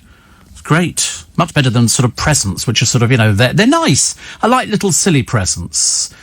Dean says Harrods lights are off. The building used to be lighted up. It'll light up this morning. I think it lights from about 6 or 7 because I've seen it lit in the daytime. For some reason, they don't light it at night, which seems probably quite right because there's nobody around there at night, is there? There's nobody. All these people have sort of disappeared completely off the streets. But it does have lights on. I did query that a couple of days ago and then blow me down. I drove back on Sunday and the lights were on, which is very good news. Very good news. It looks so much better when the lights are on. Plus, Her Majesty's Magnificent 7. So all there apart from Eugenie and Beatrice and Harry and Meghan, as they're not in the royal family anymore. But Nigella admits she's eaten up by fear. She gets nervous filming her shows. And she's revealed why she tantalises viewers with her seductive language. Yes, I just feel sorry for every time I've seen her cooking for people, they all sit down and start, you know, gorging on the food she's cooked, and they don't seem to spare much time for her at all. It's a case of, well, she's cooked for us, so we're eating it. Should be very grateful we're here, dear. You know, it's the way it goes. Also, there's a lot of really bad stories in the papers today. A lot of what I call death stories. And here we go. These are the best of British this year. And it's cuisine, and it's chocolates, and it's cheese, and it's cocoa, and satchels, all sorts of, and there's all sorts of things actually which be the best of British, provided you've got enough money for it. If you haven't got enough money for it, it's not really for you at all, I'm afraid. There's also the couple who fell in love over a shared toffee. Imagine something being as simple as a shared toffee. It used to be, I gave you my last Rolo. But now, and you can buy the last Rolo. It comes in like 22 karat gold, I think. But this is Ernie Keeble, who was out with his friends when he was 16, and he offered the sweet to Joan Chittock, who was 15. She accepted, and they went on to marry the following year.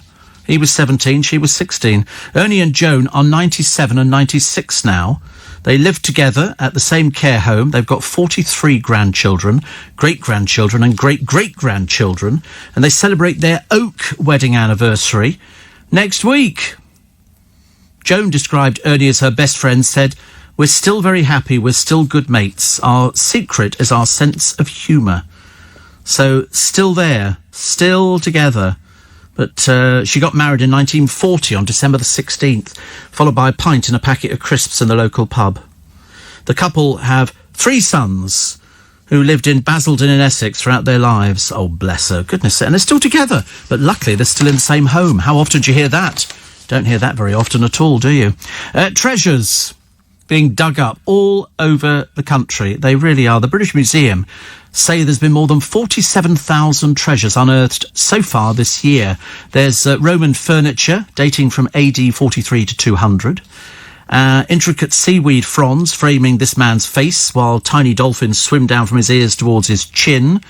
And, just loads and loads of things. Things, you know, dating... there's ones here. Krugerrands. They found 50 gold Krugerrands from the 1970s, which isn't really ancient, I realise, but it was discovered in a back garden worth £75,000. I'd be tempted to keep them, actually. I've never had a Krugerrand. Never saved them or never even seen one, I don't think. But there's all sorts of things, and especially lots of coins here. 60, dating from the late 15th century to early 16th, uncovered in the New Forest and worth about £14,000 today. They reckon that these were hidden by a wealthy merchant or a member of the clergy who feared losing them to Henry VIII. This was during the dissolution of the monasteries. The British Museum said before this, the year's discoveries, 81,602, were mainly by metal detectors. Up 10,000. Amazing, isn't it? Fantastic. People are getting out. Perhaps you should ask for a metal detector for Christmas. Get a metal detector for Christmas, then you could go out and start uncovering. But imagine, Lord, I mean, I see people all the time in London. Banks of rivers are very good. Don't fall in, for goodness sake. But, you know, when it goes low tide in London, because the Thames is tidal, you can go down onto some of the sandbanks. You see people along by the National Theatre with their metal detectors first thing in the morning, because the tide just washes stuff down. If the whole river was dry, you could have a field day. Imagine what you'd find. Always finding coins and bracelets and all sorts of things, which either, you know, sort of modern day things, or they're from Roman times, because people chuck things in the river. You know, my propensity for chucking things in the river, which is so good. Steve, I'd love to put a Christmas tree up, but there's an issue. My husband bought a flat pack dresser, took all the parts out to assemble it, and just left the shelves, panelling and screws dotted around the flat since February. Oh, how frustrating. How frustrating. Just pick it up and throw it out. He won't know. I can't remember who told me, but their family set a limit. They all buy each other an item from a charity shop as a Christmas present. I think it's called Secret Santa, Dave. That's what they do. So it's, you know, Secret Santa, and you buy, you know, a little present, costing no more than £5. And that way, you know, everybody's happy, and then you just put them all in the ring and people pick out a present. So try and find something big, wrap it up and stick it in there. You've spent about £4.50 or a £5, and they'll flock to it, I promise you. They will flock to it. It's quite amazing. Quite amazing to watch. But it's a good cheap way of doing Christmas presents. I think we might be doing that this year, because I think it's highly likely I'll not be seeing the godchildren over Christmas, but I will be seeing them before then, which is good. Another one here, which was talking about somebody else also not doing Christmas this year, not doing, you know, the presents because it's so expensive. Well, it depends. If you're financially available to do it, then people will do it. Steve, how come the Royals can sing carols together? Because of COVID, we're still not allowed to sing in church. Yeah, I mean, I don't know about that one, actually. I've got no idea how it worked. I should imagine they were all socially distancing. You know, I've really got no idea at all. No idea. But it's interesting. So if you want to set a limit, Secret Santa. Secret Santa, it's called. So, poor children returning to school have fallen behind. I'm not surprised. They've been to school for ages.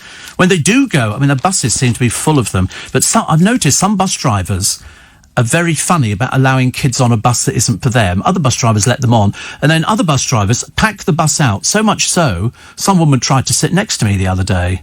I went, I don't think so. Of course there's an empty seat next to me. It's called coronavirus. You're not coming anywhere near me. You know, and yet the bus driver still let them on. I should have taken a picture of him. He should have been reported, because you can't have adults sitting next to each other. Children do it, but you can't do it with adults. It's just absolutely ridiculous. What else we got here? The Diary with Kim Carr today, talking about the Mobo Awards. They've done that. It was virtual.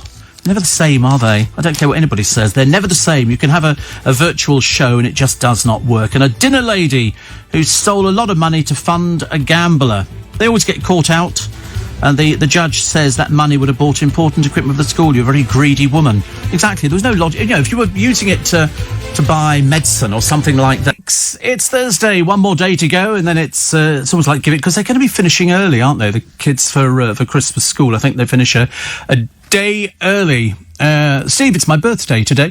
45 years young. Going to a lovely restaurant this evening, the second in 2 days, gradually starting to resemble a beach ball in the abdominal region. Can well imagine. Mind you, finding a restaurant that's open is good news. Little Italy's open, so we're very happy about that. That was a bit of a worry for me. I thought some of these places, I thought, oh, please, hurry up and open again. Also, somebody says, how's the Harp Pub doing? I don't know, actually. I don't know where the Harp Pub is. Is that the Garrick? Because if it is, it's still closed. I don't know what the Harp Pub is. I don't know how many... Oh, there is quite a few pubs up this road. I've just realised, actually. Of course there are. But I don't know which one the Harp is. Where is it? Oh, I know where that is. That's just up before you get to the Hippodrome.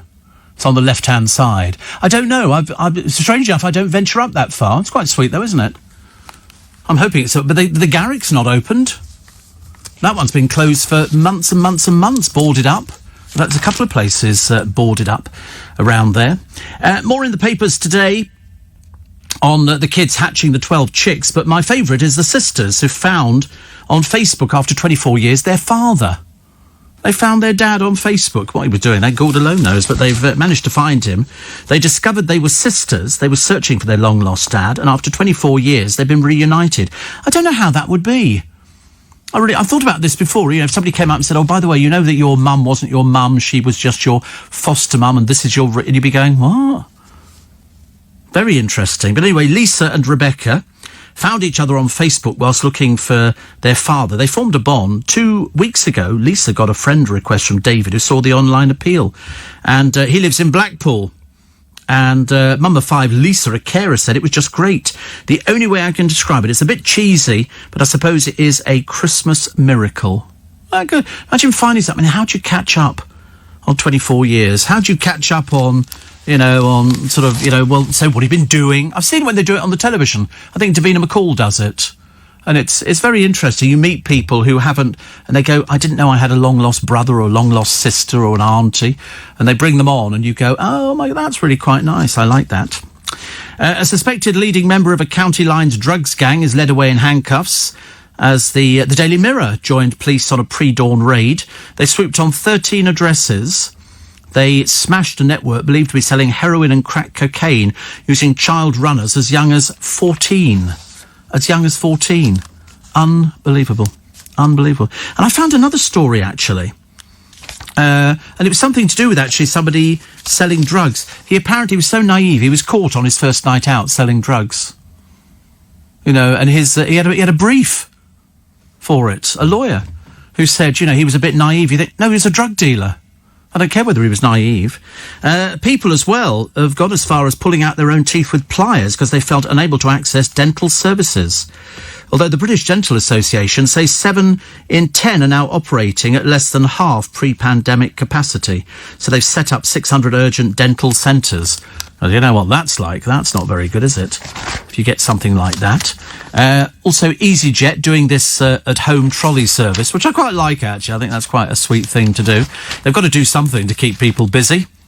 Otherwise, people do nothing at all. Tributes paid to those 4 workers killed at the sewage farm. One of them was only 16. Only 16. Plus, shoppers should keep their eyes firmly forward to avoid unplanned spending. During a study, experts equipped volunteers with eye-tracking devices. They discovered those whose gaze was narrowed while shopping made half as many unnecessary purchases. See, you know what you're supposed to do? The trick to unnecessary purchases is to go out with a shopping list and stick to it. Don't go shopping if you're hungry. If you go shopping when you're hungry, you'll end up with a load of old tat that you'll end up throwing away. It's not worth it. It really isn't worth it. But that's what it is. And make a shop. The amount of people I see now, actually, I've never done it. But it's very interesting to see the amount of people going round shopping trolleys. And they've got a thing on some of them where you can put your shopping list. And then you go round and you shop for the things that you need. So that you don't end up going over, oh, I've already bought that, haven't I? I bought something the other day, actually, which I discovered I bought about 3 months ago and I'd completely forgotten. A very expensive mistake to make, but it doesn't really matter, does it? Also, people with serious allergies have been told not to get the Pfizer BioNTech COVID jab after 2 NHS staff had reactions. They're fine now. 20 million people are in the first phase of the programme. But that's including all those over the age of 50, plus healthcare workers and care home staff. Oh, perhaps I'll be part of the 20 million. That'll be nice. Can't wait to get it. Mind you, the rate I feel at the moment, God knows what's going to be happening with that one. It'll be interesting. Also, George Clooney left in agony with stomach pains after losing nearly 2 stone for his new role. They do moan about it, don't they? As if they're not being paid very well for doing it. You've had to lose 2 stone. You get the film. Once you finish doing the film, then you can put the weight back on again. That's how it works. And Steve, will Boris have to isolate when he comes back from Brussels, says Jan. I don't know. Gary says the Garrick pub opposite is reopened. Has it? Is the Garrick pub reopened? I don't think so. Certainly hadn't opened yesterday. I remember looking at all the shutters were up on it. It's literally boarded up. On the occasion of even shutters. Is it not open? No, didn't think so. You can always tell, actually. That would be sort of the doors open and people in there, and it's not. It's still boarded up. Steve, last accounts filed at Companies House of Victoria Beckham Holdings were for 2018. Yeah, I mean, so far she's not. She's made a loss, I think, every single year. But I suppose if you keep something open, you keep shoving money at it, eventually people go, oh, let's go and have a look there. But I think it's too expensive. I think it's way too expensive for, ordinary people. By that I mean us. We're just ordinary people. Is that the Garrick? Let's have a look. Have you got a photograph of it? It's directly opposite the back door here. It's next to the Garrick Theatre. Next to the Garrick Theatre. Well, it's got here... Odeon, Lux, perhaps there's two. No, it's on the back road here, isn't it? Yeah, might be. Oh, we'll have a look. It does, unless this is a different one. I'm assuming there must be more than one Garrick, but it does seem quite appropriate that you've got a Garrick Theatre with a Garrick pub next door to it. What do you think? We'll have a look when we go out later. It'll probably say I thought the shutters would slip. If they're not, then that's good news. But then, they've waited ages to open. I mean, quite literally ages. There's a boxing coach. He had a horse bet. This is the thing that makes people gamble more and more, doesn't it? Neil Marr floored the bookies. He had 4 big price winners and a 60,000 to 1, £5 each way, lucky 15 with Betfred. How much did he win? £417,000. That's what you call good. Somebody says, you box clever, beat me fair and square. I mean, I think that's brilliant. Very good. Doesn't happen to many people, does it really? And, I've lost that other one. What have I done? Oh, I've just moved the blooming thing. Oh, James Corden has confirmed, by the way, that Gavin and Stacey will be back on tellies for one final episode. Yeah! Love James Corden. So that's good news. But he said that a few weeks back, and I remember thinking, oh, good. But when are they going to do it? I suppose when he'll have to do it when he's finished in America. He'll probably take some holiday because he's one of the very few Brits who's actually gone to America and made a success of it. Not many people make it in America. They don't necessarily take all the time to British performers, but for some reason he's Cheeky Chappie. And they love Cheeky Chappie. They've used him for doing the Tony Awards. He's very good. He's very, very good. There's a lot more to him than just Gavin and Stacey. Taylor Swift has donated money to 2 struggling mothers. I like it when celebrities do that. I think that's quite a nice thing. If they've actually got the money to do it with, and they actually end up doing it, good for them. Good for them, which is great. Plus, Miley Cyrus has so many tattoos, she's lost count. Well, you must count up again, dear. It can't be that complicated. I mean, you must better count to 100. And surely you haven't got 100. But no, she hasn't. She's got 74. 74. So, better than nothing, isn't it? 74 tattoos. I wonder why people have them. I think it's an addiction. I'm sure that David Beckham had an addiction to every time he had another tattoo done, we were all saying, why has he had another tattoo done? He starts looking ridiculous. Victoria's got one on her foot. And I think, hasn't Brooklyn Beckham got them? We mentioned him today, actually, Brooklyn. You'd be delighted to know in our free Little Bit Extra podcast, Steve Allen's Little Bit Extra. Mainly because Victoria's saying, oh, she's so pleased, they're such a marvellous couple. Yep, they're so marvellous they've done a prenup. Yes, that shows how love is in the world of these sort of the mega rich, which is the Peltz family, and the Beckhams, who are the ne'er-do-wells. I mean, I don't think they've got any idea in the Peltz family how much she's going to be milking this. And they're hoping that Elton John will be singing at the wedding. But as the wedding's not till sometime next year, and I love the way that so they've done a prenup, each of them. Well, how much has Brooklyn got? I mean, what's he got? Unless they're going to sort of get to the Beckham money. Just before Harper inherits, they go, sadly, Brooklyn's first wife took all the money. There isn't anything left. You'll have to work for a living. My ex-husband, Beverly says, got in touch with me again after 35 years through Facebook, just to say sorry. A bit late after 35 years, isn't it? A little bit late. Mind you, it's always a bit frightening, isn't it? I get things like that from people from years and years ago. They say, hi, Steve, it's so-and-so, so-and-so, and I think, blimey. That was a long time ago, but it's always nice to hear from people. But I think when it comes to ex-wives and ex-husbands, I think people... how can I put this? I think people, you have the biggest row of your life. You split up because you can't stand them and you wish them dead. And then years later you think, what was that row about? And I've heard of people who've actually got back together again. They've actually split up and then they've sort of met each other again and they've gone, actually, I did love you. I think you had everybody's got little ways, haven't they?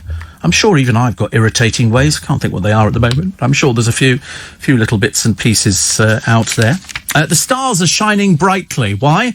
Because they've got their Christmas lights on. So you can drive around the celebrities' houses and they've all got lights all over them. And they do it so well in America. Much better than here. LB scaremongering in the paper. First of all, there's going to be a shortage of Christmas trees. Then there was going to be a shortage of turkeys. You know what the latest thing is? Toys. Toys apparently are currently sitting doing nothing in lorries in British ports because they've not been released yet. So the delays and the congestion mean that they're sitting there. So they've basically said to people, get those toys as quick as possible. I mean, I ask you, really. I mean, couldn't you just tell fibs? Couldn't you tell fibs and say, listen, Father Christmas said he'll get you the present. It'll be about March. And that way you don't have to sort of... Because by that time, they'll all have been reduced. Everything will be reduced. Also, the other thing, Uber fares and Airbnb stays may become liable for VAT amid concerns that growth in the platform apps could cost as much as £20 billion in lost tax revenue. I don't know if you've ever sort of registered for VAT. I think they're really good to deal with, actually, and it's a lot easier than it ever used to be. And there's loads of people who register for VAT. It's just remembering to pay it. That's the problem. But they do send you enough reminders, I think. Oh, here is this the detail yet of this A68A iceberg. It's absolutely enormous. I mean, it really is. It must stand, I don't know, about half a mile high. It's absolutely enormous. It's drifted. It has drifted. But see, I like things like that. I think you could have put a tent up on the top of it. Poorest nations denied the jab as the richest buy up supplies. And tearful Merkel begs the Germans to keep distance over Christmas. How are they coping in Germany without the Christmas markets? I've got no idea. No idea. There must be, and it's what people rely on all year round. They look forward to their Christmas markets and they generally run for quite a long while. And people go there and they just... It's so much tradition. Look at this. This is a nice ship. It's a billionaire's yacht in the Mediterranean. This one is... Wow. I mean, it really is quite unbelievable. And this has got a 25-metre swimming pool, gym, spa and sauna. And another one has got... I mean, it can launch submersibles, 2 submarines and an ROV as well. I mean, most of them have got helipads on there. How big are the crew? I'd love to know how much these things cost. Quite a lot, I should imagine. And when you look at them, the Rev Ocean and the Lana are more than 100 metres long. They're owned by these billionaires, and each one's got to be bigger than the previous one. And the answer being, it's because you have to impress people. You have to impress people. And if you don't have the biggest boat, the biggest ship, and the biggest crew, what's the point? Especially if you're going to be seen, if you're going to some event like the Cannes Film Festival, or any of these things which might or might not be going in the future, you've got to be seen on a huge ship.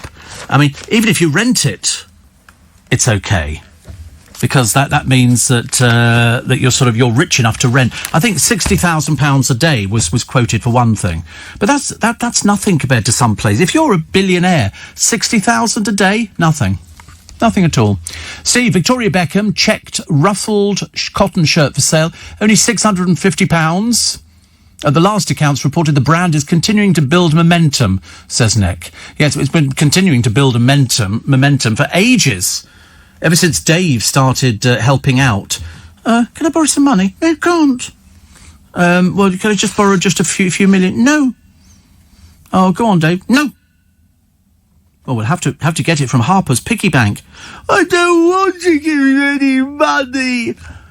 You'd think by now, actually, Victoria Beckham... I mean, I know it's a nice idea, but I'd like to, be a test pilot for NASA or something, but that's not going to happen either. She wants to be a fashion designer, but it's obviously not working. And I don't know if it's a combination of likability or if it's the combination of it's too expensive.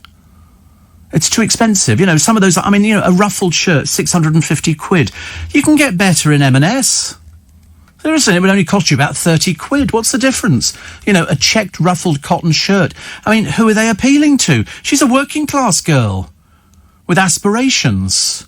You know, he's just a bloke, you know, with tattoos who used to kick a football around. Brooklyn's a boy with, you know, a prenup. Harper, of course, is absolutely the saving grace of the family. What she can't do is nobody's business. And now she knows that Mummy's gifting her a rather nice item from the shop. It's the best way to get publicity. Look, even because some of the outfits that they've actually put Harper in, she looks like an old lady. She really does. We've seen a couple of outfits. I thought that's wholly inappropriate. Dreadful. Absolutely dreadful, but never mind. Steve, James Corden successfully is in America and as a writer of Gavin and Stacey, but I have to tell you, I've worked with him. And I didn't like him, says Julian. Well, put it this way, there's loads of people like that. That's nothing new. To be successful, you've got to have an edge to you. Not everybody's absolutely gorgeous and sweetness and light and everything. You know, Lorraine Kelly is tough as old boots. Tough as old boots. She's got to be.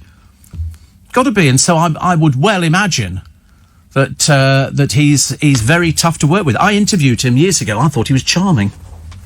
Absolutely charming. But there again, I probably see another side of sort of people where you sort of, you get somebody and they come in for an interview, so you're only seeing them for half an hour. And I thought he was absolutely charming. Absolutely charming. So, you know, I can appreciate the fact that somebody might have rubbed him up the wrong way or he might be having a bad day. That's what happens a lot, isn't it, really?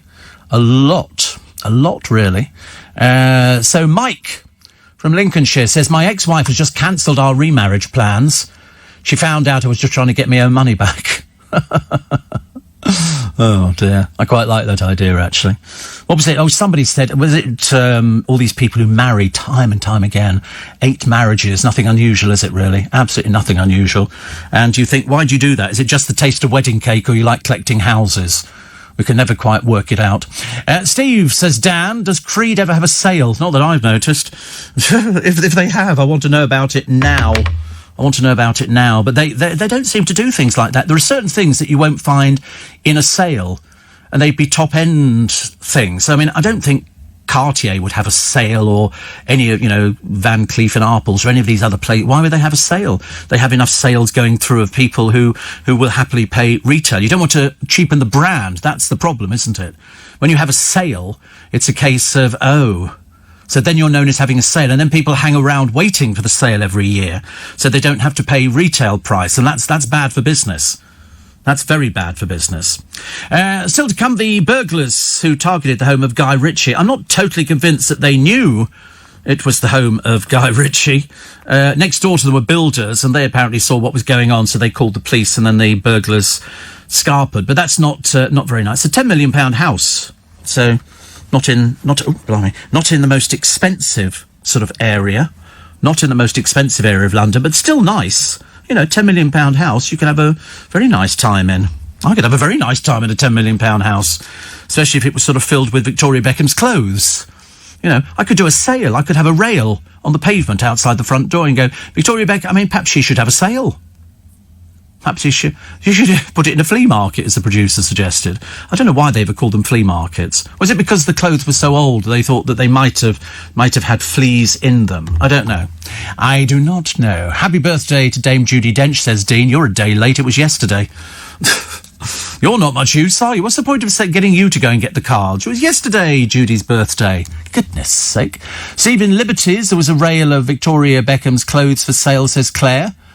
Really? Oh, I didn't think anybody else sold her stuff. I thought it was only her that sold her own stuff. You're telling me something I don't know, actually. I could afford to buy something, but I didn't like any of it. I looked at a lot of it. I don't know anything about fashion. I mean, I'm a bloke. Why would I know about fashion? No idea at all. But I've looked at some of it and I thought, they look a bit dowdy. You know, she does look a bit old. I know she's getting to be an old lady now, but I mean, she's getting to be an old lady without a shop that's doing particularly well. Which is, you know, a bit of a shame, isn't it, really? So Bobby Ball's going to get his statue, which is good. And the £2.6 million Lotto Posties Christmas gift for carers. That's what he was doing. He wanted to go round and help people out with hampers and stuff like that, which is nice. But it's the dinner lady who stole £23,000 from a school's PTA. What was it for? to feed her boyfriend's gambling addiction.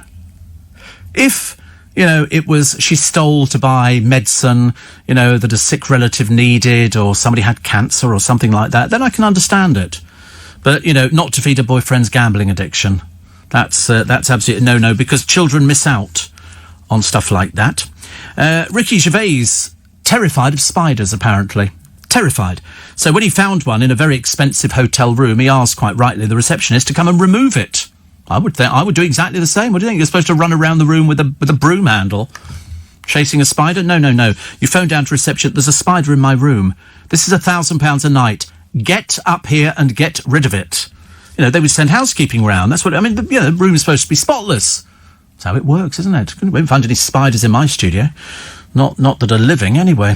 LBC News Time, 25 minutes to 7. It's Thursday, 10th of December. Nick Ferrari with you at 7 o'clock this morning for breakfast on LBC. So don't forget, if you go to the LBC website, I keep mentioning it because I've got still a few left. They're hanging around, and it's the Groovy Gang Prosecco glasses. Just go to lbc.co.uk. You can find the link on there for Globals Make Some Noise. And we've got there was a special offer the other day on with the Groovy Gang glasses, 6 for £60, and you'll get them in time for Christmas. Well, I hope you get them in time for Christmas. I'm not sure I should be sort of definitely saying you get them in time for Christmas, but at least you could give it a go. And they're worth having. They are collector's items. They shall not be repeated ever again. And I thank you for the amount that you bought so far, which is very nice indeed. And the money goes to a very, very good cause. Very good cause. 2 soldiers, good Lord above, who fined thousands of pounds. Why? They smuggled cigarettes into Britain while serving in Afghanistan. Soldiers? These 2 here were working at Kabul airport. They were told they would buy cigarettes and tobacco at cut price rate in the markets. They would then package the contraband, address it to friends and family in the UK, and slip it into post bags that had been cleared by security. That's how they were able to do it. The men sent home 297,000 cigarettes, 10.5 kilos of rolling tobacco without the knowledge of Revenue and Customs. They had a network of addresses to which they sent their parcels. Another recipient was another soldier. The judge sentenced one of them to 2 years in prison, suspended for 2 years. He must complete 300 hours of unpaid work. Another one got 16 months imprisonment, suspended for 2 years. And the other bloke, who was a recipient, was fined £2,000. Well, he got the worst end of the deal, didn't he, really? Everybody else just gets... blimey, I hope they've been kicked out. It's a bit ridiculous, isn't it? Also, the Times Diary today, Ozzy Osbourne, he was thinking about selling his back catalogue. I think it was after it was announced that Bob Dylan was going to be sending his back catalogue out so he could rake in over £200 million, which is, a fair amount of money. I wasn't actually aware that Ozzy Osbourne had that much of a back catalogue that he could get anywhere near that amount of money. I mean, that's an awful lot. I mean, they can't need it. They must have made a fortune over the years. In fact, I think the Keeping Up with the Osbournes, or whatever the programme was called, I think probably resurrected a career that had started fizzling out a little bit. 84850. Steve, I'm still waiting for a birthday card to arrive in Aberdeen that was posted in London a week ago. Isn't it funny? I can post something in London, it can arrive in Southampton, sometimes in a day. I mean, seriously, I couldn't get it there quicker if I was driving the blooming thing. But sometimes the post is quite remarkable, but they are snowed under at the moment. Absolutely snowed under. Oh, by the way, I had a Scotch egg the other day. It was terribly dreary. Terribly dreary. But a restaurant boss was hit out in a row over the Scotch eggs. Tim Roberts says they tried to stop him offering customers the free snack with alcoholic drinks. So, action was taken after a complaint had been made. They're trying to turn it into a meal, aren't they? And they can't quite work out why it's not a bit. Well, I had one, and frankly, it's not a meal. It's a snack. It's a bar. It's never going to be anything else but a bar snack. And as a bar snack, it's actually quite nice. But I certainly wouldn't want to turn it into anything posher, unless it's one of those ones which isn't the Scotch egg, which you cook in the oven. Then that seems a little bit better. Louise Redknapp keeps her tree fresh with lemonade. I don't know where she's heard this idea from. She was unsure if the bizarre remedy would stop the fir shedding its needles. No, just water it, dear. Water is quite simple. We've been telling you that for years. Water. Water, it's a living thing. So you make sure that you've got it in there. Lemonade doesn't make any difference at all. No difference. Water is the way forward. And you just water, and it'll take about 1 litre a day, if not a bit more, if not a little bit more. So you buy one of those stands that's got a receptacle in, so the root, or where the root would have been, just goes into it. You don't need to do anything else. It'll happily work out how to suck up the water, and that'll keep it going. But lemonade, no. What did they say? Was it a cube of sugar in a glass of water to keep roses fresh in a vase? Or all these sort of old wives kind of tales. But anyway, they said lemonade is good for her. She was unsure if it would stop the fir shedding its needles. Why don't you just buy, one of those trees that doesn't shed its needles? That would be easier, wouldn't it? You can buy loads. They're a little bit more expensive, but, I'm sure you've got the money, Louise. Splash out and buy a tree. Get a blue spruce. They're nice. They don't shed the needles. At the end of it, it'll look even better than it did at the very beginning. But no, water. Water. Somebody said, disgusting that a dinner lady should steal the PTA money for the boyfriend's gambling addiction. Well, people do strange things, don't they? You can't explain why somebody would do that. She must be deeply in love with her boyfriend, and she must be thinking, well, if that helps him out, well, then let's go for it. So she did, but unfortunately it's money that schools need, and you never get it back. If it's a gambling addiction, people gamble money. Once you've handed it over, I mean, you see people all the time, don't you, gambling. I still can't get used to the gambling on the television. Watch the horse racing. There's nobody there. It's like watching the quiz shows on the television, which has obviously been recorded since we've had lockdown and social distancing, and it's most peculiar. I said the other day, watching the Ellen DeGeneres show, it's got a load of television screens where the audience would be, and there's people sitting there. So the cost of putting it on is quite phenomenal. Whether it works or not, I don't know. It didn't work for me at all. I like to hear a proper audience. I don't want to hear, sort of somebody half-heartedly clapping in the distance. Not so good. What else we got? So the Moon Man Neil, as I mentioned earlier, has been having discussions about UFOs. Which, people want to believe in that, but he's been up there, so he'd know if somebody was up there or not, because they'd be watching him all the time, wouldn't they, really? There's a BBC DJ here inking her forehead for charity with a temporary tattoo of the name of the highest bidder, so it's obviously a charity kind of thing. When I first read it, I thought, well, you're not seriously getting yourself tattooed. Definitely not. And the morning telly show, which, is so bizarre, you have to read it out again, which was pranked into wishing happy anniversary to Fred and Rose West.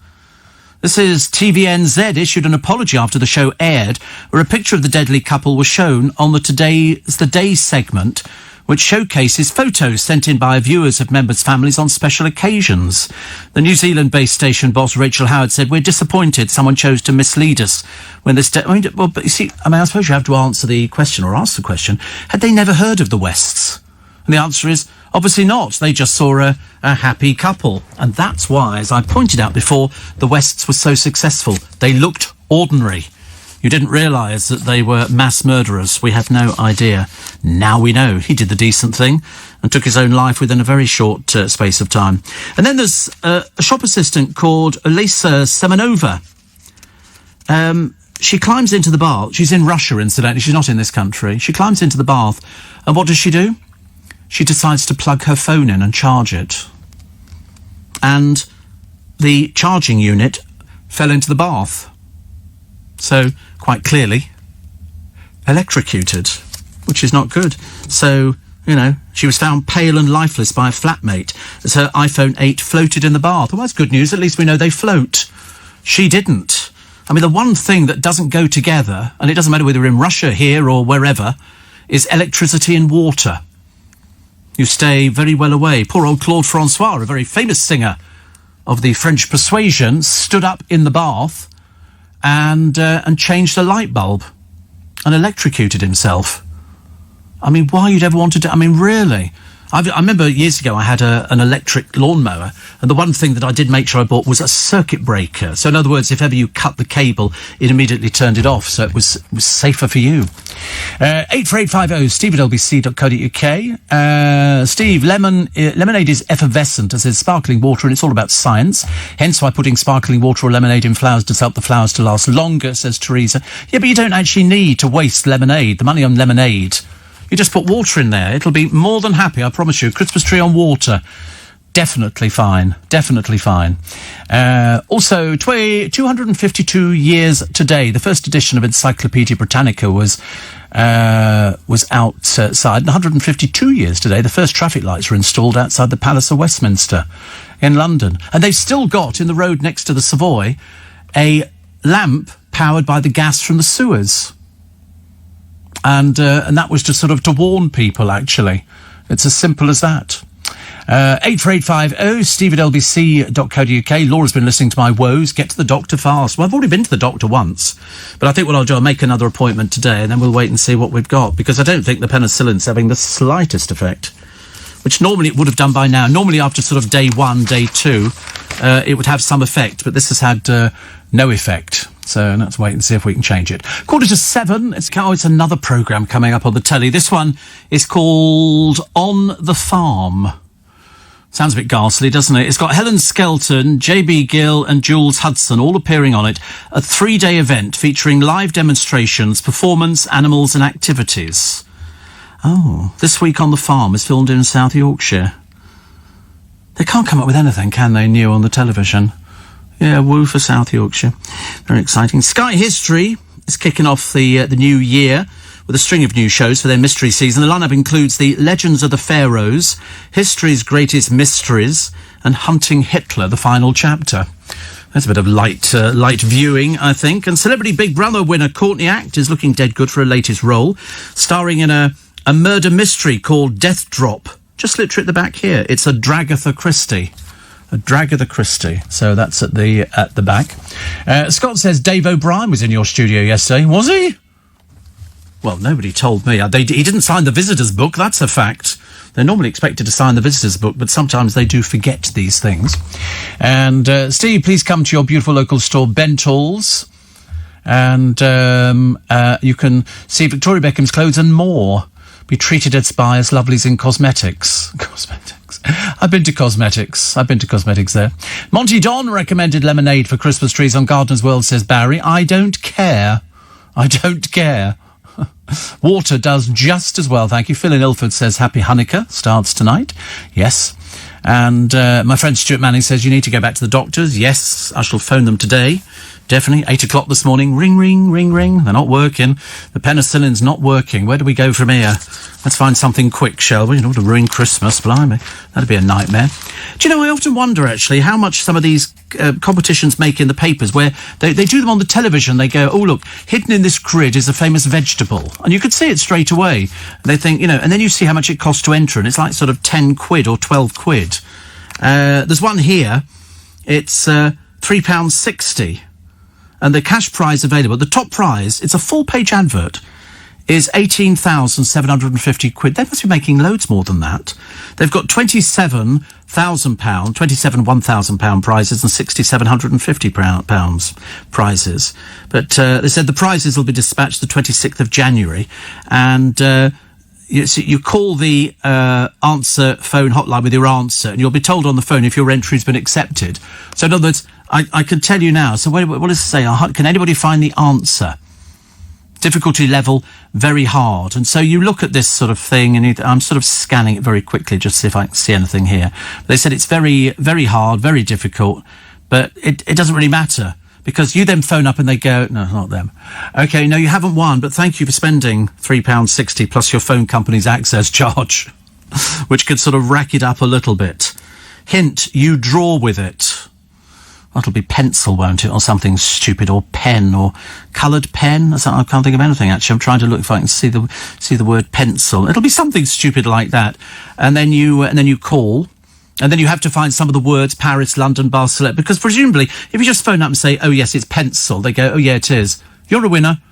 Well, so it's not. So it's obviously random. So it's not. There's no skill involved with these things, which you always want there to be, don't you? You want a little bit of skill. So you've got an Animal Hero Award.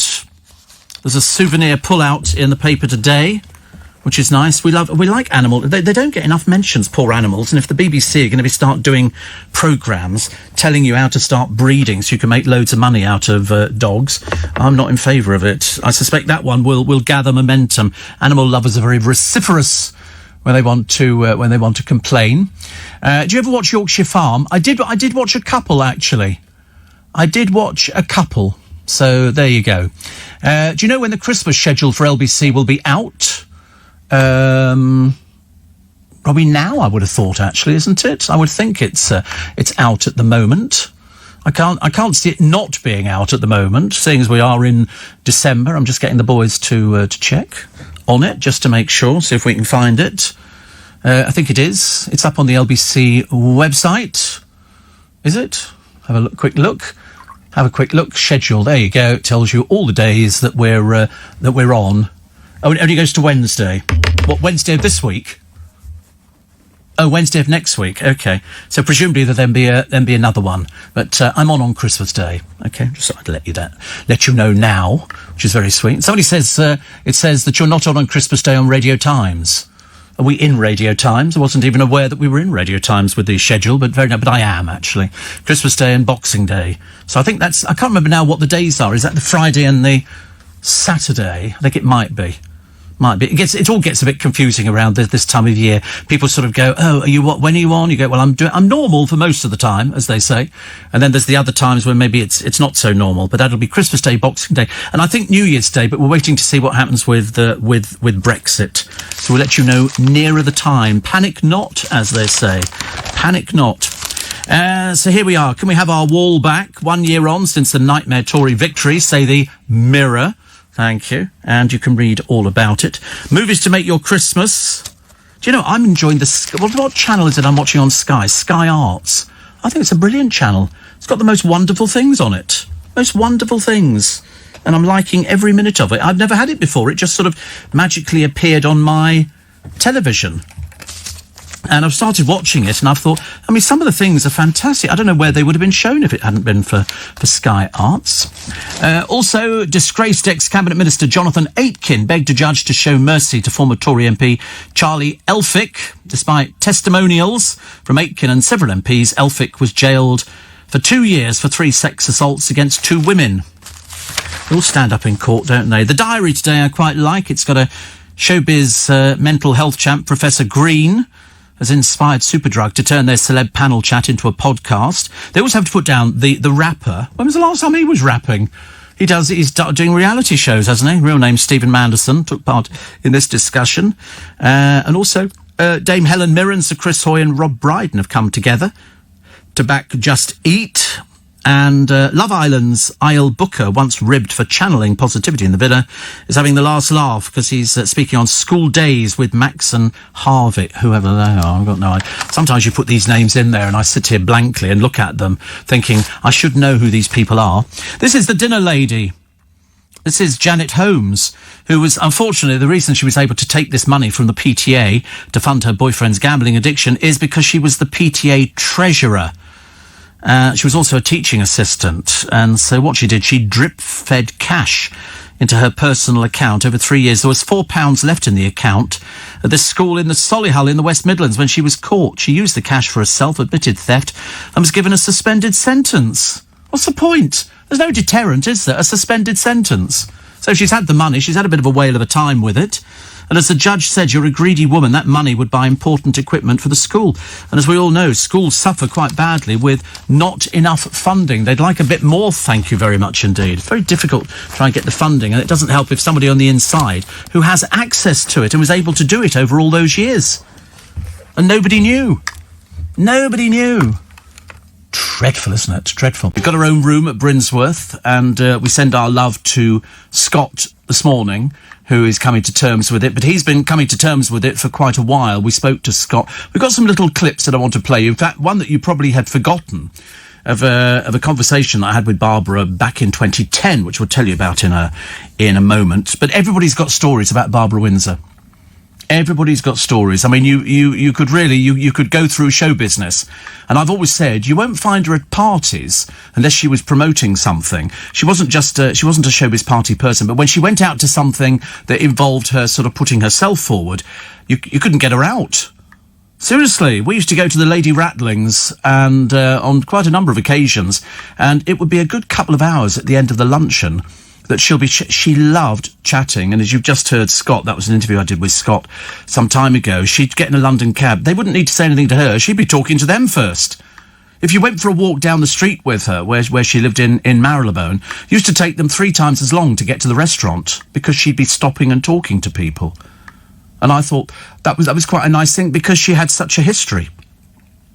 Her history went back to, beyond the craze. Beyond the craze loved her, as indeed they would. If you've ever seen the film Sparrows Can't Sing, you'll know exactly that was Barbara. That was Barbara. Joan Littlewood loved Barbara Windsor, and they put her on at Theatre Royal Stratford East, which again is another place you have to visit. And it wasn't just the carry-ons, there was loads more to her. She'd had her ups and her downs, and she'd had probably quite a few downs, but she came back each time. When she didn't have any money, she had to get out there and sell herself. She had to go and sing the music hall songs, and she popped up on all sorts of telly programmes. But for most people, it will be the bra coming off in Carry On Camping, and the story about the fact that it was filmed in the middle of winter and it was freezing cold, and that's why when you look at the leaves on the trees, they're stuck on. Because everything had they had to spray the grass green. So they're all standing there freezing their nuts off doing this carry-on camping thing, and then the bra comes off. She was known as Busty Barbara Windsor. But, for people who knew her, she was somebody who had stories about everybody. I mean, she really did. Oh, she could regale you with stories that make your hair curl. Some of them naughty. She liked a bit of naughtiness. As indeed you can well imagine. But, as I say, she'll be up there now on a cloud, and she'll be holding court. They'll all be sitting down listening with a rapture at some of the stories that she can tell people. So, we miss her, but we've all got good stories about her, and you can go and buy the Carry On. I keep meaning to buy the producer a set of Carry On films. I haven't done it yet. I'm not wasting 23 quid just like that, honestly. And that was the only thing, of course, that she talked about. She talked about the carry-ons, and people would always, but eventually she earned nothing. Seriously, nothing for the carry-ons. It would have been a pittance. When you think how many times those films have been cut, re-edited, put out, and redone all over the place. And what does she get? Threepence. Nothing. Absolutely nothing. There was no money in those days, and people were grateful to work. And everybody thought, oh, she's made all these carry-ons. Well, in fact, she didn't make as many carry-ons as people thought she did. But the one thing she did have was that cheeky East End thing, and I think that's why the East Enders will always have a special place for her. Of course, it was on my programme that she said that she'd love to do East End. East Enders was absolutely perfectly made. She was in a St Trinian's film, yes. Well, she was quite forward, Ian, very forward. But Darren and Katie in West Byfleet, she'll carry on in heaven. Oh, I should imagine she's carried on all the time. She's never stopped. But she had good stories about people. She would come, she'd say, oh, I saw so-and-so today, Stevie. Always called me Stevie. I don't know why. But no, we had some fun times, because the interesting thing was that Scott was never really interested in going out to the showbiz dinners and the parties and stuff like that. So he'd phone me and say, would you take Bar to this thing? So I'd go and pick her up. They had lovely little Muse house in Marylebone, and so they'd walk to local restaurants. But as I say, it used to take about 3 hours, because she'd just stop and chat to everybody. Wanted to talk to her. Didn't matter whether you were a builder, a cab driver, or a lord, or a lady, or royalty. She wanted to talk to people, and she got her damehood. But she was so thrilled. I'd love to do that EastEnders, Stevie. Love to do that. And then blow me down, within a couple of days, it had been announced that she was doing EastEnders. And that was due to her agent, Barry Burnett. Young Burnett was the man there. He'll be sad this morning, as indeed everybody is, but at the same time happy that she's in a better place. Because it can't be much fun, whereas you heard Scott talking to us on that interview, if you remember it, where he said some days, she'll be very lucid, she'll know what everything is. The next day she won't have the faintest idea. Not a clue. Do I know you? And you hear that time and time again. David Baddiel, exactly the same. His father, I think at the age of 85, has just gone into a home. He said, but he won't know where he is. But I think in the case of Scott, I mean, he literally worked himself to the bone. It's very, very tiring. Very tiring. And, much as though you love somebody, you do get to that stage where you think, I just need a rest. It's constant. But She had her stories. She had her stories. She was a little lady, like a little pocket rocket. She was a little pocket rocket, and she'll be missed desperately. But at least because she died nearer to Christmas, you'll always remember her every year. As I've said time and time again, you know, my father died, I think, in the November. I can't remember that. I had to ask my brother, when did Dad die? I couldn't remember these things. But with Barbara, I'll always remember, because it's the 11th of December, and we'll always remember that she was the one. You know, you can find her on YouTube. She's in all sorts of things. I mean, I suppose, you know, if you were being a little bit cheeky, you'd call her the Queen of Camp. She had more gay friends than anybody else I've ever met in my entire life. She had loads of gay friends. Well, in fact, one of the Crays was gay, of course, so that was it. But there's loads of pictures of her with Ronnie and Reggie, because they liked her. Everybody liked her. And she adored Scott. And he was just so good for her. Just so good for her. He did everything. You know, they would sort of go out. Sometimes he'd drive, sometimes they'd take taxis.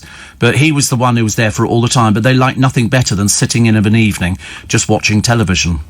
That was that was the big thing. So we've got some nice little clips for you this morning, on that one. Plus, Prince Charles goes to the Ritz, which was quite nice, actually. Although the people in the Ritz weren't quite... Well, I don't think they were expecting him. I don't think so. Sarah Ferguson tries to seduce bin men with a piece of cake. She stands outside with a table giving bin men cake. That woman will do everything for publicity. And who is the most kissed girl in the world? You'd never believe it. Seriously, the most kissed girl in the world. And I was thinking to myself, would it be a film star? Would it be sort of, you know, a stripper? Would it be something? No, it's so obvious. When you hear it, you'll go, oh, right. That's why the most kissed girl in the world. Also, happy birthday to Rita Moreno today. And Ben Shepherd, the man that most people wanted a bed in a survey. They did. They thought he was sort of sex on legs, actually. Sex on legs. Ravens are as clever as chimpanzees. Ravens are, and to be honest with you, if you sit down here in Leicester Square, well, you can't because I'm here at the moment, but you might want to pop in later, you will see ravens who are emptying rubbish bins. They will literally sit on a rubbish bin. They can smell the food in the bin bag. They will drag them out and they will find the food. They're unbelievably clever. I've got a producer, can't do anything like that. Seriously. And what is a collection of ravens called? Come on, what's it called? He said Parliament. I've now forgotten what it is actually now. It's not a conspiracy, was it? Thank you. Thought you were going to let me wallow in that one. And Steve says Barbara Windsor, one truly remarkable woman, dearly missed by millions. Yeah, I mean, seriously, I first met her. I think it was. Do you know, I was trying to think earlier on, actually, when I first met her. I can't remember if it was through Dale or I met her before. I think I met her before. We've got a lovely little clip coming up, which we recorded back in about 2010, I think. About 2010. And we went down, me with my producer at the time, Amanda, and we went to the Piccadilly Theatre. And it was sort of one of those sort of things. It was all the pantomime people in costume. And so because I knew Bar, I got an interview with her. There were loads of people. We got Louis Spence, and there was David Hasselhoff there. It was all the panto stuff. They thought if they put them all in one theatre, we could all go down there and do all the little bits and pieces. That'd be quite nice. And another one here says, did Barbara come out to Sydney? Says Shane. I don't know. I couldn't tell you that. I know that she toured all over the place. Danny LaRue came out to Australia. Now, whether Bar did, I don't know. We'll actually try and find out. Right. Should we take a short break? Let's try and get things in order today. Oh, Banksy said he's behind an artwork that appeared overnight in Bristol. It's a woman losing her false teeth. And if your dog has type 2 diabetes, you might have it as well. I always thought it was the other way around. And Big Brother's watching you, shopping at the Co-op. Privacy fears over this face recognition. So you go in there, it would look at your face and it can work out through various things whether or not you're somebody who actually, you know, would be presumably a shoplifter. Morning, everybody. Record prize tonight on the Euro Millions, £175 million.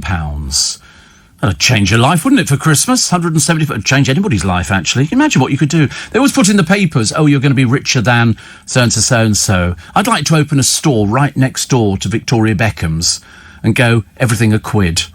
That's what I'd like to do, but that's sort of the version of a Poundland, isn't it, really, I suppose? Matthew says, when I heard the news about Barbara, the first person I thought of was you. I know, it's interesting, isn't it? I've had loads and loads of people sort of telling me about it. My friend Warren was the first person to tell me. Also, my dad is an ex-London cabbie, says Matthew, said she was lovely. Yeah, I mean, everybody loved her because she wanted to chat to people. She loved chatting to people. God, blimey, did she chat to people. And she chatted to me on numerous occasions. 2010. I can tell you a story, but it would be betraying a trust which I would never tell you about. But it was a conversation that Bar and I had on a couple of occasions. But we had naughty conversations. In fact, I don't think there was rarely a conversation we had without it being a little bit naughty. So here's a little snippet of a chat that we had at the Piccadilly Theatre back, as I say, in 2010. She was, of course, the queen of camp. She stole the show in every pantomime she starred in. So here we are having a bit of a chinwag about her role as... Wait for that. I mean, the irony would not be lost on any of you. She was Fairy Bowbells in Dick Whittington in Bristol. Well, what about this? Well, can you believe it? Yeah. I've never seen you one flash so much. But listen, what happened to the days, the last time I did pantomime, all you did was hope to get a little plug from Steve Allen or a little local picture in the paper, in a local paper, and that was it. That's all it was. But this, I can't believe it. How many times did you have to sing the song when you went on and on? Oh, about 10 was times. It 4 times? I was shocked. I'm really, but it's exciting and it's really lovely that we've got all these press and please God they're accepting it because you know what they're like. They take the mickey out of it, don't they? They go, oh, pantomime and... We love your frock. I know, it's lovely. We love the frock. I did say to Scott, I said, are you allowed to keep the frock? He said, no. He said, so we make up different versions of it. I said, all right, you have one of those fantasy nights at home, do you? Where you put on the panto frock. He said he dresses up as Pinocchio. Oh, you are wicked. But it is actually, it's very comfortable, but I like anything that's corseted in and all the rest of it. But you've got a few weeks to work though, haven't you? Yeah, I have. I did my flying yesterday. How was it? Well, it's as Scylla said, it's the first time I've done it. You'll walk like John Wayne for a little while, which I did, and she's absolutely right. But it's lovely. It's great. You've got to get. You see, as you know, Steve, you know about pantomime. With all these newfangled things, the kids have got everything. Yeah. And so you've got to give them a little. So to see fairies flying, and then we're going to have a bit 3D under the water and lots of acrobats and things like that. Yes, but I am keeping it traditional. Yeah. So it will be very traditional with some added little bits of magic. And of course, I don't care what anyone says. Those kids can have all the newfangled things, the box sets and goodness knows what. Yeah. When that curtain goes up and they see a fairy fly on and the interacting, oh yes you are, oh no you're not, it's magic. Yeah. When Cinderella comes on with her, and she's the princess of the ball, and she's got the little horse of white horses, they don't see that. They just see this box in their front room, don't they? You love it though, don't you? You absolutely love it. I do. There's one thing that Barbara likes, she loves the public. I mean, it's just... I love you could leave her in the middle of Piccadilly Circus and she'd talk to anybody. I know. Wouldn't you? Yeah, and do you know what's been great today about this? I've met people that I've admired. Flatley, Flatley and his son. I went Stavros, isn't it? Stavros Flatley, yeah. And I've been chatting to him and talking about me and talking to the boy and saying, now what else are you going to do apart from this? You've got to have a proper trade. Because this show business is not a proper trade, Well, that's been for you for a long time, hasn't it? But you've got to think that way. You have to think that way. So it's been lovely, darling. And they're all very lovely people. Have you seen your set down in Bristol yet? That's brilliant. Is it lovely? I told you I wouldn't do it unless I had a brand new set. I'm not going to tart up. She'd already said to them, she said, I want a new set. I'm not working, because they do sometimes tart up upset. Darling, they were going to do that. I said, you're not tarting up that whole thing. As whatever you do, it won't look right. And I felt, you know, a lot of publicans want to see me looking in a nice pantomime, a good pantomime. It's absolutely beautiful. Now, which frock is this one? This is, well, it's what you call my working frock. I've got about. Well, you see, when you fly, you have to come down in something else, like this, but something else, because you've got all the gubbins underneath and everything. You see. Beautiful. So then I change into this, and then I give them a little bit of a sea woman carry on, come Peggy Mitchell. And then I go back to so I've got to give them a bit of that. There's no point me saying no, I never did that show. No. You know, I've got to tell them I've had a nightmare for 16 years. Yes. That's how I get out of it. Yeah. And do you actually shout, "Get out of my panto"? Yes. That is the last line I say to King Rats. Get out of my panto. See, served you well. So you don't have to come and see it now. No, I'm coming down. It's no good offering with one hand and saying, come down and see the panto. You we're down there better. December the 11th, are you? You're going to be my guest, absolutely. Come and see me, and do bring someone. Bring who you like. She can buy her own ticket. I'm not spending money on her. No, you're my guest, and whoever you bring will be my guest, okay? All right, I'll try and find somebody interesting. All right, darling. Happy Christmas. And you, my lovely. Good to see you again. There you go, Bar. That was back in 2010 at the Piccadilly Theatre, and she was going into pantomime, which she'd not done for quite a while, actually. So when she talked about the flying bit is some people work very well on the flying bit. Some people don't work very well, but you have to learn how to do it, because it's a company called Kirby. And they fix you up with wires and everything else. And there's people at the side of the stage pulling on the ropes to get you up. So you've got to look as graceful as possible. It's not the easiest thing. Not the easiest thing. See, fell asleep in the pub last night. Somebody put a tea bag in my mouth. I was livid. Nobody treats me like a mug. Da-da-da-da-da-da. Wayne, the trolley dolly. He says, condolences to you about Barbara. The first time I met her was at the Palladium stage door, being mobbed by fans and working the crowd like a true showbiz pro. The punters couldn't get enough of her. No, I mean, she'd stay there all day. As long as there was somebody there, she'd have absolutely loved it. She'd have loved it. I don't know the details of her funeral at the moment, but I'm assuming it'll be a fairly big thing. There'll be so many people who'd want to be there. You know, there will be a lot of people who want to be there. So that's just something that they have to think about. It's, there's lots and lots of things. It isn't like being anybody else. You know, it's a case of it's Barbara Windsor. So, will there still be people left from the carry-on date? There are a few people left from the carry-ons. There really are, actually. She wasn't the only one. There were a few others left. So, bless her heart. But I hope wherever it is, she's found a lot of peace. And I hope that Scott, who will not be his phone will be ringing off the hook. His phone rang off the hook before.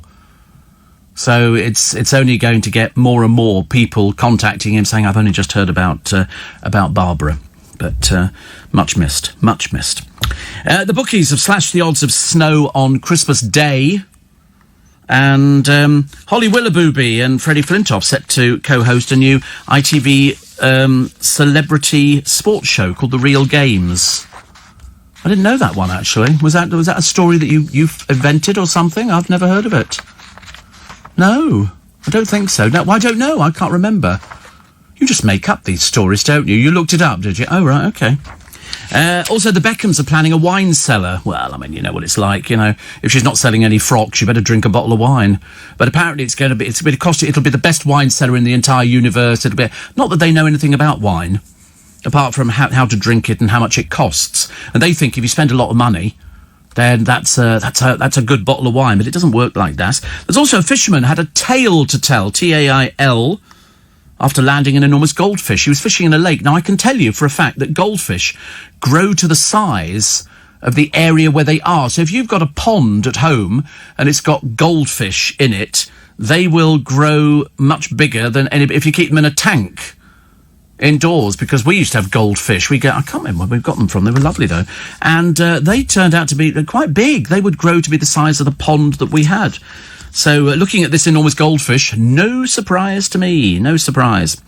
There's a keen DIY dad here. Put your fingers in your ears. You won't like this story. He was doing some DIY with a saw, and he took off his hand. And one of his friends said, take it to hospital. Oh, to be honest with you, I don't know what sort of state I'd be in at all for something like that. Virus tests for pupils as London heads for Tier 3. Dr. Ranj presented a very posh gala with his flies open, exposing bright pink pants. Well, nobody sells bright pink pants. That's people who wear white pants who wash them with a red T-shirt. That's what it is, okay? And he did not half as interesting when Dr. Ranj talks about it when Judy Finnegan went up on stage and had forgotten to do up her top. And so she was exposing her bra on the stage. And of course, everybody was laughing and pointing, and they blindly went on. They didn't know. Richard didn't seem to know. So somebody came up on stage and sort of said, your bra's showing. Poor old Jude. She had to then turn round a bit late by that time. We'd seen everything. Well, most of it. What was the other one that I quite like? Oh, Gordon Ramsay launching a range of Alco Pops. I have to be honest and show my ignorance. I've got no idea what an Alco Pop is. Is it a brightly coloured drink that you get in a bottle? Right. Has it got booze in it? Would it be like Bacardi or vodkas and things like that? Oh, it's a university thing, boys and girls, not for us. It's for young people, you know. Do you want Alco Pops? Oh, 3 Alco Pops, barman. You know, we'll have a pink one, a red one, and what's the... Do you want Sylvia, do you want the blue one? We'll have the blue one as well. 3 for a £5 up north. Do you know that? That's why it's up north. It's cheap. You know, I mean, all us southerners, we go, that's great. They go, it's cheap up north, 3 for a £5. And you go, yeah, but I'm not driving. Think how much the petrol costs. Sod it, take the car. Come on, let's get an electric car. They were doing Top Gear the other night, and they had an electric car, and they went into some town in Lincolnshire or something, and they were trying to find somewhere to charge it up. There was nowhere to charge it up. They hadn't even heard of electric cars. The local council, or wherever this place was, they looked at them blankly when he said, have you got somewhere where we could charge the car up? And I think, no. Anthony says, I remember when I used to go to Marylebone, used to see Barbara, always happy to stop and talk and say hello. She was. As I say, that's why. I mean, it was, goodness sake, I mean, you could spend hours getting to a restaurant. So if you booked dinner for 8 o'clock, you know, make sure you were there about sort of 8:30, 8:45, because that'll be about the time she'd make it in there. 84850 steve@lbc.co.uk. But I'd say I know nothing about the funeral arrangements, but when we do hear them, we should tell you all about them, because I think the public will want to turn up for that. I think that's one, because I think the public thought that Dame Barbara was one of their own, and you weren't wrong. Everybody, welcome to Friday. Thank God we made it to Friday. Thank God we've made it to Friday. It's been a week and a half, hasn't it? You can't do this, you can't do that, you can't go out and meet people, you've got to socially distance. It's a bit disastrous, isn't it? It can only get better. It can only get better. And it's the better bit that we're all waiting for, isn't it? After we got through... We're still not sure. Well, I'm still not sure. I think perhaps I might have made a mistake on it, but I don't know what's happening on New Year's Eve. Do we know whether the pubs are open? Are people going out there, you know, celebrating and singing "Should Old Acquaintance"? And then they forget the words after that anyway, so it doesn't really make any difference. But we don't know. The tubes are not running overnight. Oh, right, OK. It's not good, is it, really? Not very good at all. But we'll wait. I mean, so if the tubes aren't running, well, there's no point in anybody coming into town. And you can't go to Trafalgar Square anyway, because they boarded everything up. All the fountains are boarded up, presumably in anticipation of people heading down there. But unfortunately, people will head down, won't they? I know that they will. You know, people can't resist it. There'll be tourists in town. They go, oh, the place you have to go to in London will be Trafalgar Square. So people will head to Trafalgar Square. And then they'll be getting there, and there'll be just a load of policemen going, you've got to go home. You can't hang around and do things like this, which is interesting. Tracy says, I listen to your show every day. I'll have to send money again. It costs quite a lot of money on this programme, really. I originally listened to LBC for James O'Brien's show. Oh, I don't do competition, actually, between people. I really don't. Everybody listens to James O'Brien and to... in fact, we seem to have, between Nick Ferrari, me and James O'Brien, we sort of got the corner of the day sewn up, I think. We seem to have. It's you know you're in safe hands. You know you're in safe hands. But anyway, Tracy lives in Western Australia, originally from London. God, that's a place to move to. Must be marriage, mustn't it, really, I suppose. And says, so you're on at lunchtime here. It's a great place to live, but Christmas is not the same in the heat. Chocolate on the tree melts. What you want is those lollipops. You could put lollipops on trees. We celebrate Christmas in July.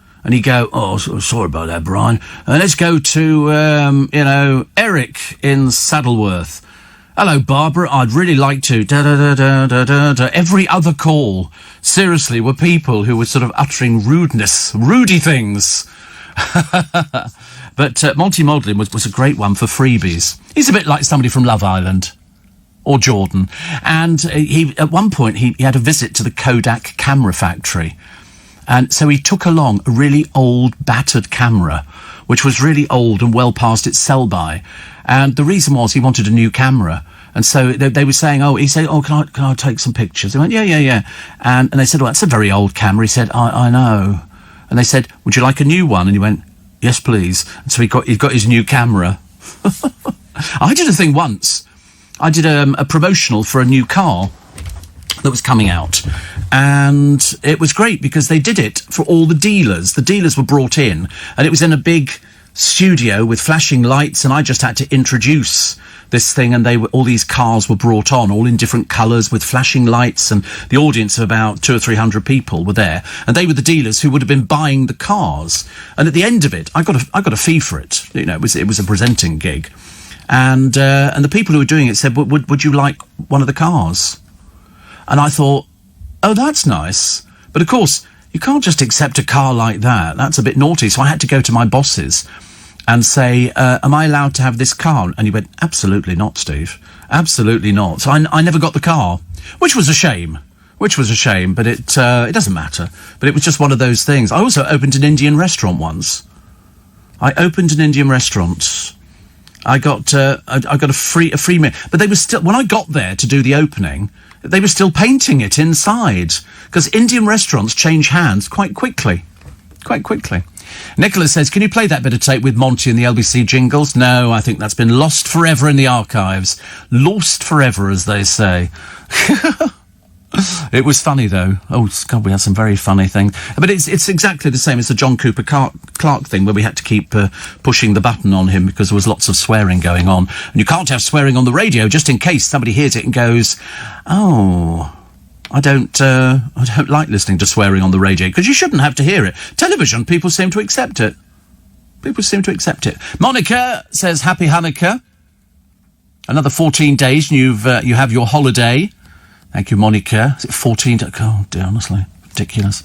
Roger says, Mayor Khan sending mixed messages saying we need tourists to come to London, and then he closes all the business. Yeah, I mean, I agree with you. I don't think he likes us. I don't think he wants anybody to go to the theatre. I'm totally convinced. Steve, I got an email from the club I was at yesterday, says Shane, saying I won a ham. I can't believe it. And he put one entry in. Well, somebody's got to win. A ham, how lovely. That's a nice gift for Christmas, isn't it? Mind you, by the end of Christmas Day, you'll be sick to bloody death of eating ham all the time. Can you imagine? What have we got? Ham. What did it come with this time? We thought we'd do coleslaw and potato. Oh, no. How much of the ham is left? 90% of it. Oh, God, we'll be eating it until next Christmas or doomsday. Steve, Gordon Ramsay's new Alco-Pops drink. The effects will be blue. A lot of swearing. He does swear a lot, doesn't he, really? I don't know if that's good or a bad thing. Apparently swearing's supposed to be quite good for you. That's what they say. Jake and Nathan in Leicester are just leaving for work. We listen every day. Have a good Friday and a lot of your favourite Prosecco later on. I'm not sure if I'm supposed to have Prosecco with these medication tablets that I'm on, but I got them yesterday and they seem to be very good. It's just drinking all the water. As I say, so if you hear me slopping around, that'll be me. Because I'm drinking so much water. I don't want to drink so much water, but having seen a picture, they showed me, I had to do a sample yesterday in a test tube. You've tried doing that? That's a joke and a half, isn't it? Unless you're Peter Andre, in which case it's dead easy. And it's a case of, so he said, oh, can you just go and do that sample? So I went, okay, fine. I went back and he said the hard and fast rule of urine samples is it's supposed to look like gin. I thought, if only it tasted like gin. But that's wrong, because I don't do gin. And he said it's supposed to be the colour of gin. He said yours is more the colour of Bell's whiskey.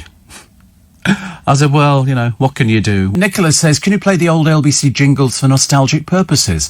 Now, you can't really be serious, Nicola, can you? I mean, surely, come on.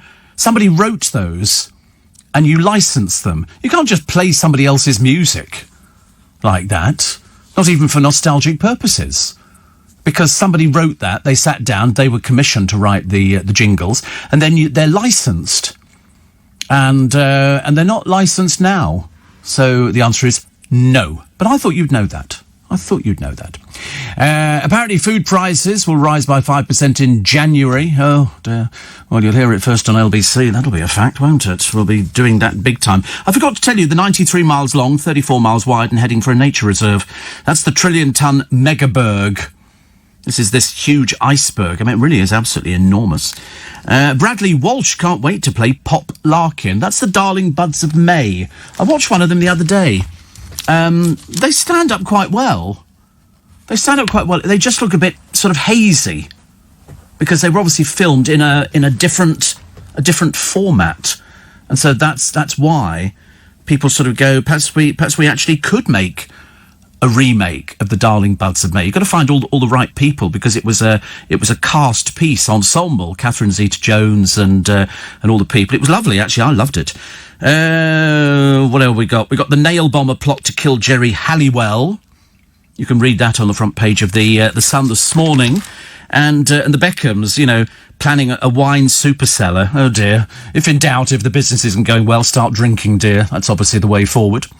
And former Miss England, Emily Corrals, wonders, I didn't know we still did do those sort of things. She was doing a photo shoot with her boobs out in Mykonos. That's obviously the way forward, so your career's going well, isn't it? My goodness me. But going back to the Beckhams, they want to make their £6 million country retreat really sparkle. They obviously like rubbing your nose in it, don't they? That you don't have any money and they've got loads of money. They seem to enjoy that quite a lot. Because, the very idea that they're going to put a wine cellar in, I find absolutely ludicrous. I mean, what do they know about wine? It's being, apparently access would be from a staircase next to the garage. God, you wait till Harper discovers that one. Mum, I've just found a staircase. Yes, dear. Are there any Lucozade down there? Yep, and you're very kind. Our friend Gordon has sent some Alco Pops. Fab! You can imagine, can't you? But they apparently put their plans before the local council. You'd think, as opposed to wasting time faffing around with this house they don't spend very much time in, as opposed to concentrating on the businesses, that would be maybe the way forward. That's what I would have thought. Here's Sarah Ferguson giving a thumbs up to bin men. It's so ironic. She's standing right in front of this thing here. She held a paper plate with Merry Christmas on it. And they put a table out and everything else. She'll do anything for publicity, actually. But I would have thought, actually, as opposed to giving them cake, could you not give them money, dear? Would that not be better? Only mention it, just in case. Plus, the X Factor will definitely not return to screens until 2022. It's been replaced by All-Star Musicals instead. I don't mind that. I don't mind All-Star Musicals. It's thought John Barrowman, and he will return as host and Elaine Page as a judge. There's a wicked combination. There's a very wicked combination. But terrible. I mean, he will just make her laugh, and she'll just laugh. I mean, she laughs. Like she laughs. What else do we have here? Why I Adore Being Santa Claude. This is Claudia Winkleman on the joys of a chaotic, no-rules Christmas. And obviously one columnist in The Sun is trying to guarantee he still gets work on this morning because he's threatened trolls who messed with Alison Hammond. He said, you'll have me to deal with. Oh, we're so scared, dear. Can't believe it, honestly. And a couple who met on a dating app on the first lockdown are expecting identical triplets. Nice, isn't it? Like a happy story at Christmas. We don't get too many happy stories. But biggest jackpot ever, £175 million. If I was you, I'd sort of, if you want to buy a ticket, I can't say you should buy a ticket, but if you want to buy a ticket, then you'll have to do it soon, because as it gets ever nearer the actual draw, there'll be such a rush of people buying. Do you know what I got yesterday? I couldn't believe it, actually, because I went to the doctor and I got referred to another clinic, so we now changed the medication. What did I get in? My tax bill for January. Which I don't mind, because, I was expecting it anyway, but it's kind of, you think, oh, that's nice, isn't it? So the tax man's already sitting there going, right, Stephen, this is how much money we want from you at the end of January. So I always look at it and I go, but there again, I'm a good boy. I always pay all my tax, definitely. Roger says, with road tax set to increase, pay as you drive coming as well, what's another 5% on food, chicken feed? Oh, yes. I agree with you. I can't remember what I pay for road fund licence, but it's quite a bit of money. Quite a bit of money. About £500, I think. But there again, I never complain about things like that. The one thing I'm good at is paying my bills. Very good. They used to say for ages, when I used to go and pay my Orange phone bill, they'd say, do you want to pay all of it? And I used to think, as opposed to what? And apparently you could pay a percentage of it. Pay a percentage of it. I mean, why would you want to do a percentage of your phone bill? Get the thing out of the way. That's how you get yourself into trouble. Really. I mean, it's nowadays, if I get bills in, we get them paid straight away, so we don't need to worry about it. Much easier. Steve, do you remember the first wave of Alco-Pops like Hooch Lemon? No. That bypassed me. It didn't go anywhere at all. Somebody says the Daily Express Online is reporting a survey shows Meghan Markle the most popular royal. I think not. A, she's not a royal. And B, they're bottom of the list. Her and Harry, bottom of the list. What they're doing for Christmas, nobody knows. Or cares. What else we got here? 120-page Christmas TV magazine. There's not really a great deal on television over Christmas. I prefer to listen to the radio. So much more entertaining. And I shall be here, of course. Plus, a woman sneezes her dentures out in a mural confirmed as one of Banksy's works. It's entitled Achoo. I mean, it's very... I don't know how he does these things. Do you think he starts doing them and then somebody sees him doing it? Because, I mean, he's on a busy road here. And a picture on Banksy's official Instagram account shows a man with a brolly being blown backwards in Totterdown, Bristol. This one is on the side of a house in England's steepest road. I bet they'll be going, thank you very much indeed. Cover it with plastic immediately, because people will be chipping your wall off to get at it, because they're worth an absolute fortune. We should come round and graffiti my place. Come round any time you like, Banksy. Does he have a proper name? Does he have a real name? Shh, it's not Steve Allen. Don't say that. People will write in saying, Steve, could you come round and sort of decorate my house? No. We don't want things like that going on. I can't draw anyway. I wish I could. I don't think he actually draws these things. I think, he's got a stencil. He puts a stencil up against the wall and goes, because it's got to be done fairly quickly, hasn't it? And then he sort of moves away from it. I'd be following him. I'd sort of hide behind a hedge and then see it. Which would be lovely. Big Brother Alumni. Zach Rance. Anybody on that one? No, me neither. Apparently he's actually come out as bisexual. Lovely. And he says hooking up with fellow contestant Frankie Grande made him rethink he was straight. Riveting. Who is this person? Why are they wasting our time? Apparently, he fell in love with Frankie as a person during their 2014 Big Brother appearance. Oh, go away. Don't be so silly. Nobody knows who you are, dear. Zach Rance. Can we have a picture of Zach? Spelt Z-A-C-H and then R-A-Sake. That's just ridiculous. But he fell in love with a fellow contestant. I've never heard anything like it. So he's come out as bisexual. I don't even know who he is. Who on earth is he? So he's set the record straight. But it doesn't really help, does it, when you don't know who he is? And he popped up on the programme. It is just ridiculous. I mean, why do we not know these people? So somebody who you never heard of, he must have got an agent. Must have got an agent. Because I'm looking at the pictures. Do you know who he is? No idea. Imagine he doesn't know anything, honestly. You could show him the Magic Roundabout and he wouldn't know Zebedee from Florence and Dougal. Phil Vickery, good morning. Biggins sends his regards and says he'll take us all for lunch at Joe Allen's when we can. Oh, an idle promise. An idle promise. I know, I'm just waiting for that to happen. Please God it happens soon. That'd be lovely. Also, Channel 4's Christmas advert. Bake Off's Matt Lucas narrating and doing his bit to spread a bit of festive cheer. And the group Easter Bunny, Tooth Fairy, St Patrick's Day Leprechaun, Cupid and Halloween Ghost all descend into a bit of a bickering about cancelling Christmas. I like that idea, actually. We do like Matt Lucas. He's so... Oh, there we go. Typical, isn't it? Just about to launch into a story about Matt Lucas, and we have to do this. So I'm sure that Biggins... Of course, Biggins would have been in pantomime this year. Biggins would have been in pantomime, but he's going to take us all out. Your company, I can't believe, Steve, in the world of CCTV, that Banksy's identity has never been revealed. I know, it's odd that, isn't it? I quite like the idea. I like the mystery. But that's about it. Steve, were you in Poundland in New Malden? Do I sound like I'd be in Poundland in New Malden? I don't think so. We have our own Poundland, thank you very much indeed. So, 175 million squillion pounds on the National Lottery. 175 million pounds. How lovely. How lovely. What would you do with it, first of all? Oh, I don't know.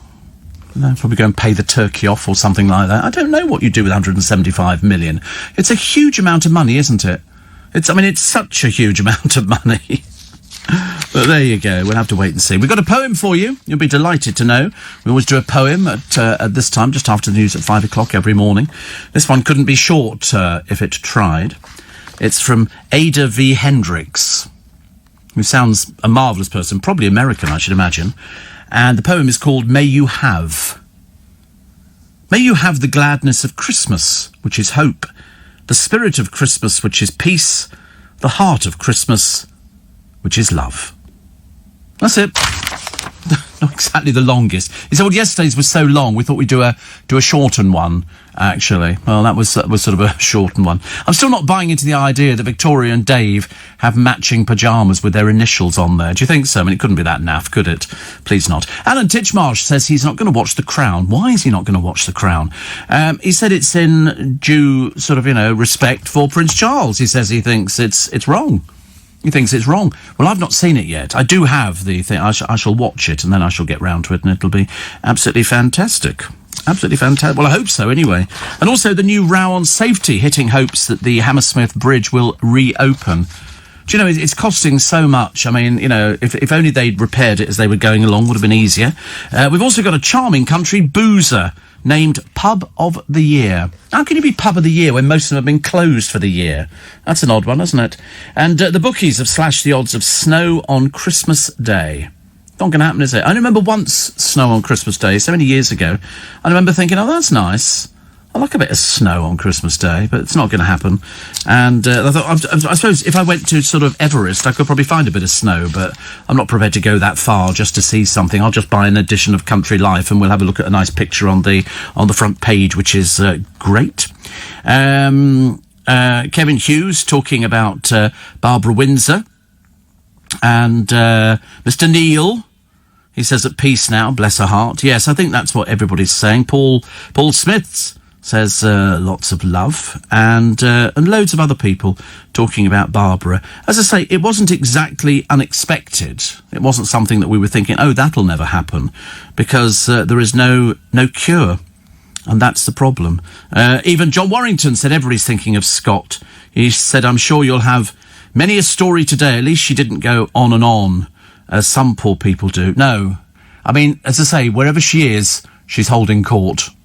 She's definitely holding court. Definitely. Nick says, paying about £500 car tax indicates a gas-guzzling, CO2-emitting Range Rover Vogue. I don't think so. No. I wouldn't buy a Range Rover Vogue.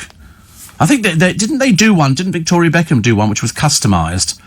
I thought, that doesn't sound very... Why on earth you'd want, VB all over your blooming upholstery? I've got no idea. Sounds dreadful. And Happy Christmas from Ian in Thornton Heath. Do you know, actually, we don't have many people saying Happy Christmas. I share your sort of opinion on that one. Banksy, apparently, according to Lee, was in a band called Massive Attack. Was he? I've heard of Massive Attack, but I don't know anything else about it. I don't know anything. And he wouldn't have been called Banksy, would he? He'd have been called Eric or something. Because where did the Banksy bit come from? Did he do his first mural on a bank, or is that the... I don't know. I really don't know. I have no idea. We shall find out on the programme this morning for you. Plus, a nice picture of Fields with the picture... with the caption, White Christmas. Ain't gonna be happening. Ain't gonna be happening. Also... so Gordon is bringing out those things. Also, Lenny Henry has penned a drama inspired by his mum's stories about leaving Jamaica for the UK in the 1950s. It's called Three Little Birds, which will air on ITV. We'll look forward to that one. Also, it's a stencil. I was right, actually. These Banksy things are stencils. So presumably he cuts the stencil out and then he just goes and sprays it and puts different colour. They're very good, whatever they are. Very good. Also, Rebecca Vardy. Oh, dear, honestly, what an attention seeker.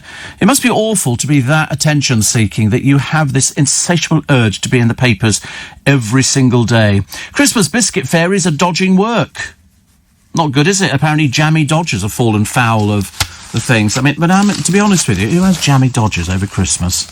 Nobody has stuff like that. What you have is you have brandy snaps with real brandy piped into the middle.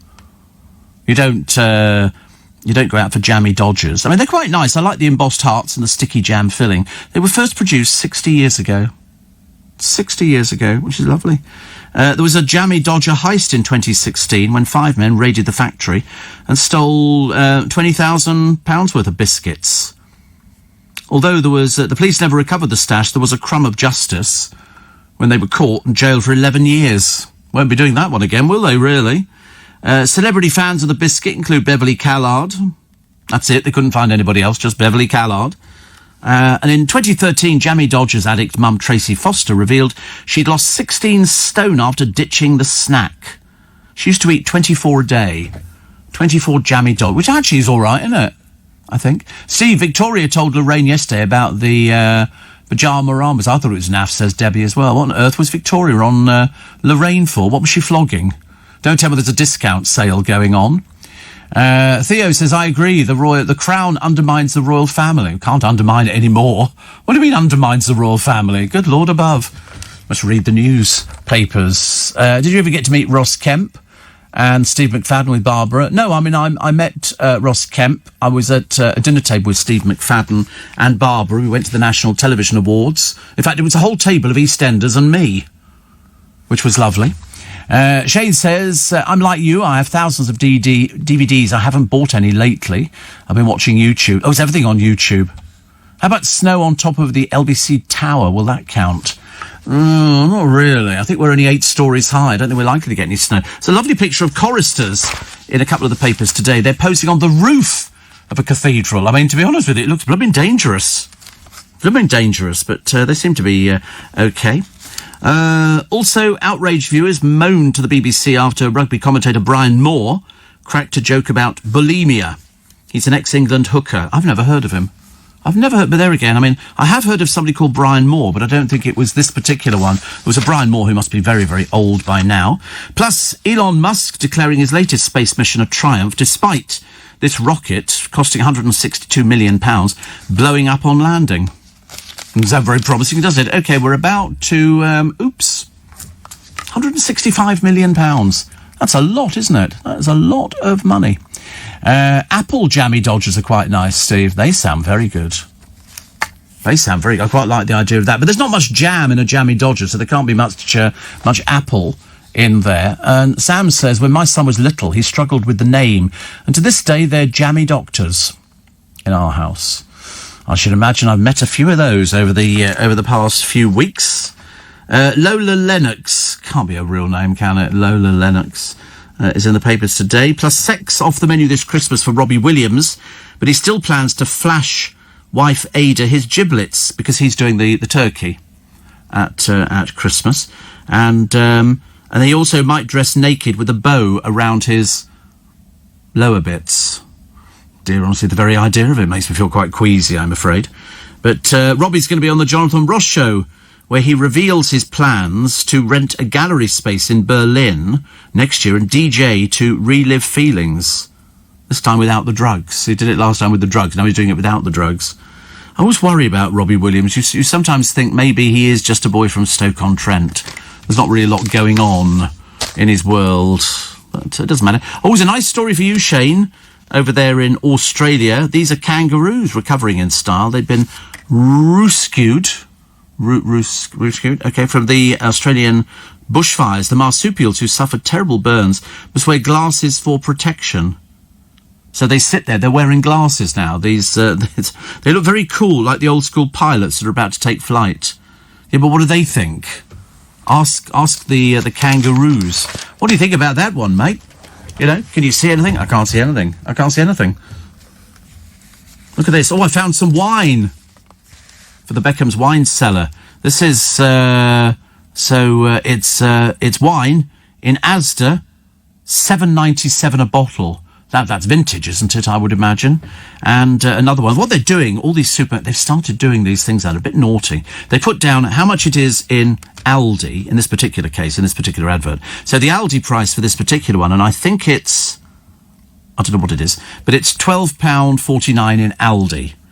Go to Asda, £9.97. Obviously, the buying power of Asda is a bit better. Because people, if I was spending £7 on a bottle of wine, I wouldn't know if it was a good bottle of wine or a bad bottle of wine. The idea that the Beckhams are going to put in a wine rack, underneath the house is almost horrendous. I mean, how many times do they sit down and have a family meal with a bottle of wine? Obviously, not that much. Mark says LBC, Radio X producer James Robinson loves jam and probably loves jammy Dodgers. Does he really? Does he really? Well, he can't be eating many of them. There's nothing of him. He's so thin, honestly. I can't stand next to him. Well, I wouldn't anyway because of the self-distancing. But good grief. Apple jammy Dodgers are quite nice, Steve. Well, they sound delightful. Roger says the Range Rover Evoque, the small one, just had VB's initials sewn into the seats, remnants of her clothesline. Clothesline? I wonder how much money she's turned over in sort of Christmas week. We know that Harper got a freebie the other day. Sorry, her mother gifted her something from the store. That was a jumper worth about, I don't know, £300, £400, something. Whatever it is, all the prices on these things just seem an awful lot of money to me. Awful lot of money. 84850 steve@lbc.co.uk. Angela says, I'm a care worker for a supported living unit, so I see the degeneration of dementia sufferers daily. Barbara is no longer in pain, and we pray that she rests in peace. Please also give a mention to all carers, as we're seldom recognised for our hard work in care homes. Oh, you're joking, of course. You're joking, of course. I mean, people are talking about care workers all the time. All the time. I don't think I've ever known a time where care workers weren't mentioned. I've been mentioning care workers for the past 25 years. Because I had some listeners. One lady in particular lived in Hammersmith, not with us anymore. She was a care worker for her mother, and it was very, very tiring. Do you remember, Steve, wine rack at railway stations? No, I remember you could get. Could you get it, or have I made it up? There was a machine that used to dispense little bottles of wine. I always imagine if it's sitting in a machine, it can't be much cop, can it? So I didn't bother with that. 5:15. Let's get a check on the road and the rail. Get you to work nice and interesting, isn't it? I'd forgotten that interview, but I love the story of the meeting. I thought it was just so wonderful. But all the people said to them all the time, it won't last, because of the huge age difference. But in fact, it worked a treat. It really did. But of course, the one thing that people never knew until it came out was the fact that she was so much in debt because the pubs swallowed all this money up. So you can imagine, in the days of the pandemic, lots of pubs closing now, and people go, oh, right, are they in debt? You go, are you mad? Of course they're in debt. And Barbara, didn't have any experience of doing the pubs, and her husband at the time, Stephen, didn't. And so they were $1 million in debt. So really, the person who brought everything to the table was Scott. And he's been there for a good-looking boy. I'm telling you, if you look at those pictures of Barbara and him, you can understand why she went, hello. And she did. And the one thing that Scott has got more than anybody else in the entire universe is those fantastic memories. The times where... Although, strange enough, I remember the first time I went to her house, their house in Marylebone, you would never know that it was Barbara Windsor's house. There was nothing around. There weren't carry-on posters on the walls or things like that. She wasn't that sort of person. There was only one picture, which was done by a guy called Stephen, I think it was. And it was an oil painting that hung over the fireplace. And he'd done it with it was a palette knife picture, beautiful picture. And it's still there. But apart from that, there was nothing in the house. There was no memorabilia from the carry-on days, no posters, no sort of signed this or signed that, or things you thought that people might have taken, because they didn't know that they were just little films that they made. They had no idea that they were going to be going around the world all these years later. I mean, when you look at Jim Dale, he's 85. 85, and he's one of the few who are still there. And still, in fact, he came over to London a short while ago, and I was talking to him, and again he went on to do Barnum and stuff like that. Barbara did her films, but and then she got, after she left EastEnders, she got an advert on the television for Bingo, and they looked after her really well. She could go on holiday. Her and Scott used to go. I think they used to go to Dubai, and all she'd want to do is just sort of lie on a sun lounger reading. That was it. They didn't do that big social showbizy kind of, and yet she was the most showbiz person you'll ever meet. There was nobody more showbiz than Barbara Windsor, I promise you. But the stories, some of which totally unrepeatable, but most of them repeatable. But nice to hear that again, actually. We've got one more little clip, haven't we, I think, which we'll probably play in the producer's still very keen on the one that we played in the first hour. I don't know why. He's obviously got this thing about sort of hearing Barbara talking about her getting up there on the wire and doing her thing and asking about the costumes. Because she hadn't done panto for such a long time. And as anybody will tell you, if you've ever done panto, ask Biggins about pantomime. He'll tell you it's knackering. I mean, it really is. It's very tiring. In the early days, they used to do sometimes 3 or 4 shows a day. They've managed to bring it down. Yeah, nothing to do. I mean, nowadays, nothing to do 2, 3 shows in a day for some of the pantos. So in other words, you do your first show, and then you go and have a rest, because then an hour and a half later, you're back on stage. I mean, they must be like zombies at the end of it.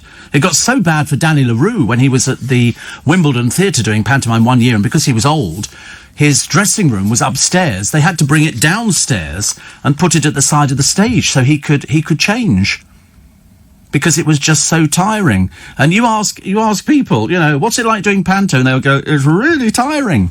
Very tiring. So, you know, that's the way it goes. Duncan in Hampden Park says, wouldn't it be better, Steve, if 175 people could win £1 million each? No, absolutely not. No, I'm entering a competition. If they start changing the rules now, I shall have something to say. No, the whole idea of the lottery is that it's life-changing. It's like, I mean, I appreciate the fact that depending on where you live, in South Yorkshire, £1 million could be life-changing. In London, you can't buy car parking space for £1 million. I mean, London has just got so ridiculous. So it's a very nice idea, but very sweet. You know, 175 people each win £1 million. Yeah, I mean, I suppose I could semi-go for it. But I mean, if you'd entered a competition that was 175 million and you won it all, because you can imagine whoever wins it is going to be deluged with people going, oh, I shouldn't have gone to one person. I spent my last money buying a ticket. And the idea is you shouldn't. You really shouldn't. You should, you should gamble responsibly. Makes it so much easier. But 175 million, just imagine the house. Just imagine the OK spread. I could be on a chaise longue in the garden. I could be lying there, sort of with a pina colada or something in my hand. Oh, it could be marvellous, couldn't it? I could jet off on holiday somewhere, take a load of friends with you, It's all free. You don't have to pay for anything. Because nobody would pay. If they went out with you, they'd go, listen, you've got 175 million. We would be expecting you to pay, and of course I would pay. I'm very good. Years ago, says tanker driver Phil, I used to drive the jam tanker that went to the Jammy Dodger factory in South Wales. The jam was made by Nelson's Preserves in Liverpool. Yeah, it was always made separately. And they would, a tanker of jam. There was only a little tiny splodge in the middle of each biscuit. Hardly very exciting, was it? But I used to do the same with those custard creams. I'd break the top of the biscuit off and lick the cream. That's what I used to do. I can be honest with you now. I used to do the same with the Jammy Dodger. I'd break the top of it off and then just eat the Jammy Dodger bit. I like that. LBC News Time, 5:31. All queuing, aren't they, to get hold of Maradona's fortune? The first 11 have lined up there with the begging bowl out. It's a shame, isn't it? The moment somebody passes on, it's a case of, they're always there waiting. How much money they got? How much they leave me? And that kind of stuff. Mark says your tributes to Barbara this morning are lovely. Thank you for sharing your memories. I think she would appreciate that. She wasn't, she lived for show business. She only knew show business. Little Barbara Deeks, that's what she knew. She knew show business. Andrew says, I've texted you before about this, but I wanted to say that listening to your light-hearted take on celebrity stuff helps me with my panic attacks, which is good. He said I stopped buying lottery tickets because I realised I'd probably never work again, and that would be bad for mental health. Yeah, somebody says to me, if you won the lottery tonight, ha ha ha ha ha, would you carry on working? Of course. Of course, absolutely. That wouldn't change anything. The only thing that you change would be the physical things, isn't it? Like facial appearance and stuff like that. Probably have a hair transplant. I'd probably go to the same place that Joe Swash went to. No, I wouldn't, actually. I wouldn't. No, I mean, you just carry on working. Why not? I love work. It's great. And Wendy says, I love it that Scott was running the marathon. Thank you. And somebody says, can you wish my mum Carol a happy 60th birthday for tomorrow? She listens to your show every morning. She's 60. Good Lord, we don't know anybody over the age of 60. Good heavens above. Amazing. Also, somebody says, sad news about Barbara. Always remember her for her tireless efforts, among others, for saving Wilton's Music Hall. Says Peter T, she'll always be a star to me. Yeah, I mean, she loved it. I think if you watch her on This Is Your Life, Eamon Andrews gets her on the stage, and somebody comes on and says, oh yeah, there were all these people clapping and cheering her and all the rest of it, and she said, yes, I love that. That's what she lived for. She lived for and that's why, you know, towards the end, and when she got the diagnosis, she was worried about forgetting her lines in EastEnders. That was her big worry. They would sit down and try and do the lines, and if she forgot them, that would make her very sad indeed. So, you know, she's, as I say, now she's in a better place. She's in a better place. She was in a nice place before. She had a lovely life. I mean, she can't complain about her life. Good God. I mean, she crammed more into her little life than most of us will cram into about 3 or 4 lifestyles. But she did it. I'd love to have had a good sit down and ask her about the Krays. You know, proper chat about the Krays. What were they really like? Because only she would know. Only she would know. But Chris in Folkestone want to know if I carry on working on LBC. Yeah, definitely. Why not? Goodness sake, that was the fun of it. Somebody else asking, you know, why should one person win 175 million? Well, because that's what the lottery is. Although tonight, if no one person wins it, then it will go to the next tier down, and those people will share 175 million. That's a really nice shock, isn't it? You know, how much was I going to get? 60,000. And how much you got now? 17.8 million. I mean, anything above 3 million would be enough for most people. But but you wouldn't go mad with it, would you? Because we've seen people go mad before. The trouble is, you know what most people don't do when they win the lottery? They don't take advice. They don't take advice. They should do, because there's loads of advice coming to you from Camelot on how to look after it. All they want is the money. Give us the money. Give us the money. Good, isn't it? 84850 steve@lbc.co.uk. I love the idea that was one crazy fan of Cliff Richard had a self-delivered to him in a box. He didn't know what it was. This sort of box arrived, and the size of it would have been a bit of a giveaway. Opens the box and he goes, ta-da! You know, whoa, scary, scary, very scary. Here are the trucks backing up on the road to Dover. So the Mail today, is this the shape of things to come? Could be. Could be. Emergency measures brought in to try and ease the traffic on the Kent roads. They don't look big enough for Kent roads, do they? But so what does the no deal mean for you? There's a big piece in lots of the papers today, where you can sort of read all sorts of bits and pieces. Plus, if your dog has type 2 diabetes, you might have it as well. And first of all, it was using a wet dog nappy to tint her eyelashes, then it was slapping her arms to banish bat wings. Now Trinny Woodall has furrowed fans' brows even further with another bizarre beauty tip. So in it, she slaps and massages her eyes, cheeks and forehead to show how to stimulate blood flow and wake your skin up without spending any money. She's quite mad. Quite mad. All these people do these things, don't they? You know, pat, pat, pat, pat, pat, pat, pat. Be funny, wouldn't it? Be very funny. So Kay Burley in all the papers today. So she's been suspended for 6 months, but it's on full pay. It's on full pay. But it's the pictures that they've got. Obviously, somebody went, that's Kay Burley. And so somebody's got pictures of her and colleagues, no social distancing and stuff like that, which you have to do. You have to socially distance. It's not great. But that's what we have to do to make sure that we're sort of better. How many people are waiting more than a year for surgery? 162,000, they tell me. That's a lot. And Charles gate crashes a 50th birthday at the Ritz. Group of women went one better. They couldn't believe it.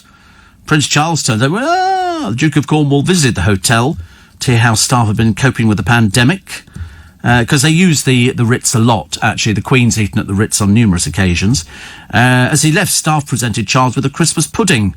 He told them Happy Christmas and a better New Year. Yeah, he doesn't really need the Christmas pudding either, I have to tell you. They have chefs at Highgrove. But they got the elbow bumping. I'm surprised he knew what elbow bumping was. But he appears to have done, which is very sweet. Have you noticed, everybody's going on about festive buffet food. You know, you've got to have festive buffet food, but there's not much point if you're not having a buffet. You can't just eat it by yourself. Well, I suppose you could. Really. Plus. Elon Musk and his famous prototype rocket, doomed. 12 kilometres into the sky, and then it sort of levels off and it goes horizontal. That I thought looked quite impressive. It was a little bit like watching Thunderbirds. And then it hit the ground and it just burst into flames. I mean, the wreckage is strewn across the Texas base. I mean, this one reached 41,000 feet, but he wasn't phased when it exploded. He said that the tall prototype in the test run was awesome. Well, it was certainly awesome, that's a fact. Certainly awesome. Also, record numbers of women are seeking help to beat gambling addictions, according to charity figures. It's funny, I only see men gambling, but I'm sure that women must do. Perhaps they do it secretly, like women are secret drinkers at home. A lot of women do drink in the afternoon. And how would you like a pair of spectacles that make you look like Dennis Taylor? All his glasses looked as though they were upside down, didn't they? But Gucci, the latest designer sunglasses, supposed to lend the wearer a feline look. They look ridiculous. Seriously, I mean, I sometimes think they all sit in their offices and they go, should we see if we can get them to buy this? I'm sure they do that, loads of these designers. But how much are they? £470. As somebody said, one said on social media, "Excuse me, miss, you've got your glasses on upside down." I do apologise. One said, it makes look so sad. Another one said, makes her look like a sloth. But the glasses were worn by Mr. Taylor, Dennis Taylor, back in 85. It gave him a clear view of the table whilst bending low to play a shot. So they go, oh, you can have them. No, they look ridiculous. It's like Victoria Beckham's sunglasses. They're way too big for a little face like that. She needs to be a proper stylist. And going, what? Gucci, have you got Gucci glasses? Oh, my goodness. So how much do you pay for those now? How much were they? Go on, here how much? £400 or pennies? Oh, that's right, if your mother bought them, that's fine. They're tax deductible as well, and which is good. £400 for a pair of glasses. You see, I just wear reading glasses, and you get about 4 pairs for £17.99. Yeah, well, I looked at the pound shop ones. I didn't like the frames. I buy these on Amazon, and I've got loads. I've got them all over the place. All over the place. £400 there for glasses. Wow. It's a lot of money. Imagine you can pay more. You see, I always think to myself, I mean, do you think somebody at Gucci has made those, or are they farmed out to somebody else, and they make them and then they bring them back in again? Because I shouldn't imagine Victoria Beckham's ever sort of put thread through a needle in her entire life. So I don't think she can make anything. I think what she does is she gets other people to make it abroad, and then they bring it in, and then they stick the Victoria Beckham label in, and up goes the price by about £400. And that's why it's not doing very well. So this 93-mile-long, 35-mile-wide and heading for a British nature sanctuary of South Georgia at half a mile an hour. This is the trillion-ton Megaberg. Because whatever you see on the surface, there's another 3/4 of it under the surface. As you only see the small bit. It's absolutely huge. 93 miles long, 34 miles wide. Look at that, eh? My goodness me. Actually, if I won the 175 million... I'd charter a helicopter to fly me out there, land on it, and actually on second thoughts maybe I wouldn't. That doesn't sound very safe at all, really. Anastasia says, I first met Barbara Windsor at the Grand Order of Lady Rattlings when I was donated an electric wheelchair. Yeah, she loved her Lady Rattlings. And Roger says she outlived her old co-star Sid James by a good few decades. Yes. And somebody says, would you describe yourself as being financially astute or extravagant with Christmas spending? Financially astute. Financially astute. I would never be extravagant. I have my limits on what I would spend for Christmas. I don't believe in giving people too much. So what I sometimes do for the producer is I'll show him a picture of a Lamborghini and I go, if I'd had the money, it would have looked like that. And he seems quite happy with that. There's no point in spoiling it. What's the point of spoiling somebody? For goodness sake. And he gets to keep the picture. Sometimes I might even go for a frame, provided it comes from Poundland, but I'm not going to waste money on him. What's the point? Steve, why on earth is Kay Burley getting full pay? Well, I'm assuming it's part of the contract. That's what they would say. Because they can't give pensioners a free TV licence. Well, it's got nothing to do with the pensioners. You can't bring the pensioners into it. That's an argument between the pensioners and the BBC, who could give it to them for free if they wanted to. But no, most things are contractually done, aren't they? So there would be people have clauses. Women gambling, Steve, mostly online from home. Oh, right. See, Nick says Prince Charles does think he's trendy. He knows about elbow bumps and budgie smugglers. He does. Which is good news, isn't it? 14 minutes to 6. Margaret says, if you think the Gucci glasses, Steve, are ridiculous, you clearly haven't seen their distressed tights. They come with ready-made ladders. Mind you, I never got over jeans with rips in them. You still see people now on sort of old television programmes wearing them, which is a little bit embarrassing. Joseph in Bethlehem, with Mary, obviously, says, here we go, 13 days, 18 hours till Christmas. I don't think that is Joseph in Bethlehem, because he normally puts the seconds down, and this one doesn't put the seconds down. So normally you get that. So who's that? Let's have a check. Don't want somebody masquerading as somebody else. I mean, that shows a distinct lack of attention to detail. But he normally puts down 13 days, 18 hours till Christmas, plus seconds as well. You think he's losing his touch then? He's started writing it differently. It's not normal at all, is it? Very worrying. Very worrying. And I nursed for a short time on a paediatric ward at the old Middlesex Hospital in the West End. And Barbara treated a group of children and families to a wonderful tea, says Jan in Camden. Families wouldn't stop talking about her. Oh, there's no doubt about it. She loved it. She absolutely loved it. Really did. It was in her blood. In her blood. We're going to be talking, actually, in the... we could do it now, I suppose, couldn't we? Because the one thing that came about after Barbara was diagnosed with dementia was how much Scott pushed himself to run the marathon and raise money and raise awareness for dementia, because it didn't appear to get any funding from anybody at all. And so when we spoke about it, and it was quite a harrowing, I found it a very harrowing interview, but for the last part of her life, she did live with Alzheimer's. Good days and bad, as you'll hear. Scott was there by her side, supporting her throughout it all. And I asked him whether they knew at the start that it was dementia. I knew something wasn't right. I didn't even think about dementia, if I'm honest with you. It wasn't something that entered my mind, but I was recommended to go and see a neurologist. When I said, I was concerned about her, I told someone, they said, you need to see a neurologist. And I took her to see this lovely guy called Angus Kennedy, Dr. Angus Kennedy. And he's the most delightful man with the most wonderful manner. And the way I kind of described it to Barbara, and it's a very hard thing to say to someone, let's be honest, so I said it in a way where I talked about a solution.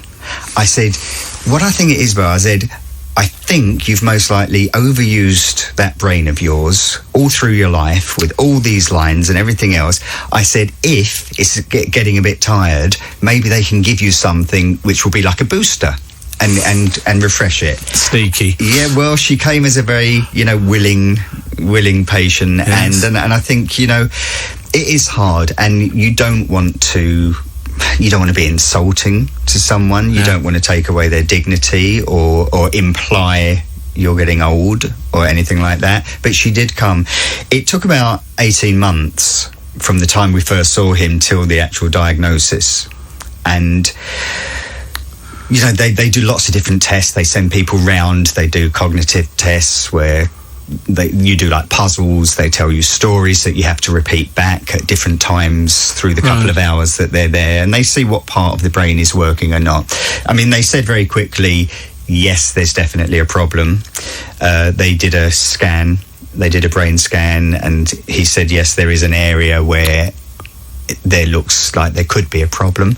I mean, the eventual test where they, did the diagnosis was the spine lumbar punch that they do, where they take fluid from the spine, and that defined it. And he called us in, and he sat down, and he said, look, I'm really sorry. He said, it's what I suspected it might be. I'm afraid it's Alzheimer's. And, I've said this quite a lot now. That's when she looked across, and she kind of reached her hand out, and she just said to me, I'm sorry. She just mouthed the words, I'm sorry. And I just said, I shook my head at her, and I said, come on, Bar. I said, don't be silly. I said, it'll be okay. And we left there. I was numb, in actual fact. Of course. I remember going into this real state of, it was almost like, Steve, I grieved instantly. Instead of kind of trying to process it, I wound the clock forward. I suddenly jumped in my head to everything I'd heard about Alzheimer's and the symptoms and what happens to people. So I just went into this kind of shock. Barbara, on the other hand, almost, I guess it was a sense of denial, which I believe is very common with people at the diagnosis stage. And she just wanted to get on with life and not talk about it. And that was that. So what I did was I phoned the Dr. Kennedy and I said, look, I need to see you by myself. And what I did was I walked down to the Cromwell Hospital from Marylebone. And I'll never forget that day, because I just remember feeling empty inside. And I was so scared. And I just got to him. And I walked in his surgery and I sat down with him. And I just burst out crying. I just, I couldn't even get a word out, and I burst out crying. And he said, he said, I'm so sorry. He said, don't worry, this is how people...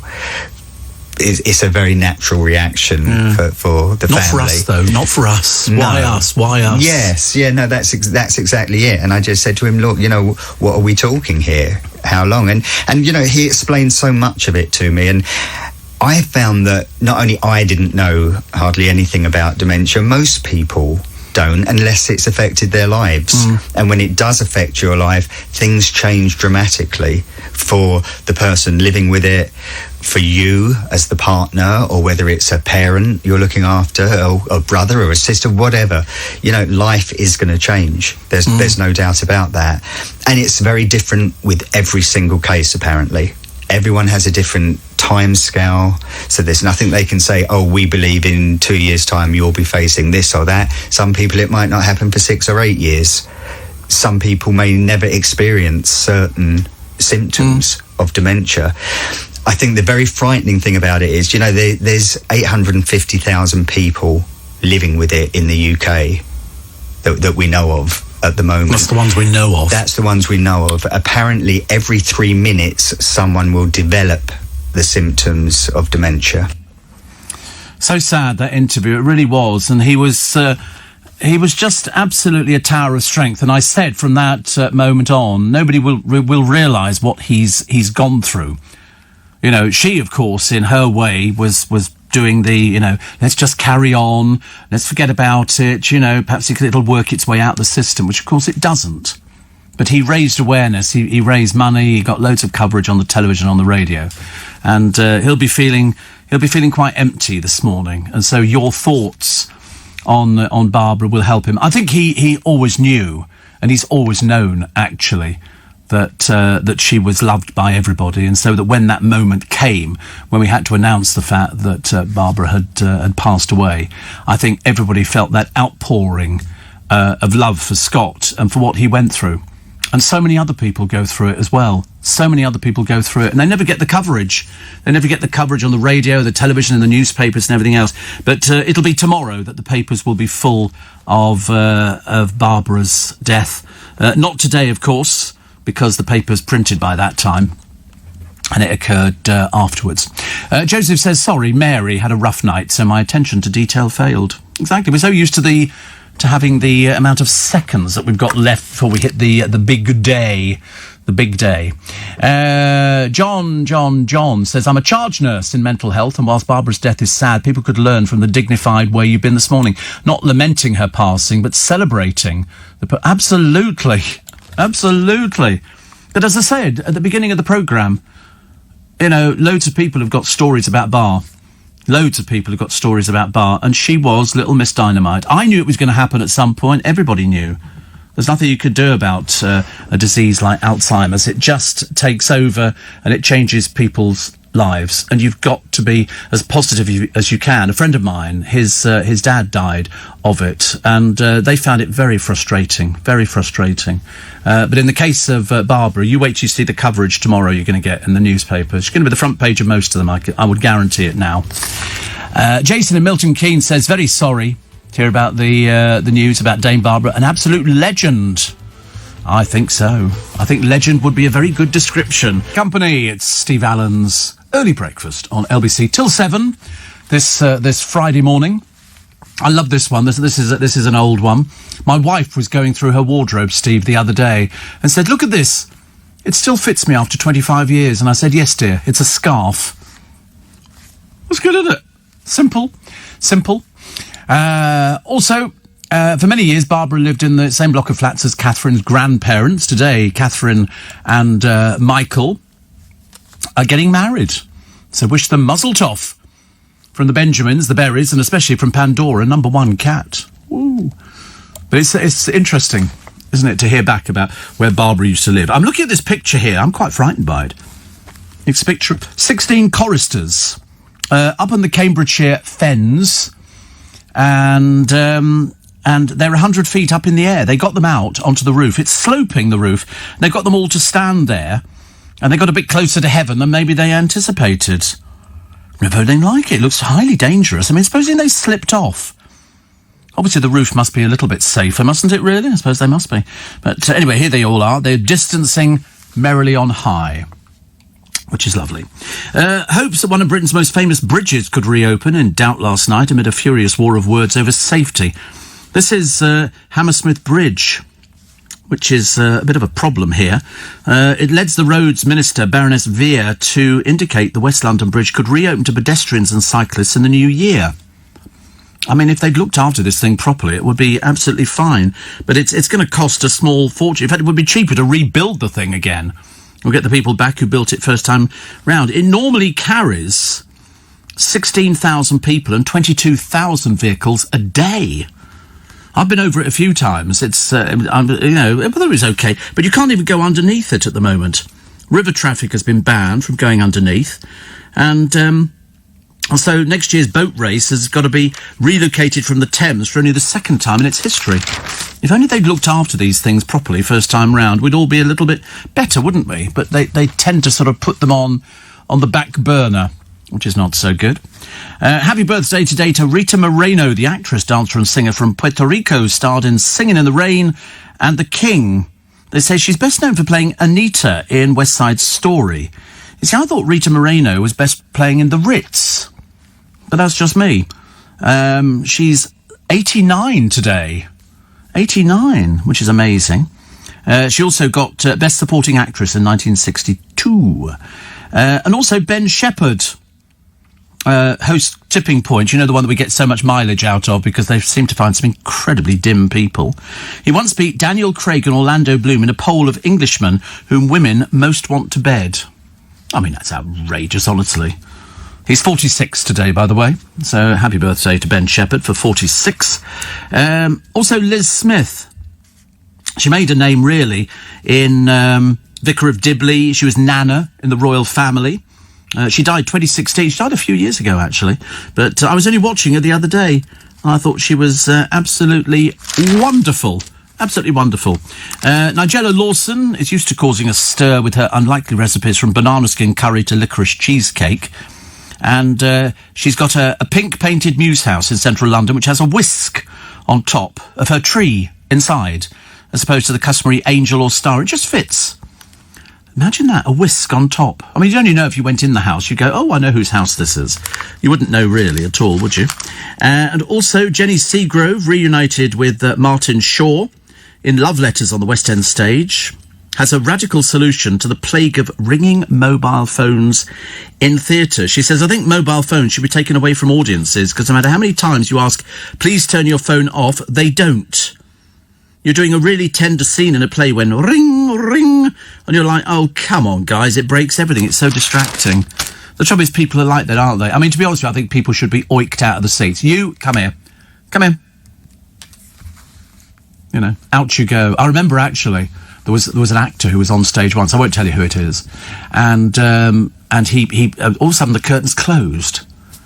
And he came out from the curtains, looking a little bit sort of, wobbly. And he said, the reason, ladies and gentlemen, that the curtains have closed is because the management have the audacity to suggest that I'm drunk. And he promptly fell over. And that was that.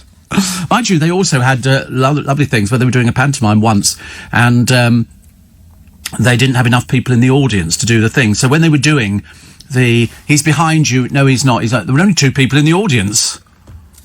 Didn't really work the same way, did it? So here we go. Kate's £93,000 couture wardrobe. I should imagine the Queen has got a fantastic... Do you think the Queen opens her own wardrobe, or do you think somebody opens it for her? I'm hoping somebody opens it for her. I would like to think that Her Majesty doesn't have to get things out and go, well, this needs a dry clean, doesn't it? Also, A Christmas Carol is on at the Bridge Theatre in London. It got a 4-star review, which is good news. We quite like that, A Christmas Carol. It's a good piece of festivity, I think. And also James Corden, Nicole Kidman, and Meryl Streep singing up a storm. I think in the prom they say don't miss your invite to the prom. There's something about James Corden. He seems to appeal to everybody.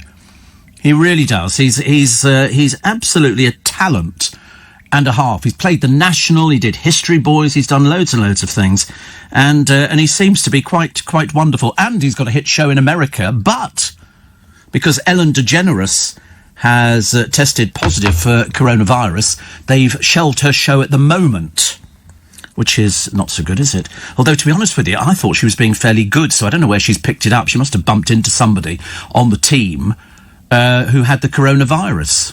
So, again, more advice. Don't start mixing out of your team, parties and things like that. I mean, most sensible companies will have cancelled Christmas parties because you can't afford to risk it. You really can't. You don't know if somebody who comes to your party has got the virus. You don't know somebody... I mean, I was waiting in the doctor's surgery the other day. Another doctor's surgery. I've got my doctor, and then they recommended me to go to this other doctor.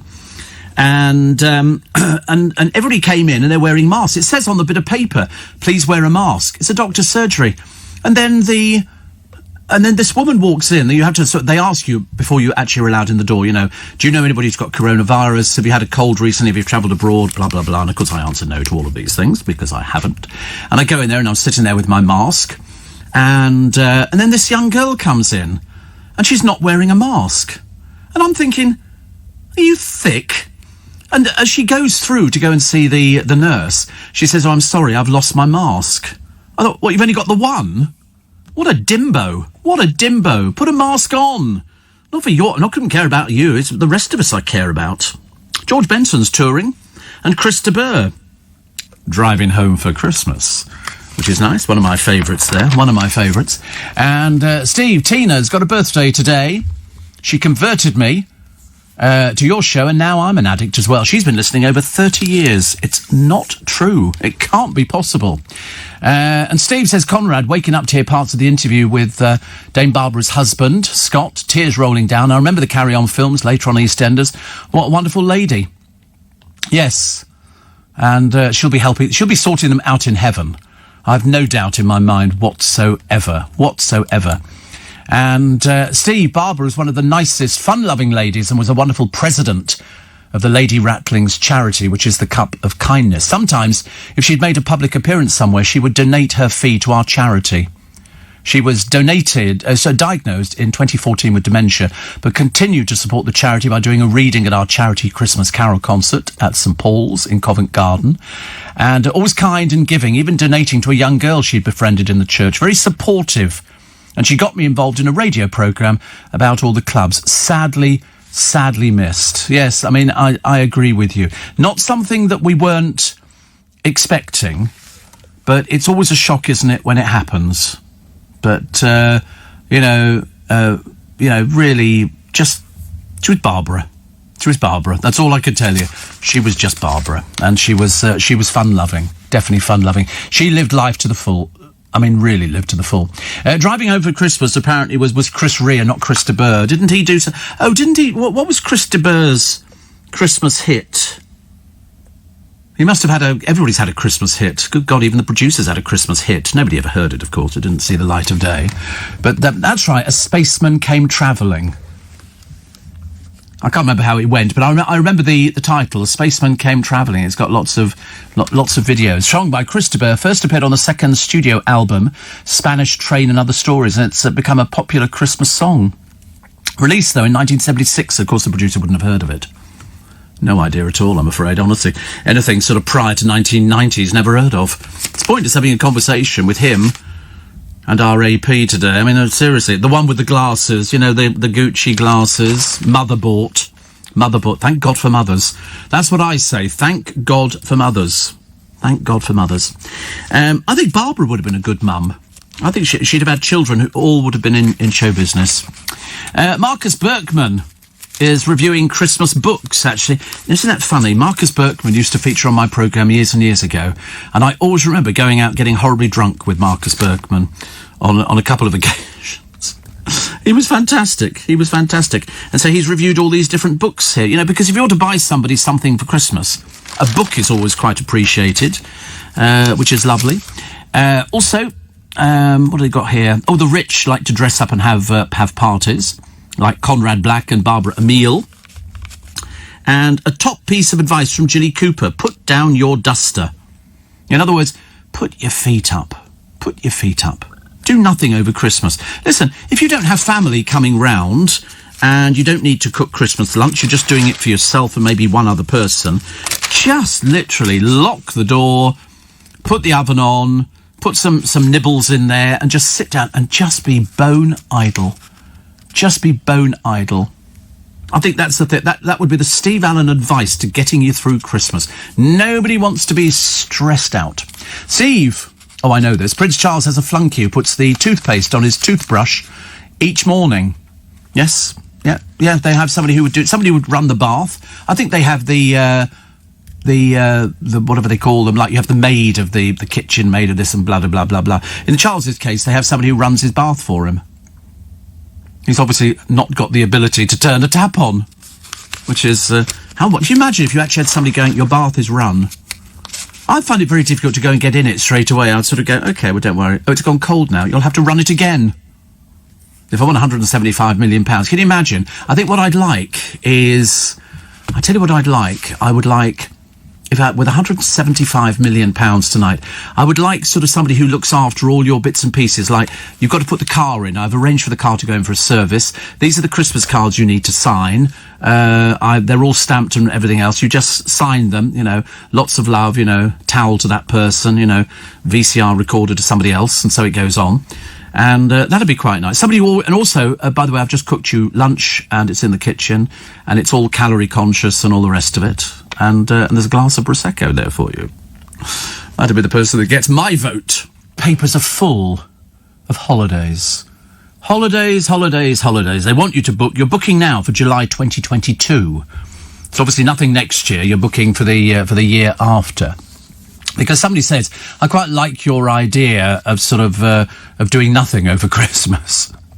It's called being bone idle, actually. It's called being bone idle. And so I quite like the idea. But here's a nice one. This is, it's a no-fly cruise. And you can either have inside, outside, balcony or grill suite. I think the grill suite we'd want. It's £7,600 per person. Inside is £4,699. Outside is £6,000 approximately. Well, who wants to be outside the blooming ship? That sounds a bit dangerous, doesn't it? I'd rather have a grill suite. It's 13 nights on holiday. So, you know, £6,000 for the grill suite. That sounds okay. So you depart on the Queen Mary 2, which sounds quite nice, and you pootle about. And then you have a 3-night stay at an enchanting hotel in Lake Garda. And then you come home on the Venice Simplon Orient Express. But only 2 days. So you've got a 13-day holiday. 2 days of it will be on this. Dedicated steward service. Gourmet brunch. Continental breakfast and 3-course lunch. Enjoy views of the snow-peaked Swiss Alps during your journey. Doesn't that sound romantic? Afternoon tea aboard the Belmont British Pullman. And sounds lovely. What sort of cabin you get, I've got no idea. I quite fancy that idea. I mean, I could... Do you know, if somebody said to me you could go to sleep on a train, that would be me. I've done it before. Mind you, admitted I'd had a few sort of Proseccos. It's Sarah who says, waking up in Nottingham and love the bone idle Christmas concept. Thank you for your inspiration. I think it's a brilliant idea, don't you? Christmas, you just go, I'm sorry, we're not doing anything. We're not answering the telephone. We're not doing anything at all. We're just going to put some food in the oven. We'll have a cup of tea. Might have some Prosecco a little bit later. Not particularly bothered by it. And put your feet up. I want one of those electric chairs. You know, those electric, like, like a reclining chair. You push a button, it lifts your legs up in the air. It's called the Jordan process, and then you've got another one, and it can help you get out of the chair, and they're only about £600. I've seen them cheaper on Ideal World, and I've thought, do you know, I quite fancy that idea. I'm obviously getting to that stage now where Dr. Scholl's shoes look promising.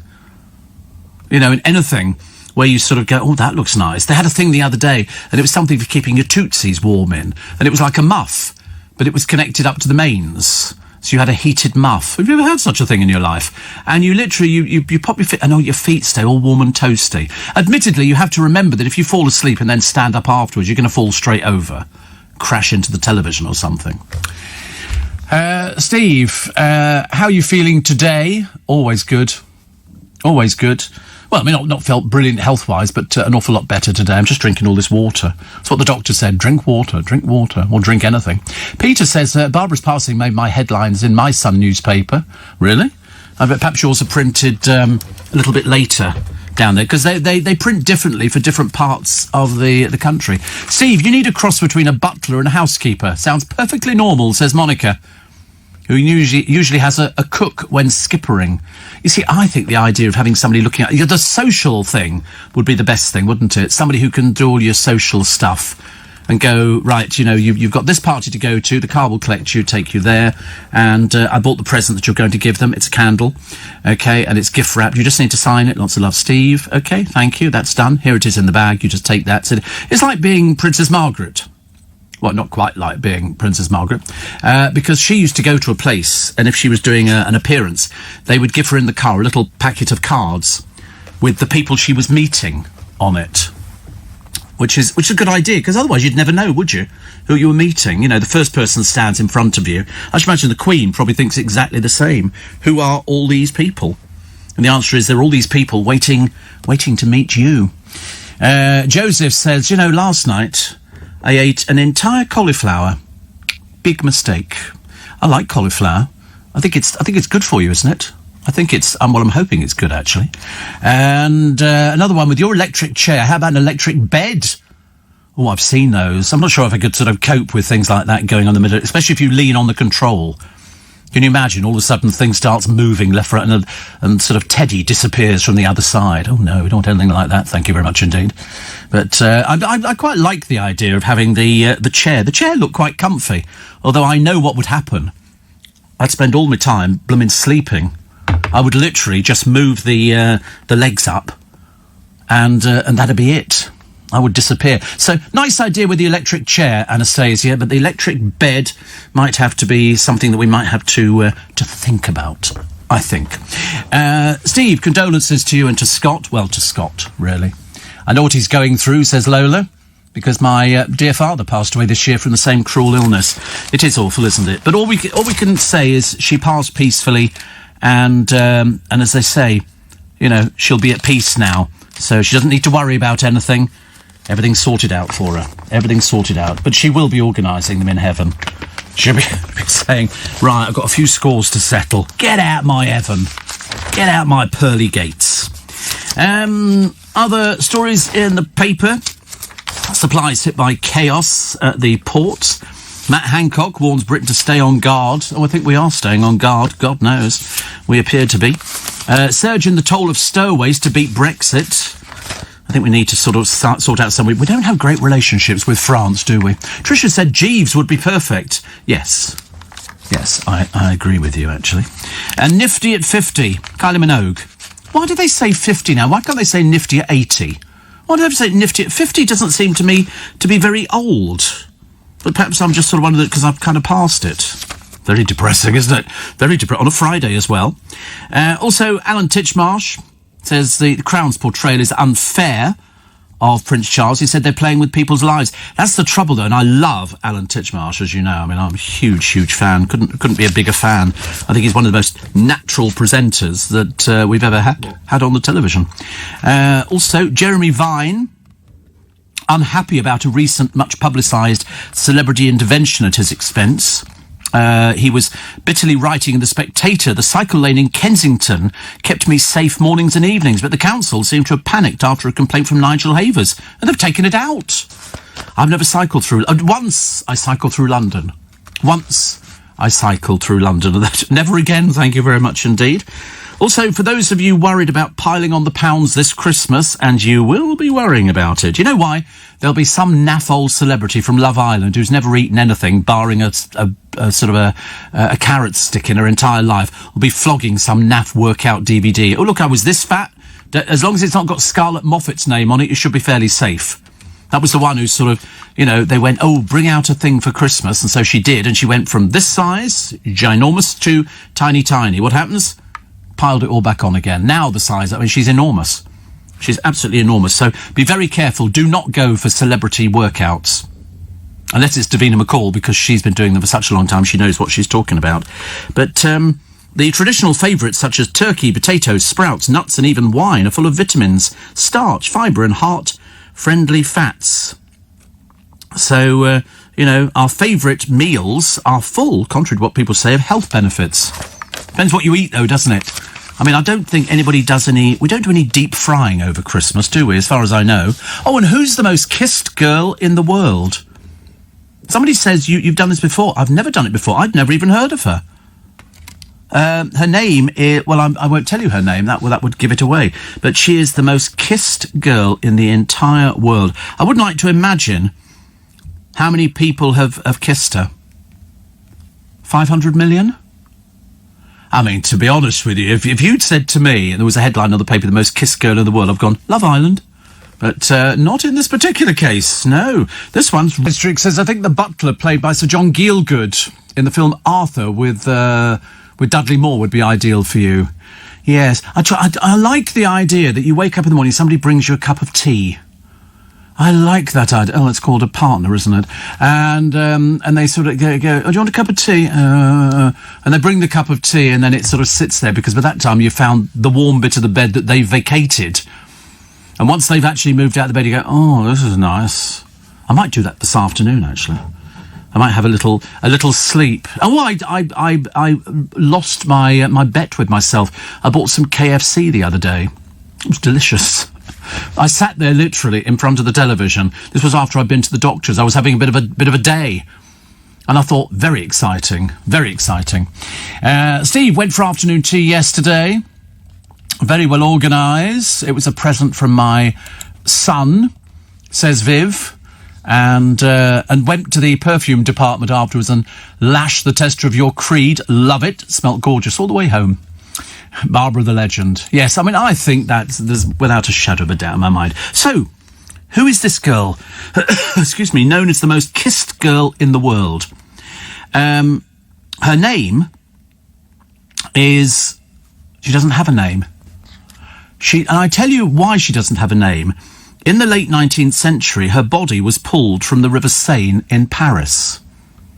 Okay. All of this will become apparent in a moment. The pathologist who performed her autopsy was so captivated by her beauty, he had her face preserved as a plaster death mask. They think she killed herself, but they said this one here looks so peaceful. And she became known as the most kissed girl in the world because she was the face who inspired Resuscitation Annie, which is the dummy that is used all over the world to teach CPR techniques. Isn't that amazing? After her death, hundreds of copies of the mask were sold as trinkets. And then in the 1950s, a doll maker was asked to create a training model for first aid pupils. He remembered the mask being on his grandparents' wall in Norway and made it the face of his creation. So that girl who was pulled from the Seine in Paris because she had such a beautiful face, and there's a picture in the paper of her death mask. Though we used to do death masks, we were very odd. Lots of people had... You can find all sorts of famous people's death masks in museums and things like that. And that's what, of course, Madame Tussaud used to do. She used to do death masks of the people who'd been executed on the guillotine. Little did they realise the creepy old woman sitting down by the basket was going to take their head home and make a death mask of it. So hundreds of copies with the mask were shown, but that's why she was known as the most kissed girl in the world, so that, you know, she was a real person. We don't know who she is. We just know that she was Resuscitation Annie, the dummy used to teach CPR techniques, but based on a real person, because the pathologist was so captivated by her beauty that he has the face preserved as a plaster death mask. Amazing, isn't it? There you go. You've learnt something new today. I'd learnt it. I'd never heard of that before. Never heard it before. Oh, we're going to play this little bit, which we played. I do, and forgive me, please, for playing it twice on the programme, but this was such a typical interview with Barbara.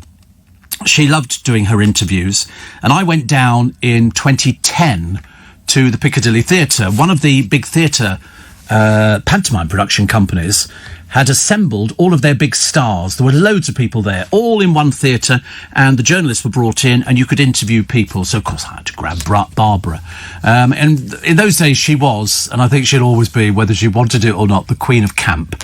She stole the show in every pantomime she starred in. So here we are having a little chat about her role as Fairy Bowbells in Dick Whittington in Bristol. Well, what about this? Well, can you believe it? Yeah. I've never seen you one flash so much. But listen, what happened to the days, the last time I did pantomime, all you did was hope to get a little plug from Steve Allen or a little local picture in the paper, you know, in a local paper, and that was it. You know, that's all it was. But this, I mean, I can't believe it. How many times did you have to sing the song when you went on and off? Oh, about 10 was times. It 4 times? I was shocked. I mean, I'm really, but it's exciting and it's really lovely that we've got all these press, and please God, they're accepting it because you know what they're like. They take the mickey out of it, don't they? They go, oh, pantomime. And we love your frock. I know, it's lovely. We love the frock. I did say to Scott, I said, are you allowed to keep the frock? He said, no. He said, so we make up different versions of it. I said, all right, you have one of those fantasy nights at home, do you? Where you put on the panto frock. He said he dresses up as Pinocchio. Oh, you are wicked. But you know, it is actually, it's very comfortable, but I like anything that's corseted in and all the rest of it. But you've got a few weeks to work though, haven't you? Yeah, I have. I did my flying yesterday. How was it? Well, it's, as Scylla said, it's the first time I've done it. You'll walk like John Wayne for a little while, which I did, and she's absolutely right. But it's lovely. It's great. You've got to get. You see, as you know, Steve, you know about pantomime. With all these newfangled things, the kids have got everything. Yeah. And so you've got to give them a little. So to see fairies flying, and then we're going to have a bit 3D under the water and lots of acrobats and things like that. Yes, but I am keeping it traditional. Yeah. You know, so it will be very traditional with some added little bits of magic. And of course, I don't care what anyone says. Those kids can have all the newfangled things, the box sets and goodness knows what. Yeah. When that curtain goes up and they see a fairy fly on and the interacting, oh yes you are, oh no you're not, it's magic. Yeah. You know, when Cinderella comes on with and she's the princess of the ball, you know, and she's got the little horse of white horses, they don't see that. They just see this box in their front room, don't they? You love it though, don't you? You absolutely love it. I do. There's one thing that Barbara likes. She loves the public. I mean, it's just. I love. You could leave her in the middle of Piccadilly Circus and she'd talk to anybody. I know. Wouldn't you? Yeah, and do you know what's been great today about this? I've met people that I've admired. Flatley, you know, Flatley and his son. You know, I mean, I went Stavros, isn't it? Stavros Flatley, yeah. And I've been chatting to him and talking about and talking to the boy and saying, you know, now what else are you going to do apart from this? You've got to have a proper trade because this show business is not a proper trade, you know. Well, that's been for you for a long time, hasn't it? But you've got to think that way. You have to think that way. So it's been lovely, darling, and they're all very lovely people. Have you seen your set down in Bristol yet? It's brilliant. Is it lovely? I told you I wouldn't do it unless I had a brand new set. I'm not going to tart up. She'd already said to them, she said, I want a new set. I'm not working, because they do sometimes tart up sets. Darling, they were going to do that. I said, you're not tarting up that old thing. Whatever you do, it won't look right. And I felt, you know, a lot of publicans want to see me looking in a nice pantomime, a good pantomime. It's absolutely beautiful. Now, which frock is this one? This is, well, it's what you call my working frock. I've got about, well, you see, when you fly, you have to come down in something else, like this, but something else, because you've got all the gubbins underneath and everything, you see. So then I change into this, and then I give them a little bit of a sea woman carry on, come Peggy Mitchell. And then I go back to so I've got to give them a bit of that. There's no point me saying, no, I never did that show. No. You know, I've got to tell them I've had a nightmare for 16 years. Yeah. That's how I get out of it. Yeah. And do you actually shout, get out of my panto? Yes. That is the last line I say to King Rat. Get out of my panto. See, served you well. So you don't have to come and see it now. No, I'm coming down. There's no good offering with one hand and saying, come down and see the panto. Because we're down there for December the 11th, aren't you? You're going to be my guest, absolutely. Come and see me, and do bring someone. Yeah. Bring who you like. She can buy her own ticket. I'm not spending money on her. No, you're my guest, and whoever you bring will be my guest, okay? All right, I'll try and find somebody interesting. All right, darling. Happy Christmas. And you, my lovely. Good to see you again. You'll not see her like again, I promise you. You really won't. There was something about her that we were so lucky to have had for a short space of time. So our thoughts go to lovely Scott and everybody else. My friend Chris Lowry says, so very sad and sorry to read the news about Barbara today. And my friend Kevin Hughes, he says, I only secured all those red carpet interviews because I said I worked with Steve Allen. He said Barbara always used to say, oh, I love Steve Allen. Always sent her love to you. So there you go. You won't see her like again. You really won't. We should be very grateful. Very grateful that we've got something. As Angela says, she was a legend and will always be one. The epitome of stardom. Something today's wannabe reality stars can never be, no matter how hard they try. You are so correct. So correct. That's what annoys me. That's why you can understand now why. When you've got somebody who sings and dances and entertains and the public adore, and then you get somebody who just gets their boobs out. Not really any contest, is it, really? I don't know. Steve, lucky enough to have drinks with Barbara and Chris Biggins many years ago when they did a show in Edinburgh.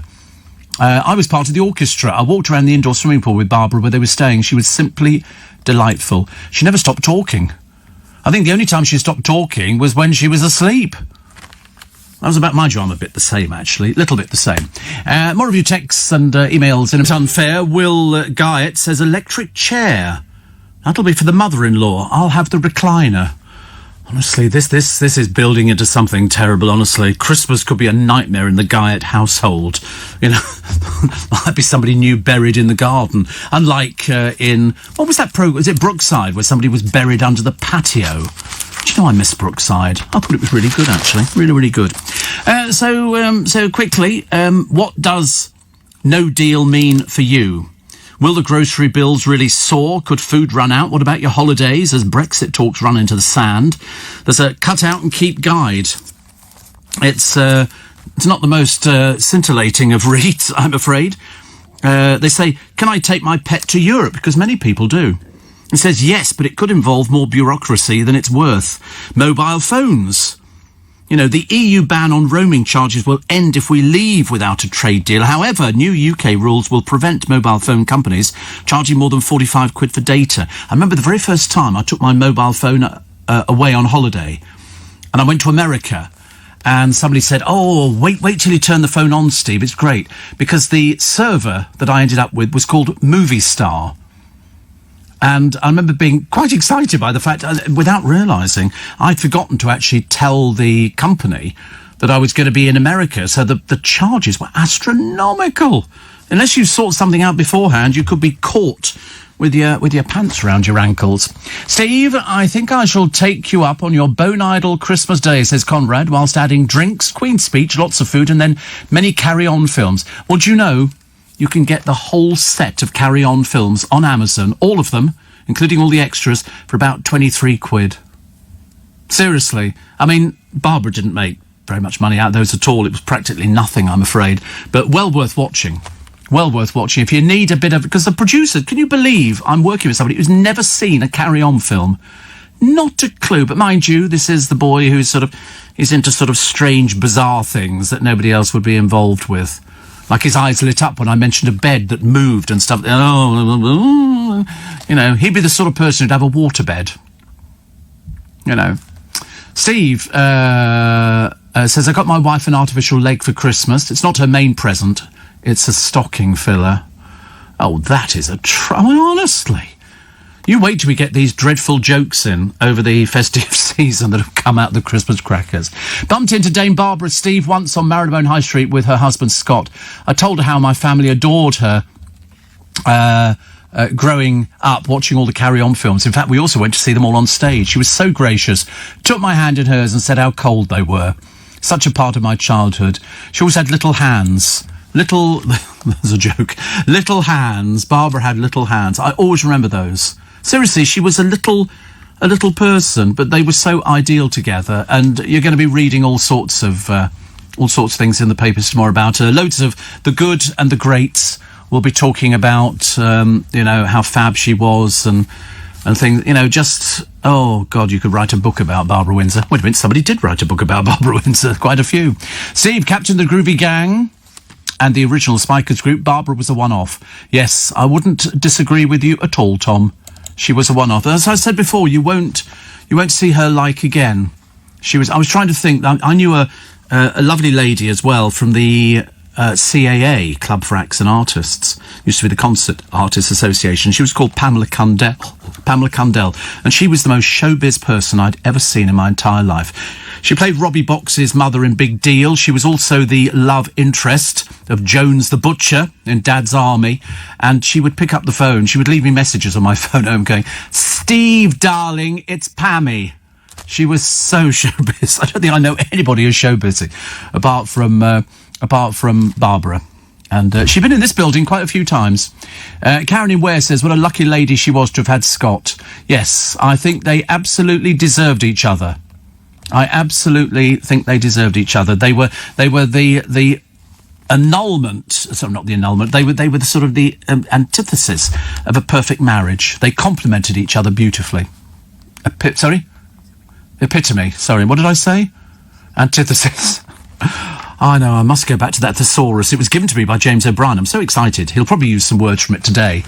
And Anastasia, they should be on their way back to you next week. I'm so sorry. It's been a hold-up in the post room. My Auntie Enid has been in charge of it for the last 2 weeks, and she's been totally useless. Totally useless. What else?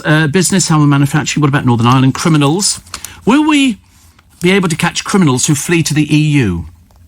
The answer is it would be more difficult because Britain would no longer have direct access to databases maintained by Europol, which is the EU's continent-wide police force. It's worse and worse, doesn't it, really? Privacy fears over face recognition, CCTV that spots criminals as they enter stores. Can you imagine? I mean, they've got a picture of you, and as you walk through, it's a bit like the number plate recognition. Just not as exciting, I suppose. If I was sitting in a police car, the number plate recognition would be pinging off every 2 minutes, wouldn't it? Ping, ping, ping. We shall chase all these things up as well. Plus, the Gucci glasses. Banks still failing to tell customers about scams. And if I see another picture of a turkey, I shall eat the newspaper. Every day, pictures of turkeys. In store, 19th of December. Different prices, but just remember, when you see a price on it, it says $2.89 here. That's per kilo, per kilogram. You don't sort of get the whole turkey for £2.89, although I bet you'd be somebody somewhere that can probably do one. 14 sleeps till Christmas, but Elton John still getting into the mood a little early. And David Furnish reappearing in an inflatable costume. But speaking about the family's Christmas on Loose Women last week, there was a dreadful Loose Women the other day. I thought I was expecting the usual sort of gaggle of ladies sitting there, talking about all sorts of things that mattered to us. And what did we get? We got Ruth and that dreary old husband of hers, Eamon. And then we got Stacey Solomon with Joe Swash with his funny hair. It was so boring. I thought to myself, oh, goodness, find people we like. Don't put people on... Just because, Eamon's going to be looking for work in the new year. Not having my programme, that's a fact. I wonder what he'll do. Somebody wrote to me the other day and said we were thinking about what could Eamon do now. I said, well, I don't know. I just want him to look a bit more excitable. He doesn't look very excitable most of the time. And it's the arguing, which I can cope with the arguing. I'm quite good with stuff like that. But we'll wait and see what happens, shall we? And next year is going to be a cracking new year, isn't it? Maybe not. And Steve, thank you. If you do win the lottery, says Anastasia, I want you to stay on LBC. I'd quite like to stay on LBC too if I win the lottery. Well, you'll know about it because I'll be here on Sunday morning. I'll be telling you about it if I won. It's only 175 million. Can you imagine? We could have a fantastic party. We could hire the Royal Albert Hall and invite all of you to come in. Obviously, there's hundreds of thousands who wouldn't make it, but, you know, we could do it in a ballot. And then we could put on a show at the Royal Albert Hall. We could have an orchestra. I've always wanted to do a show with an orchestra. Always wanted to do a show with an orchestra. You know, that you walk on stage to an orchestra. I quite fancy that. What's he eating now? What is that? Where's he got that food from? He's not raiding the little shop down... Courtney, are you raiding the shop downstairs again? What is that looks lovely? It's got fruit in it. Oh, it's one of those supposed to be healthy bars. Lord. It looks lovely. I could eat a pan au chocolat now, or a croissant, or anything at all. But we have to go. I've just realised I've got to go. I've got a free little bit extra podcast. Lots and lots of showbiz stories, but of course, most importantly, the tribute to little Barbara, my good friend who sadly passed away at the age of 83.